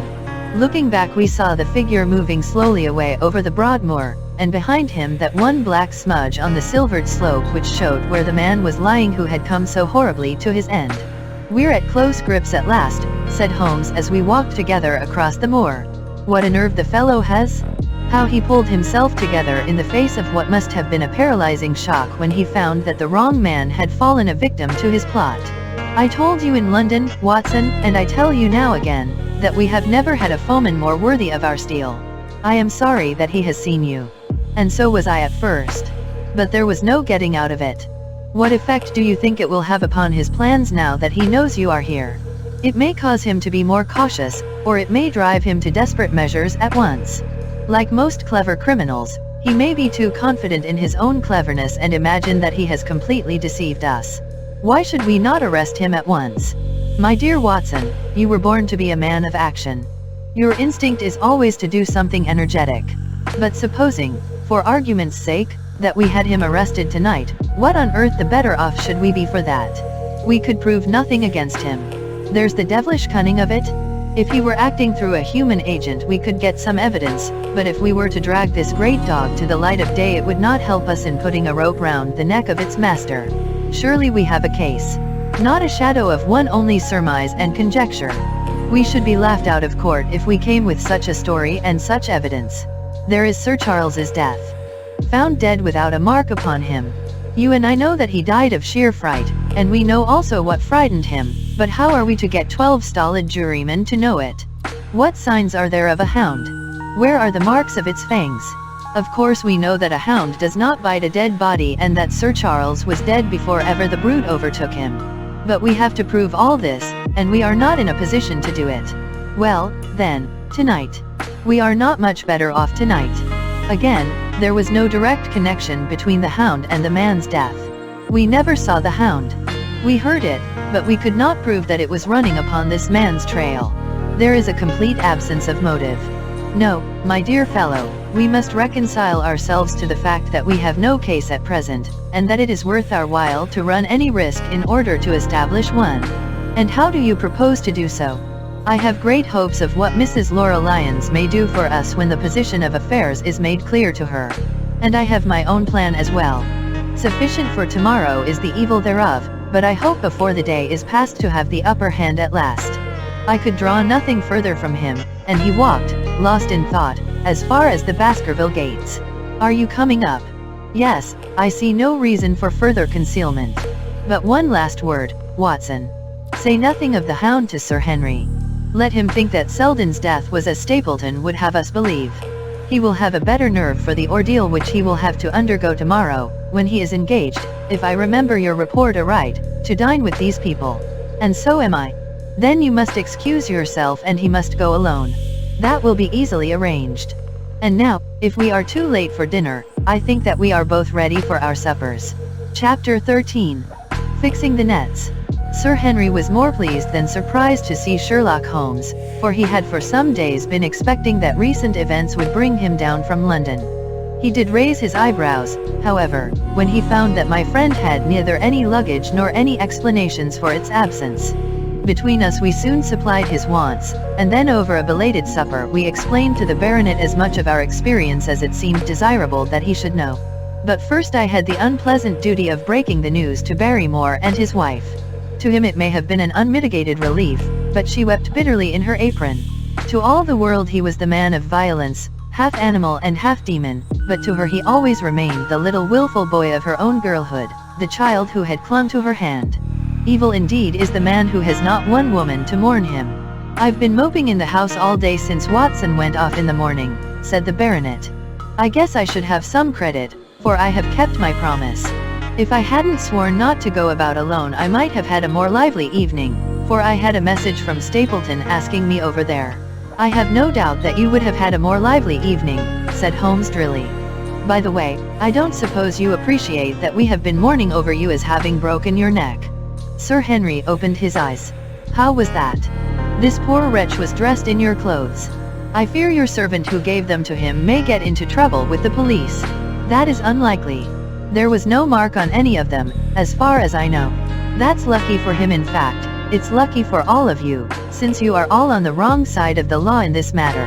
I am not sure that as a conscientious detective my first duty is not to arrest the whole household. Watson's reports are most incriminating documents. But how about the case? Asked the baronet. Have you made anything out of the tangle? I don't know that Watson and I are much the wiser since we came down. I think that I shall be in a position to make the situation rather more clear to you before long. It has been an exceedingly difficult and most complicated business. There are several points upon which we still want light, but it is coming all the same. We've had one experience, as Watson has no doubt told you. We heard the hound on the moor, so I can swear that it is not all empty superstition. I had something to do with dogs when I was out west, and I know one when I hear one. If you can muzzle that one and put him on a chain I'll be ready to swear you are the greatest detective of all time. I think I will muzzle him and chain him all right if you will give me your help. Whatever you tell me to do I will do. Very good, and I will ask you also to do it blindly, without always asking the reason. Just as you like. If you will do this I think the chances are that our little problem will soon be solved. I have no doubt. He stopped suddenly and stared fixedly up over my head into the air. The lamp beat upon his face, and so intent was it and so still that it might have been that of a clear-cut classical statue, a personification of alertness and expectation. What is it? We both cried. I could see as he looked down that he was repressing some internal emotion. His features were still composed, but his eyes shone with amused exultation. Excuse the admiration of a connoisseur, said he as he waved his hand towards the line of portraits which covered the opposite wall. Watson won't allow that I know anything of art, but that is mere jealousy because our views upon the subject differ. Now, these are a really very fine series of portraits. Well, I'm glad to hear you say so, said Sir Henry, glancing with some surprise at my friend. I don't pretend to know much about these things, and I'd be a better judge of a horse or a steer than of a picture. I didn't know that you found time for such things. I know what is good when I see it, and I see it now. That's a Kneller, I'll swear, that lady in the blue silk over yonder, and the stout gentleman with the wig ought to be a Reynolds. They are all family portraits, I presume. Every one. Do you know the names? Barrymore has been coaching me in them, and I think I can say my lessons fairly well. Who is the gentleman with the telescope? That is Rear Admiral Baskerville, who served under Rodney in the West Indies. The man with the blue coat and the roll of paper is Sir William Baskerville, who was chairman of committees of the House of Commons under Pitt. And this cavalier opposite to me, the one with the black velvet and the lace. Ah, you have a right to know about him. That is the cause of all the mischief, the wicked Hugo, who started the Hound of the Baskervilles. We're not likely to forget him. I gazed with interest and some surprise upon the portrait. Dear me, said Holmes, he seems a quiet, meek-mannered man enough, but I dare say that there was a lurking devil in his eyes. I had pictured him as a more robust and ruffianly person. There's no doubt about the authenticity, for the name and the date, 1647, are on the back of the canvas. Holmes said little more, but the picture of the old roisterer seemed to have a fascination for him, and his eyes were continually fixed upon it during supper. It was not until later, when Sir Henry had gone to his room, that I was able to follow the trend of his thoughts. He led me back into the banqueting hall, his bedroom candle in his hand, and he held it up against the time-stained portrait on the wall. "Do you see anything there?" I looked at the broad-plumed hat, the curling love locks, the white lace collar, and the straight, severe face which was framed between them. It was not a brutal countenance, but it was prim, hard, and stern, with a firm set, thin-lipped mouth, and a coldly intolerant eye. "Is it like anyone you know?" "There is something of Sir Henry about the jaw. Just a suggestion, perhaps. But wait an instant." He stood upon a chair, and, holding up the light in his left hand, he curved his right arm over the broad hat and round the long ringlets. "Good heavens!" I cried in amazement. The face of Stapleton had sprung out of the canvas. "Ha, you see it now. My eyes have been trained to examine faces and not their trimmings. It is the first quality of a criminal investigator that he should see through a disguise. But this is marvelous. It might be his portrait. Yes, it is an interesting instance of a throwback, which appears to be both physical and spiritual. A study of family portraits is enough to convert a man to the doctrine of reincarnation. The fellow is a Baskerville, that is evident. With designs upon the succession. Exactly.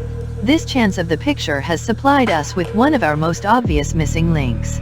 We have him, Watson, we have him, and I dare swear that before tomorrow night he will be fluttering in our net as helpless as one of his own butterflies. A pin, a cork, and a card, and we add him to the Baker Street collection." He burst into one of his rare fits of laughter as he turned away from the picture. I have not heard him laugh often, and it has always boded ill to somebody. I was up betimes in the morning, but Holmes was afoot earlier still, for I saw him as I dressed, coming up the drive. "Yes, we should have a full day today," he remarked, and he rubbed his hands with the joy of action. "The nets are all in place, and the drag is about to begin. We'll know before the day is out whether we have caught our big, lean-jawed pike, or whether he has got through the meshes. Have you been on the moor already?" "I have sent a report from Grimpen to Princetown as to the death of Selden. I think I can promise that none of you will be troubled in the matter. And I have also communicated with my faithful Cartwright, who would certainly have pined away at the door of my hut, as a dog does at his master's grave, if I had not set his mind at rest about my safety. What is the next move?" "To see Sir Henry. Ah, here he is." "Good morning, Holmes," said the baronet. "You look like a general who is planning a battle with his chief of the staff." "That is the exact situation. Watson was asking for orders. And so do I." "Very good. You are engaged, as I understand, to dine with our friends the Stapletons tonight. I hope that you will come also. They are very hospitable people, and I am sure that they would be very glad to see you. I fear that Watson and I must go to London." "To London?" "Yes, I think that we should be more useful there at the present juncture." The baronet's face perceptibly lengthened. "I hoped that you were going to see me through this business. The hall and the moor are not very pleasant places when one is alone. My dear fellow, you must trust me implicitly and do exactly what I tell you. You can tell your friends that we should have been happy to have come with you, but that urgent business required us to be in town. We hope very soon to return to Devonshire. Will you remember to give them that message? If you insist upon it. There is no alternative, I assure you." I saw by the baronet's clouded brow that he was deeply hurt by what he regarded as our desertion. "When do you desire to go?" he asked coldly. "Immediately after breakfast. We will drive into Coombe Tracey, but Watson will leave his things as a pledge that he will come back to you. Watson, you will send a note to Stapleton to tell him that you regret that you cannot come." "I have a good mind to go to London with you," said the baronet. "Why should I stay here alone?" "Because it is your post of duty. Because you gave me your word that you would do as you were told, and I tell you to stay." "All right, then, I'll stay. One more direction? I wish you to drive to Merripit House. Send back your trap, however, and let them know that you intend to walk home. To walk across the moor. Yes. But that is the very thing which you have so often cautioned me not to do. This time you may do it with safety. If I had not every confidence in your nerve and courage I would not suggest it, but it is essential that you should do it. Then I will do it." And as you value your life, do not go across the moor in any direction save along the straight path which leads from Merripit House to the Grimpen Road, and is your natural way home. I will do just what you say. Very good. I should be glad to get away as soon after breakfast as possible, so as to reach London in the afternoon. I was much astounded by this program, though I remembered that Holmes had said to Stapleton on the night before that his visit would terminate next day. It had not crossed my mind, however, that he would wish me to go with him, nor could I understand how we could both be absent at a moment which he himself declared to be critical. There was nothing for it, however, but implicit obedience, so we bade goodbye to our rueful friend, and a couple of hours afterwards we were at the station of Coombe Tracey and had dispatched the trap upon its return journey. A small boy was waiting upon the platform. "Any orders, sir?" "You will take this train to town, Cartwright. The moment you arrive you will send a wire to Sir Henry Baskerville, in my name, to say that if he finds the pocketbook which I have dropped he is to send it by registered post to Baker Street." "Yes, sir." "And ask at the station office if there is a message for me." The boy returned with a telegram, which Holmes handed to me. It ran: "Wire received. Coming down with unsigned warrant. Arrive 5:40.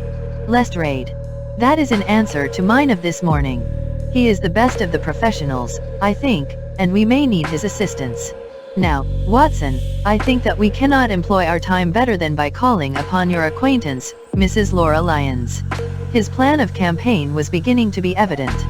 He would use the baronet in order to convince the Stapletons that we were really gone, while we should actually return at the instant when we were likely to be needed. That telegram from London, if mentioned by Sir Henry to the Stapletons, must remove the last suspicions from their minds. Already I seemed to see our nets drawing closer around that lean-jawed pike. Mrs. Laura Lyons was in her office, and Sherlock Holmes opened his interview with a frankness and directness which considerably amazed her. "I am investigating the circumstances which attended the death of the late Sir Charles Baskerville," said he. "My friend here, Dr. Watson, has informed me of what you have communicated, and also of what you have withheld in connection with that matter." "What have I withheld?" she asked defiantly. "You have confessed that you asked Sir Charles to be at the gate at 10 o'clock. We know that that was the place and hour of his death. You have withheld what the connection is between these events." "There is no connection." "In that case the coincidence must indeed be an extraordinary one. But I think that we shall succeed in establishing a connection, after all. I wish to be perfectly frank with you, Mrs. Lyons. We regard this case as one of murder, and the evidence may implicate not only your friend Mr. Stapleton but his wife as well." The lady sprang from her chair. "His wife," she cried. "The fact is no longer a secret. The person who has passed for his sister is really his wife." Mrs. Lyons had resumed her seat. Her hands were grasping the arms of her chair, and I saw that the pink nails had turned white with the pressure of her grip. "His wife," she said again. "His wife? He is not a married man." Sherlock Holmes shrugged his shoulders. "Prove it to me. Prove it to me. And if you can do so." The fierce flash of her eyes said more than any words. "I have come prepared to do so," said Holmes, drawing several papers from his pocket. "Here is a photograph of the couple taken in York 4 years ago. It is endorsed Mr. and Mrs. Vandeleur, but you will have no difficulty in recognizing him, and her also, if you know her by sight. Here are 3 written descriptions by trustworthy witnesses of Mr. and Mrs. Vandeleur, who at that time kept St. Oliver's private school. Read them and see if you can doubt the identity of these people." She glanced at them, and then looked up at us with the set, rigid face of a desperate woman. "Mr. Holmes," she said, "this man had offered me marriage on condition that I could get a divorce from my husband. He has lied to me, the villain, in every conceivable way. Not one word of truth has he ever told me. And why? I imagined that all was for my own sake. But now I see that I was never anything but a tool in his hands. Why should I preserve faith with him who never kept any with me? Why should I try to shield him from the consequences of his own wicked acts? Ask me what you like, and there is nothing which I shall hold back. One thing I swear to you, and that is that when I wrote the letter I never dreamed of any harm to the old gentleman, who had been my kindest friend." "I entirely believe you, madam," said Sherlock Holmes. "The recital of these events must be very painful to you, and perhaps it will make it easier if I tell you what occurred, and you can check me if I make any material mistake. The sending of this letter was suggested to you by Stapleton. He dictated it. I presume that the reason he gave was that you would receive help from Sir Charles for the legal expenses connected with your divorce. Exactly. And then after you had sent the letter he dissuaded you from keeping the appointment. He told me that it would hurt his self-respect that any other man should find the money for such an object, and that though he was a poor man himself he would devote his last penny to removing the obstacles which divided us. He appears to be a very consistent character. And then you heard nothing until you read the reports of the death in the paper. No. And he made you swear to say nothing about your appointment with Sir Charles. He did. He said that the death was a very mysterious one, and that I should certainly be suspected if the facts came out. He frightened me into remaining silent. Quite so. But you had your suspicions. She hesitated and looked down. I knew him, she said. But if he had kept faith with me I should always have done so with him. I think that on the whole you have had a fortunate escape, said Sherlock Holmes. You have had him in your power and he knew it, and yet you are alive. You have been walking for some months very near to the edge of a precipice. We must wish you good morning now, Mrs. Lyons, and it is probable that you will very shortly hear from us again. Our case becomes rounded off, and difficulty after difficulty thins away in front of us, said Holmes as we stood waiting for the arrival of the express from town. I shall soon be in the position of being able to put into a single connected narrative one of the most singular and sensational crimes of modern times.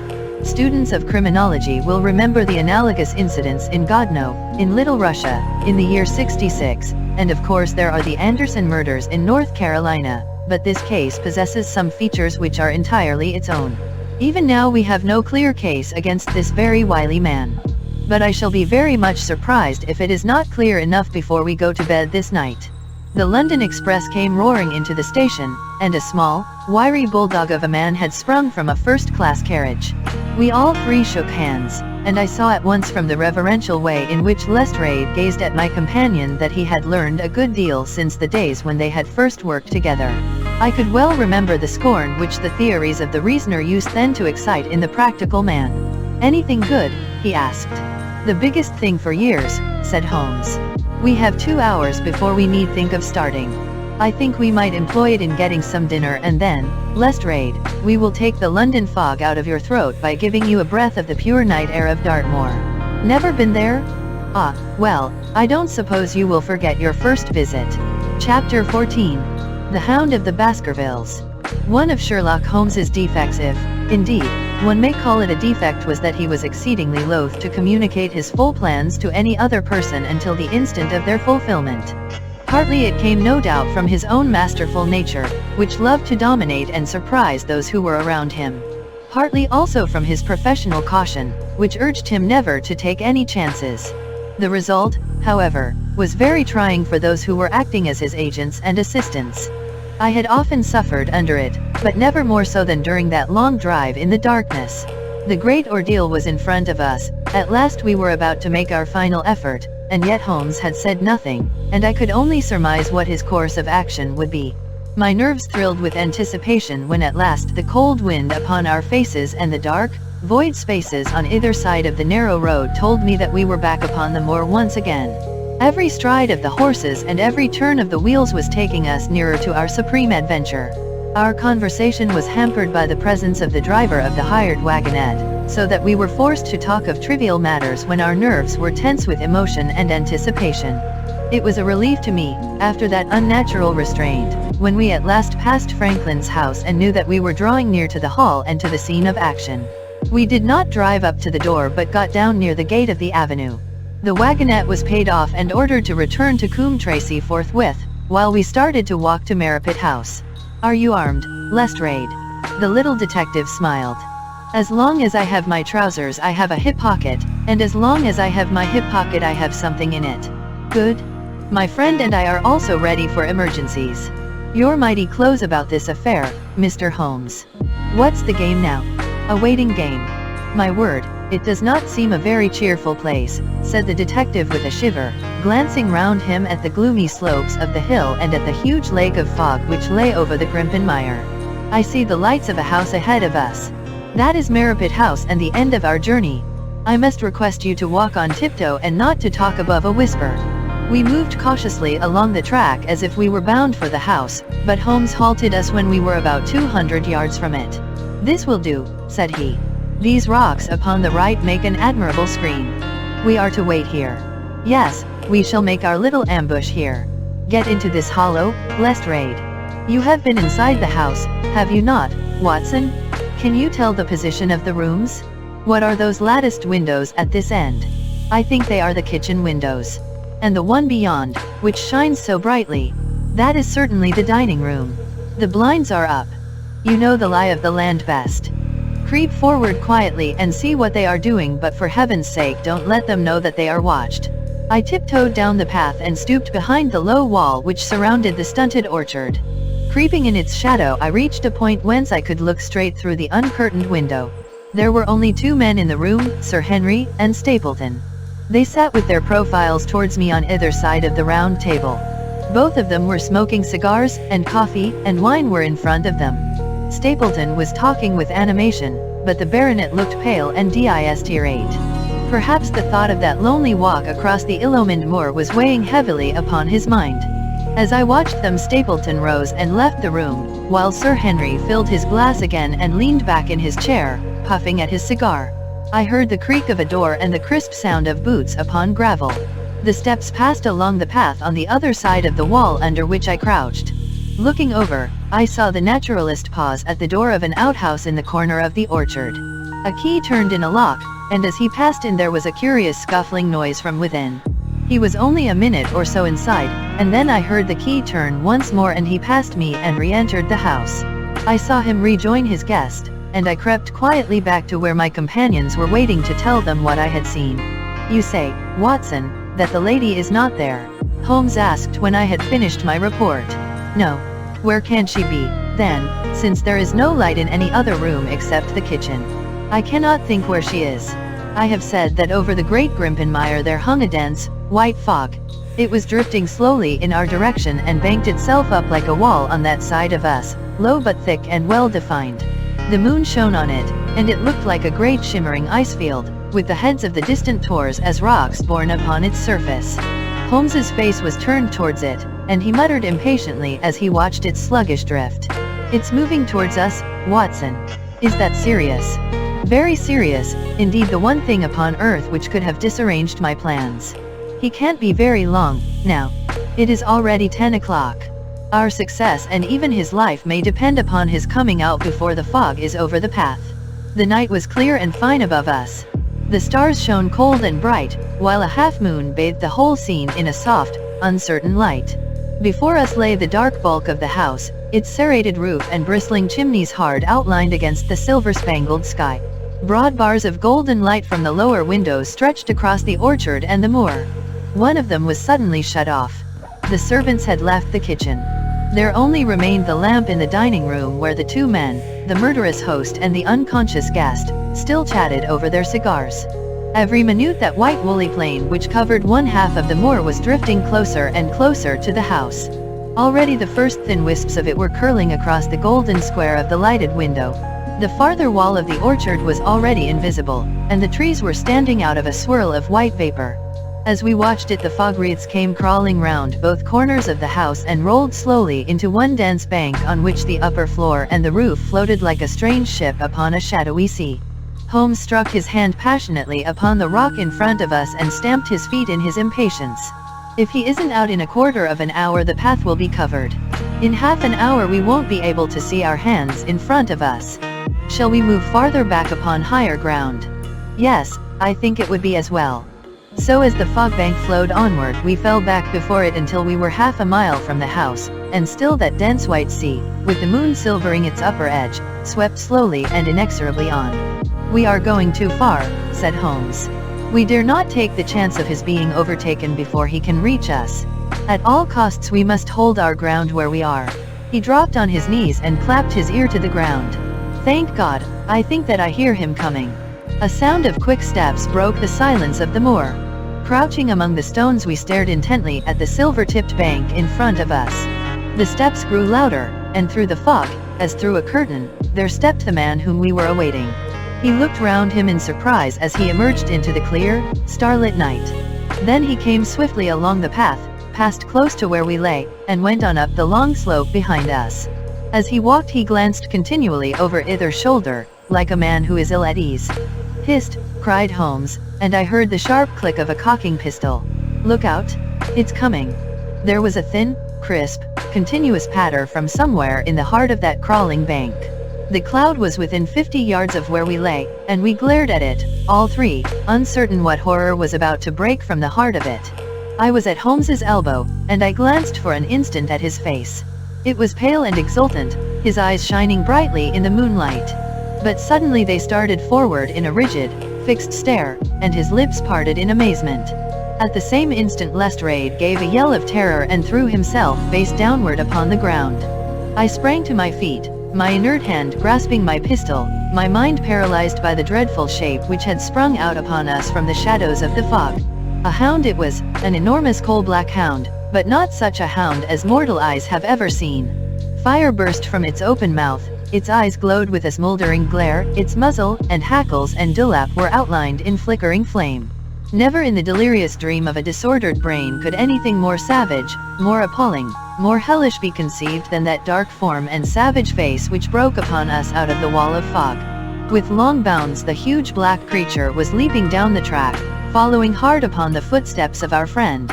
So paralyzed were we by the apparition that we allowed him to pass before we had recovered our nerve. Then Holmes and I both fired together, and the creature gave a hideous howl, which showed that one at least had hit him. He did not pause, however, but bounded onward. Far away on the path we saw Sir Henry looking back, his face white in the moonlight, his hands raised in horror, glaring helplessly at the frightful thing which was hunting him down. But that cry of pain from the hound had blown all our fears to the winds. If he was vulnerable he was mortal, and if we could wound him we could kill him. Never have I seen a man run as Holmes ran that night. I am reckoned fleet of foot, but he outpaced me as much as I outpaced the little professional. In front of us as we flew up the track we heard scream after scream from Sir Henry and the deep roar of the hound. I was in time to see the beast spring upon its victim, hurl him to the ground, and worry at his throat. But the next instant Holmes had emptied 5 barrels of his revolver into the creature's flank. With a last howl of agony and a vicious snap in the air, it rolled upon its back, 4 feet pawing furiously, and then fell limp upon its side. I stooped, panting, and pressed my pistol to the dreadful, shimmering head, but it was useless to press the trigger. The giant hound was dead. Sir Henry lay insensible where he had fallen. We tore away his collar, and Holmes breathed a prayer of gratitude when we saw that there was no sign of a wound and that the rescue had been in time. Already our friend's eyelids shivered and he made a feeble effort to move. Lestrade thrust his brandy flask between the baronet's teeth, and 2 frightened eyes were looking up at us. "My God," he whispered. "What was it? What, in heaven's name, was it?" "It's dead, whatever it is," said Holmes. "We've laid the family ghost once and forever." In mere size and strength it was a terrible creature which was lying stretched before us. It was not a pure bloodhound and it was not a pure mastiff, but it appeared to be a combination of the 2, gaunt, savage, and as large as a small lioness. Even now in the stillness of death, the huge jaws seemed to be dripping with a bluish flame and the small, deep-set, cruel eyes were ringed with fire. I placed my hand upon the glowing muzzle, and as I held them up my own fingers smoldered and gleamed in the darkness. "Phosphorus," I said. "A cunning preparation of it," said Holmes, sniffing at the dead animal. "There is no smell which might have interfered with his power of scent. We owe you a deep apology, Sir Henry, for having exposed you to this fright. I was prepared for a hound, but not for such a creature as this. And the fog gave us little time to receive him. You have saved my life, having first endangered it. Are you strong enough to stand? Give me another mouthful of that brandy and I shall be ready for anything. So, now, if you will help me up. What do you propose to do? To leave you here? You are not fit for further adventures tonight. If you will wait, one or other of us will go back with you to the hall." He tried to stagger to his feet, but he was still ghastly pale and trembling in every limb. We helped him to a rock, where he sat shivering with his face buried in his hands. "We must leave you now," said Holmes. "The rest of our work must be done, and every moment is of importance. We have our case, and now we only want our man. It's 1,000 to 1 against our finding him at the house," he continued as we retraced our steps swiftly down the path. Those shots must have told him that the game was up. We were some distance off, and this fog may have deadened them. He followed the hound to call him off of that, you may be certain. No, he's gone by this time? But we'll search the house and make sure. The front door was open, so we rushed in and hurried from room to the amazement of a doddering old manservant, who met us in the passage. There was no light save in the dining room, but Holmes caught up the lamp and left no corner of the house unexplored. No sign could we see of the man whom we were chasing. On the upper floor, however, one of the bedroom doors was locked. "There's someone in here," cried Lestrade. "I can hear a movement. Open this door." A faint moaning and rustling came from within. Holmes struck the door just over the lock with the flat of his foot and it flew open. Pistol in hand, we all three rushed into the room. But there was no sign within it of that desperate and defiant villain whom we expected to see. Instead, we were faced by an object so strange and so unexpected that we stood for a moment staring at it in amazement. The room had been fashioned into a small museum, and the walls were lined by a number of glass-topped cases full of that collection of butterflies and moths, the formation of which had been the relaxation of this complex and dangerous man. In the center of this room there was an upright beam, which had been placed at some period as a support for the old worm-eaten block of timber which spanned the roof. To this post a figure was tied, so swathed and muffled in the sheets which had been used to secure it that one could not for the moment tell whether it was that of a man or a woman. One towel passed round the throat and was secured at the back of the pillar.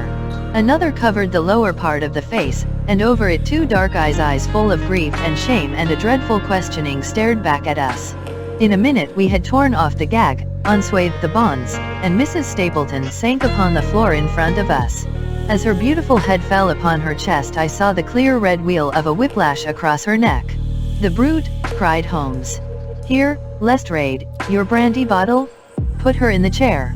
She has fainted from ill usage and exhaustion." She opened her eyes again. "Is he safe?" she asked. "Has he escaped?" "He cannot escape us, madam." No, I did not mean my husband." "Sir Henry? Is he safe?" "Yes." "And the hound?" "It is dead." She gave a long sigh of satisfaction. Thank God. Thank God. Oh, this villain? See how he has treated me." She shot her arms out from her sleeves, and we saw with horror that they were all mottled with bruises. "But this is nothing. It is my mind and soul that he has tortured and defiled. I could endure it all, ill usage, solitude, a life of deception, everything, as long as I could still cling to the hope that I had his love, but now I know that in this also I have been his dupe and his tool." She broke into passionate sobbing as she spoke. "You bear him no good will, madam," said Holmes. "Tell us then where we shall find him. If you have ever aided him in evil, help us now and so atone." "There is but one place where he can have fled," she answered. "There is an old tin mine on an island in the heart of the mire. It was there that he kept his hound, and there also he had made preparations so that he might have a refuge. That is where he would fly." The fog bank lay like white wool against the window. Holmes held the lamp towards it. "See," said he. "No one could find his way into the Grimpen mire tonight." She laughed and clapped her hands. Her eyes and teeth gleamed with fierce merriment. "He may find his way in, but never out," she cried. "How can he see the guiding wands tonight? We planted them together, he and I, to mark the pathway through the mire. Oh, if I could only have plucked them out today. Then indeed you would have had him at your mercy." It was evident to us that all pursuit was in vain until the fog had lifted. Meanwhile we left Lestrade in possession of the house while Holmes and I went back with the baronet to Baskerville Hall. The story of the Stapletons could no longer be withheld from him, but he took the blow bravely when he learned the truth about the woman whom he had loved. But the shock of the night's adventures had shattered his nerves, and before morning he lay delirious in a high fever under the care of Dr. Mortimer. The two of them were destined to travel together round the world before Sir Henry had become once more the hale, hearty man that he had been before he became master of that ill-omened estate. And now I come rapidly to the conclusion of this singular narrative, in which I have tried to make the reader share those dark fears and vague surmises which clouded our lives so long and ended in so tragic a manner. On the morning after the death of the hound the fog had lifted and we were guided by Mrs. Stapleton to the point where they had found a pathway through the bog. It helped us to realize the horror of this woman's life when we saw the eagerness and joy with which she laid us on her husband's track. We left her standing upon the thin peninsula of firm, peaty soil which tapered out into the widespread bog. From the end of it a small wand planted here and there showed where the path zigzagged from tuft to tuft of rushes among those green-scummed pits and foul quagmires which barred the way to the stranger. Rank reeds and lush, slimy water plants sent an odor of decay and a heavy miasmatic vapor onto our faces, while a false step plunged us more than once thigh-deep into the dark, quivering mire, which shook for yards in soft undulations around our feet. Its tenacious grip plucked at our heels as we walked, and when we sank into it was as if some malignant hand was tugging us down into those obscene depths, so grim and purposeful was the clutch in which it held us. Once only we saw a trace that someone had passed that perilous way before us. From amid a tuft of cotton grass which bore it up out of the slime some dark thing was projecting. Holmes sank to his waist as he stepped from the path to seize it, and had we not been there to drag him out he could never have set his foot upon firm land again. He held an old black boot in the air. Myers, Toronto, was printed on the leather inside. "It is worth a mud bath," said he. "It is our friend Sir Henry's missing boot. Thrown there by Stapleton in his flight." "Exactly. He retained it in his hand after using it to set the hound upon the track. He fled when he knew the game was up, still clutching it. And he hurled it away at this point of his flight. We know at least that he came so far in safety. But more than that we were never destined to know, though there was much which we might surmise. There was no chance of finding footsteps in the mire, for the rising mud oozed swiftly in upon them, but as we at last reached firmer ground beyond the morass we all looked eagerly for them. But no slightest sign of them ever met our eyes. If the earth told a true story, then Stapleton never reached that island of refuge towards which he struggled through the fog upon that last night. Somewhere in the heart of the great Grimpen mire, down in the foul slime of the huge morass which had sucked him in, this cold and cruel-hearted man is forever buried. Many traces we found of him in the bog-girt island where he had hid his savage ally. A huge driving wheel and a shaft half filled with rubbish showed the position of an abandoned mine. Beside it were the crumbling remains of the cottages of the miners, driven away no doubt by the foul reek of the surrounding swamp. In one of these a staple and chain with a quantity of gnawed bones showed where the animal had been confined. A skeleton with a tangle of brown hair adhering to it lay among the debris. "A dog," said Holmes. "By Jove, a curly-haired spaniel. Poor Mortimer will never see his pet again. Well, I do not know that this place contains any secret which we have not already fathomed." He could hide his hound, but he could not hush its voice, and hence came those cries which even in daylight were not pleasant to hear. On an emergency he could keep the hound in the outhouse at Merripit, but it was always a risk, and it was only on the supreme day, which he regarded as the end of all his efforts, that he dared do it. This paste in the tin is no doubt the luminous mixture with which the creature was daubed. It was suggested, of course, by the story of the family hellhound, and by the desire to frighten old Sir Charles to death. No wonder the poor devil of a convict ran and screamed, even as our friend did, and as we ourselves might have done, when he saw such a creature bounding through the darkness of the moor upon his track. It was a cunning device, for, apart from the chance of driving your victim to his death, what peasant would venture to inquire too closely into such a creature should he get sight of it, as many have done, upon the moor? I said it in London, Watson, and I say it again now, that never yet have we helped to hunt down a more dangerous man than he who is lying yonder. He swept his long arm towards the huge mottled expanse of green-splotched bog which stretched away until it merged into the russet slopes of the moor. Chapter 15. A Retrospection. It was the end of November, and Holmes and I sat, upon a raw and foggy night, on either side of a blazing fire in our sitting room in Baker Street. Since the tragic upshot of our visit to Devonshire he had been engaged in two affairs of the utmost importance, in the first of which he had exposed the atrocious conduct of Colonel Upwood in connection with the famous card scandal of the Nonpareil Club, while in the second he had defended the unfortunate Madame Montpensier from the charge of murder which hung over her in connection with the death of her stepdaughter, MLLE.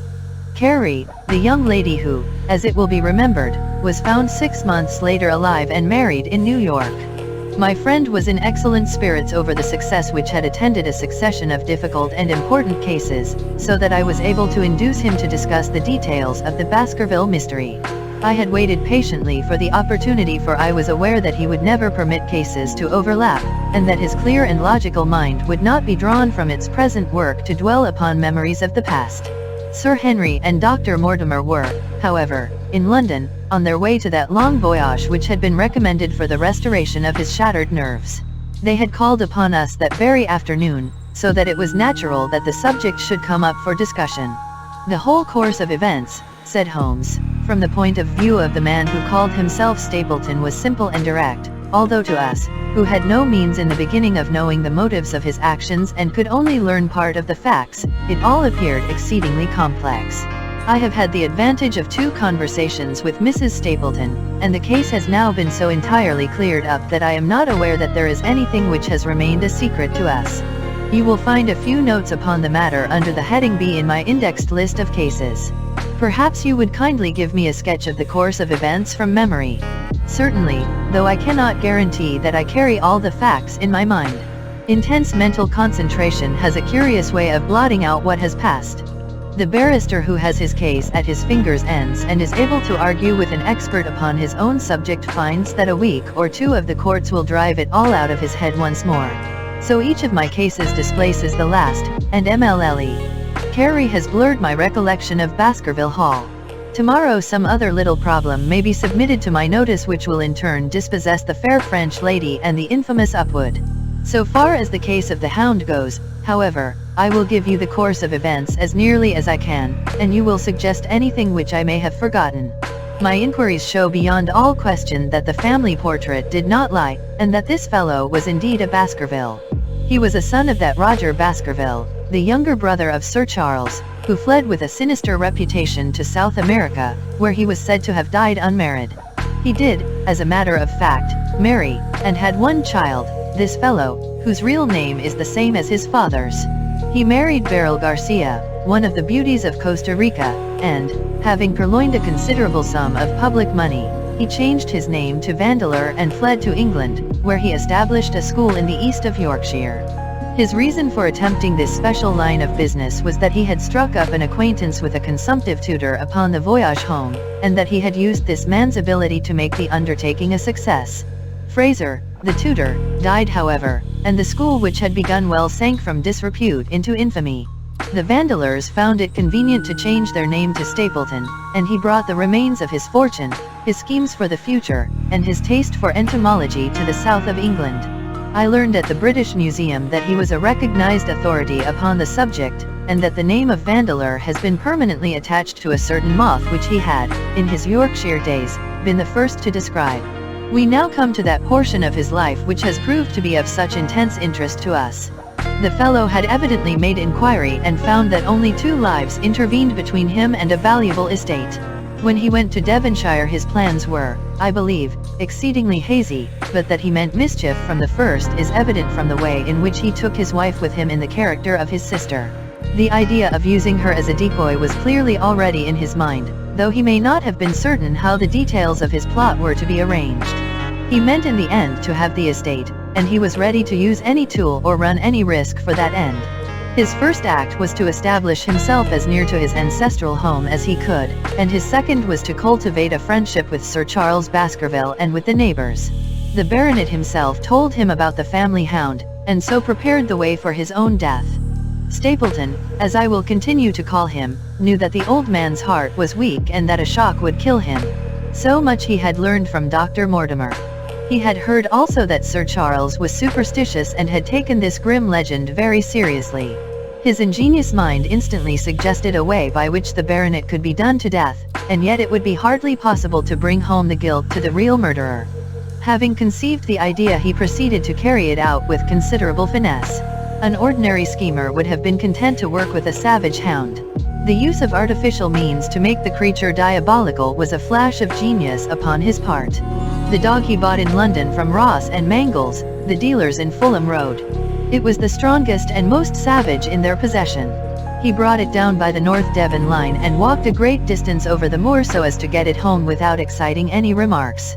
He had already on his insect hunts learned to penetrate the Grimpenmire, and so had found a safe hiding place for the creature. Here he kennelled it and waited his chance.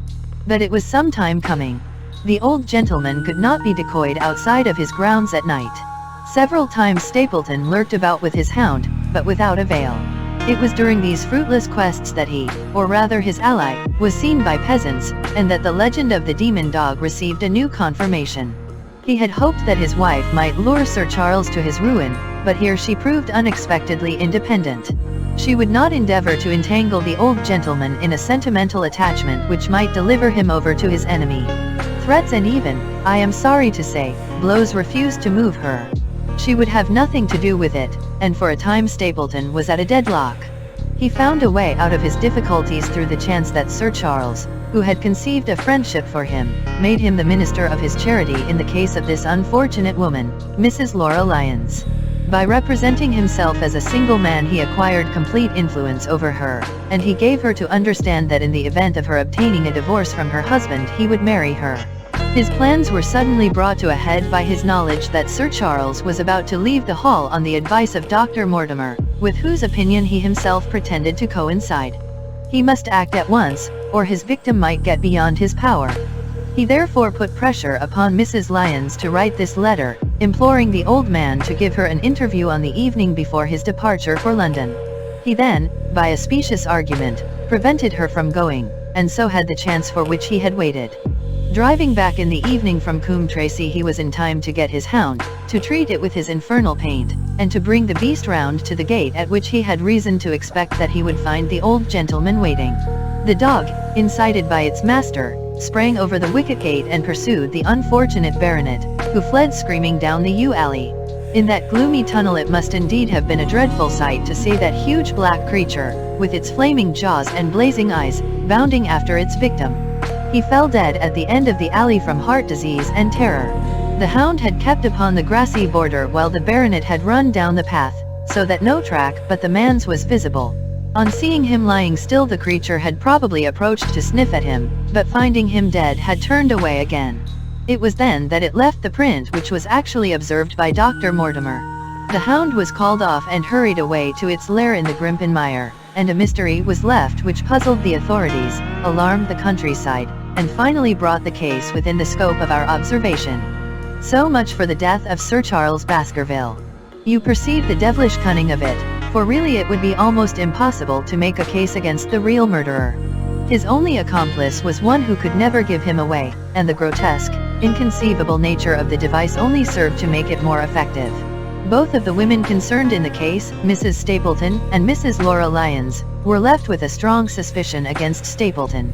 Mrs. Stapleton knew that he had designs upon the old man, and also of the existence of the hound. Mrs. Lyons knew neither of these things, but had been impressed by the death occurring at the time of an uncancelled appointment which was only known to him. However, both of them were under his influence, and he had nothing to fear from them. The first half of his task was successfully accomplished, but the more difficult still remained. It is possible that Stapleton did not know of the existence of an heir in Canada. In any case he would very soon learn it from his friend Dr. Mortimer, and he was told by the latter all details about the arrival of Henry Baskerville. Stapleton's first idea was that this young stranger from Canada might possibly be done to death in London without coming down to Devonshire at all. He distrusted his wife ever since she had refused to help him in laying a trap for the old man, and he dared not leave her long out of his sight for fear he should lose his influence over her. It was for this reason that he took her to London with him. They lodged, I find, at the Mexborough Private Hotel, in Craven Street, which was actually one of those called upon by my agent in search of evidence. Here he kept his wife imprisoned in her room while he, disguised in a beard, followed Dr. Mortimer to Baker Street and afterwards to the station and to the Northumberland Hotel. His wife had some inkling of his plans, but she had such a fear of her husband, a fear founded upon brutal ill-treatment, that she dare not write to warn the man whom she knew to be in danger. If the letter should fall into Stapleton's hands her own life would not be safe. Eventually, as we know, she adopted the expedient of cutting out the words which would form the message, and addressing the letter in a disguised hand. It reached the baronet, and gave him the first warning of his danger. It was very essential for Stapleton to get some article of Sir Henry's attire so that, in case he was driven to use the dog, he might always have the means of setting him upon his track. With characteristic promptness and audacity he set about this at once, and we cannot doubt that the boots or chambermaid of the hotel was well bribed to help him in his design.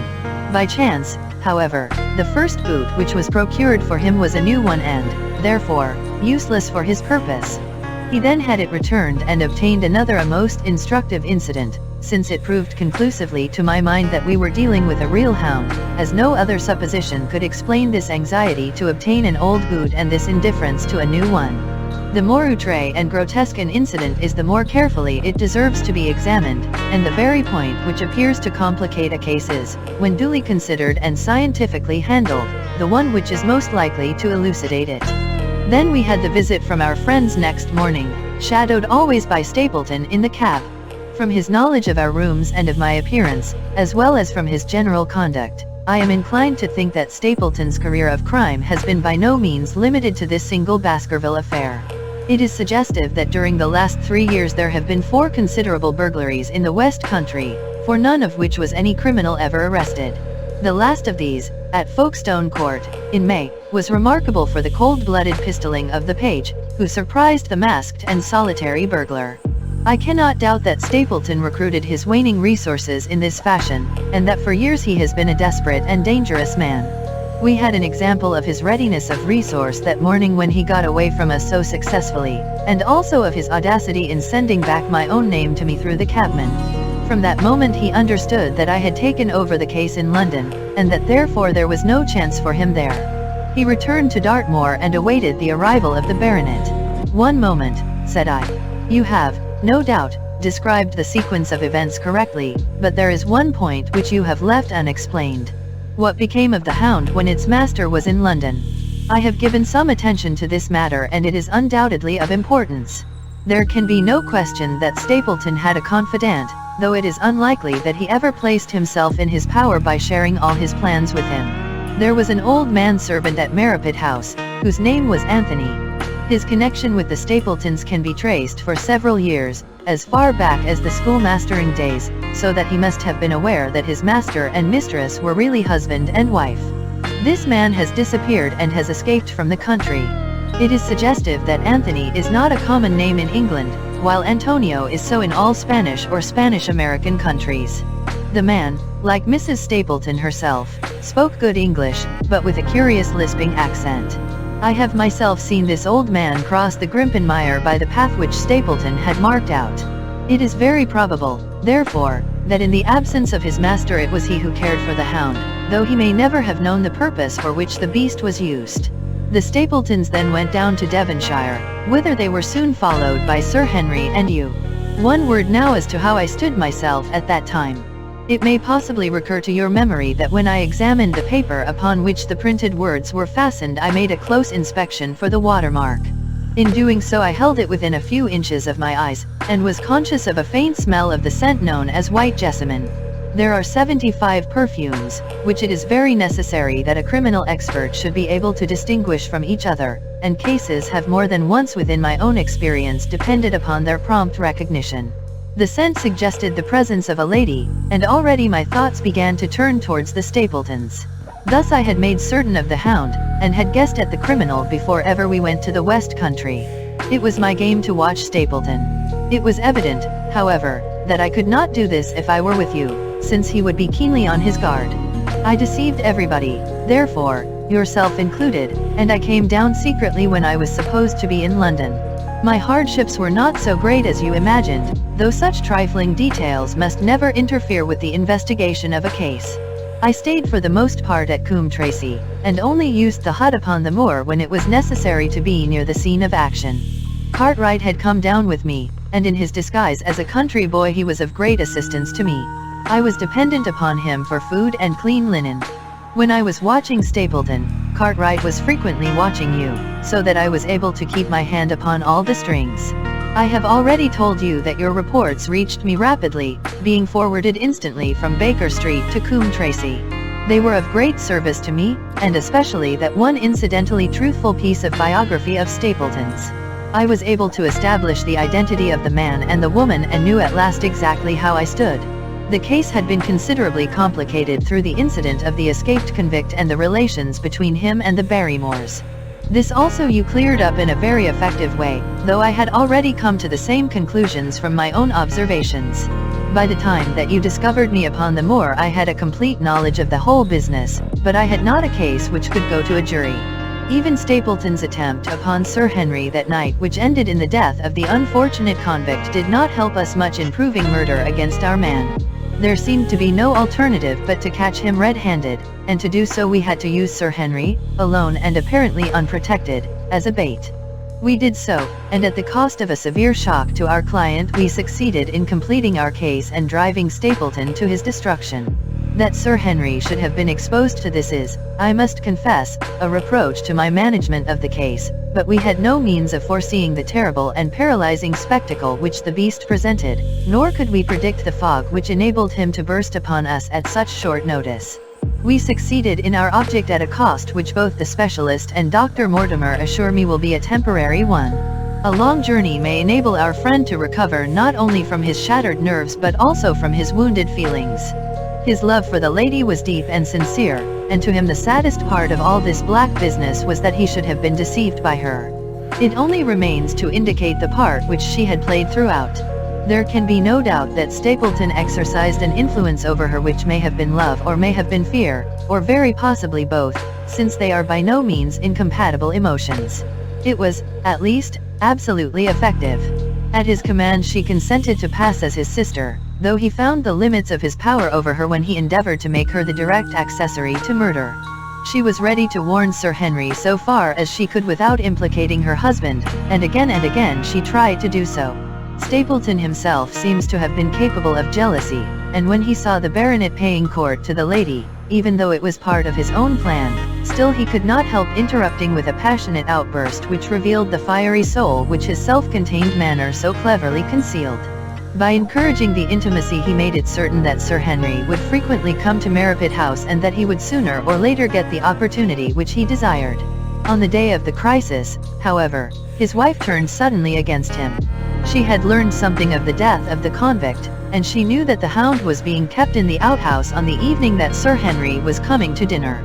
She taxed her husband with his intended crime, and a furious scene followed in which he showed her for the first time that she had a rival in his love.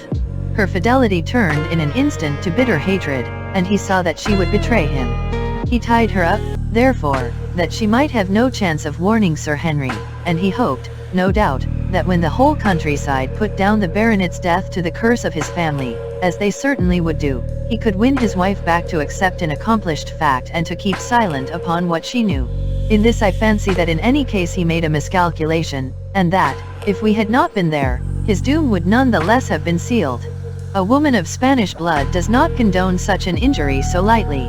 And now, my dear Watson, without referring to my notes, I cannot give you a more detailed account of this curious case. I do not know that anything essential has been left unexplained. He could not hope to frighten Sir Henry to death as he had done the old uncle with his bogey hound. The beast was savage and half-starved. If its appearance did not frighten its victim to death, at least it would paralyze the resistance which might be offered. No doubt. There only remains one difficulty. If Stapleton came into the succession, how could he explain the fact that he, the heir, had been living unannounced under another name so close to the property? How could he claim it without causing suspicion and inquiry? It is a formidable difficulty, and I fear that you ask too much when you expect me to solve it. The past and the present are within the field of my inquiry, but what a man may do in the future is a hard question to answer. Mrs. Stapleton has heard her husband discuss the problem on several occasions. There were 3 possible courses. He might claim the property from South America, establish his identity before the British authorities there and so obtain the fortune without ever coming to England at all, or he might adopt an elaborate disguise during the short time that he need be in London, or, again, he might furnish an accomplice with the proofs and papers, putting him in as heir, and retaining a claim upon some proportion of his income. We cannot doubt from what we know of him that he would have found some way out of the difficulty. And now, my dear Watson, we have had some weeks of severe work, and for one evening, I think, we may turn our thoughts into more pleasant channels. I have a box for Les Huguenots. Have you heard the Doriscas? Might I trouble you then to be ready in half an hour, and we can stop at Marcini's for a little dinner on the way. The end.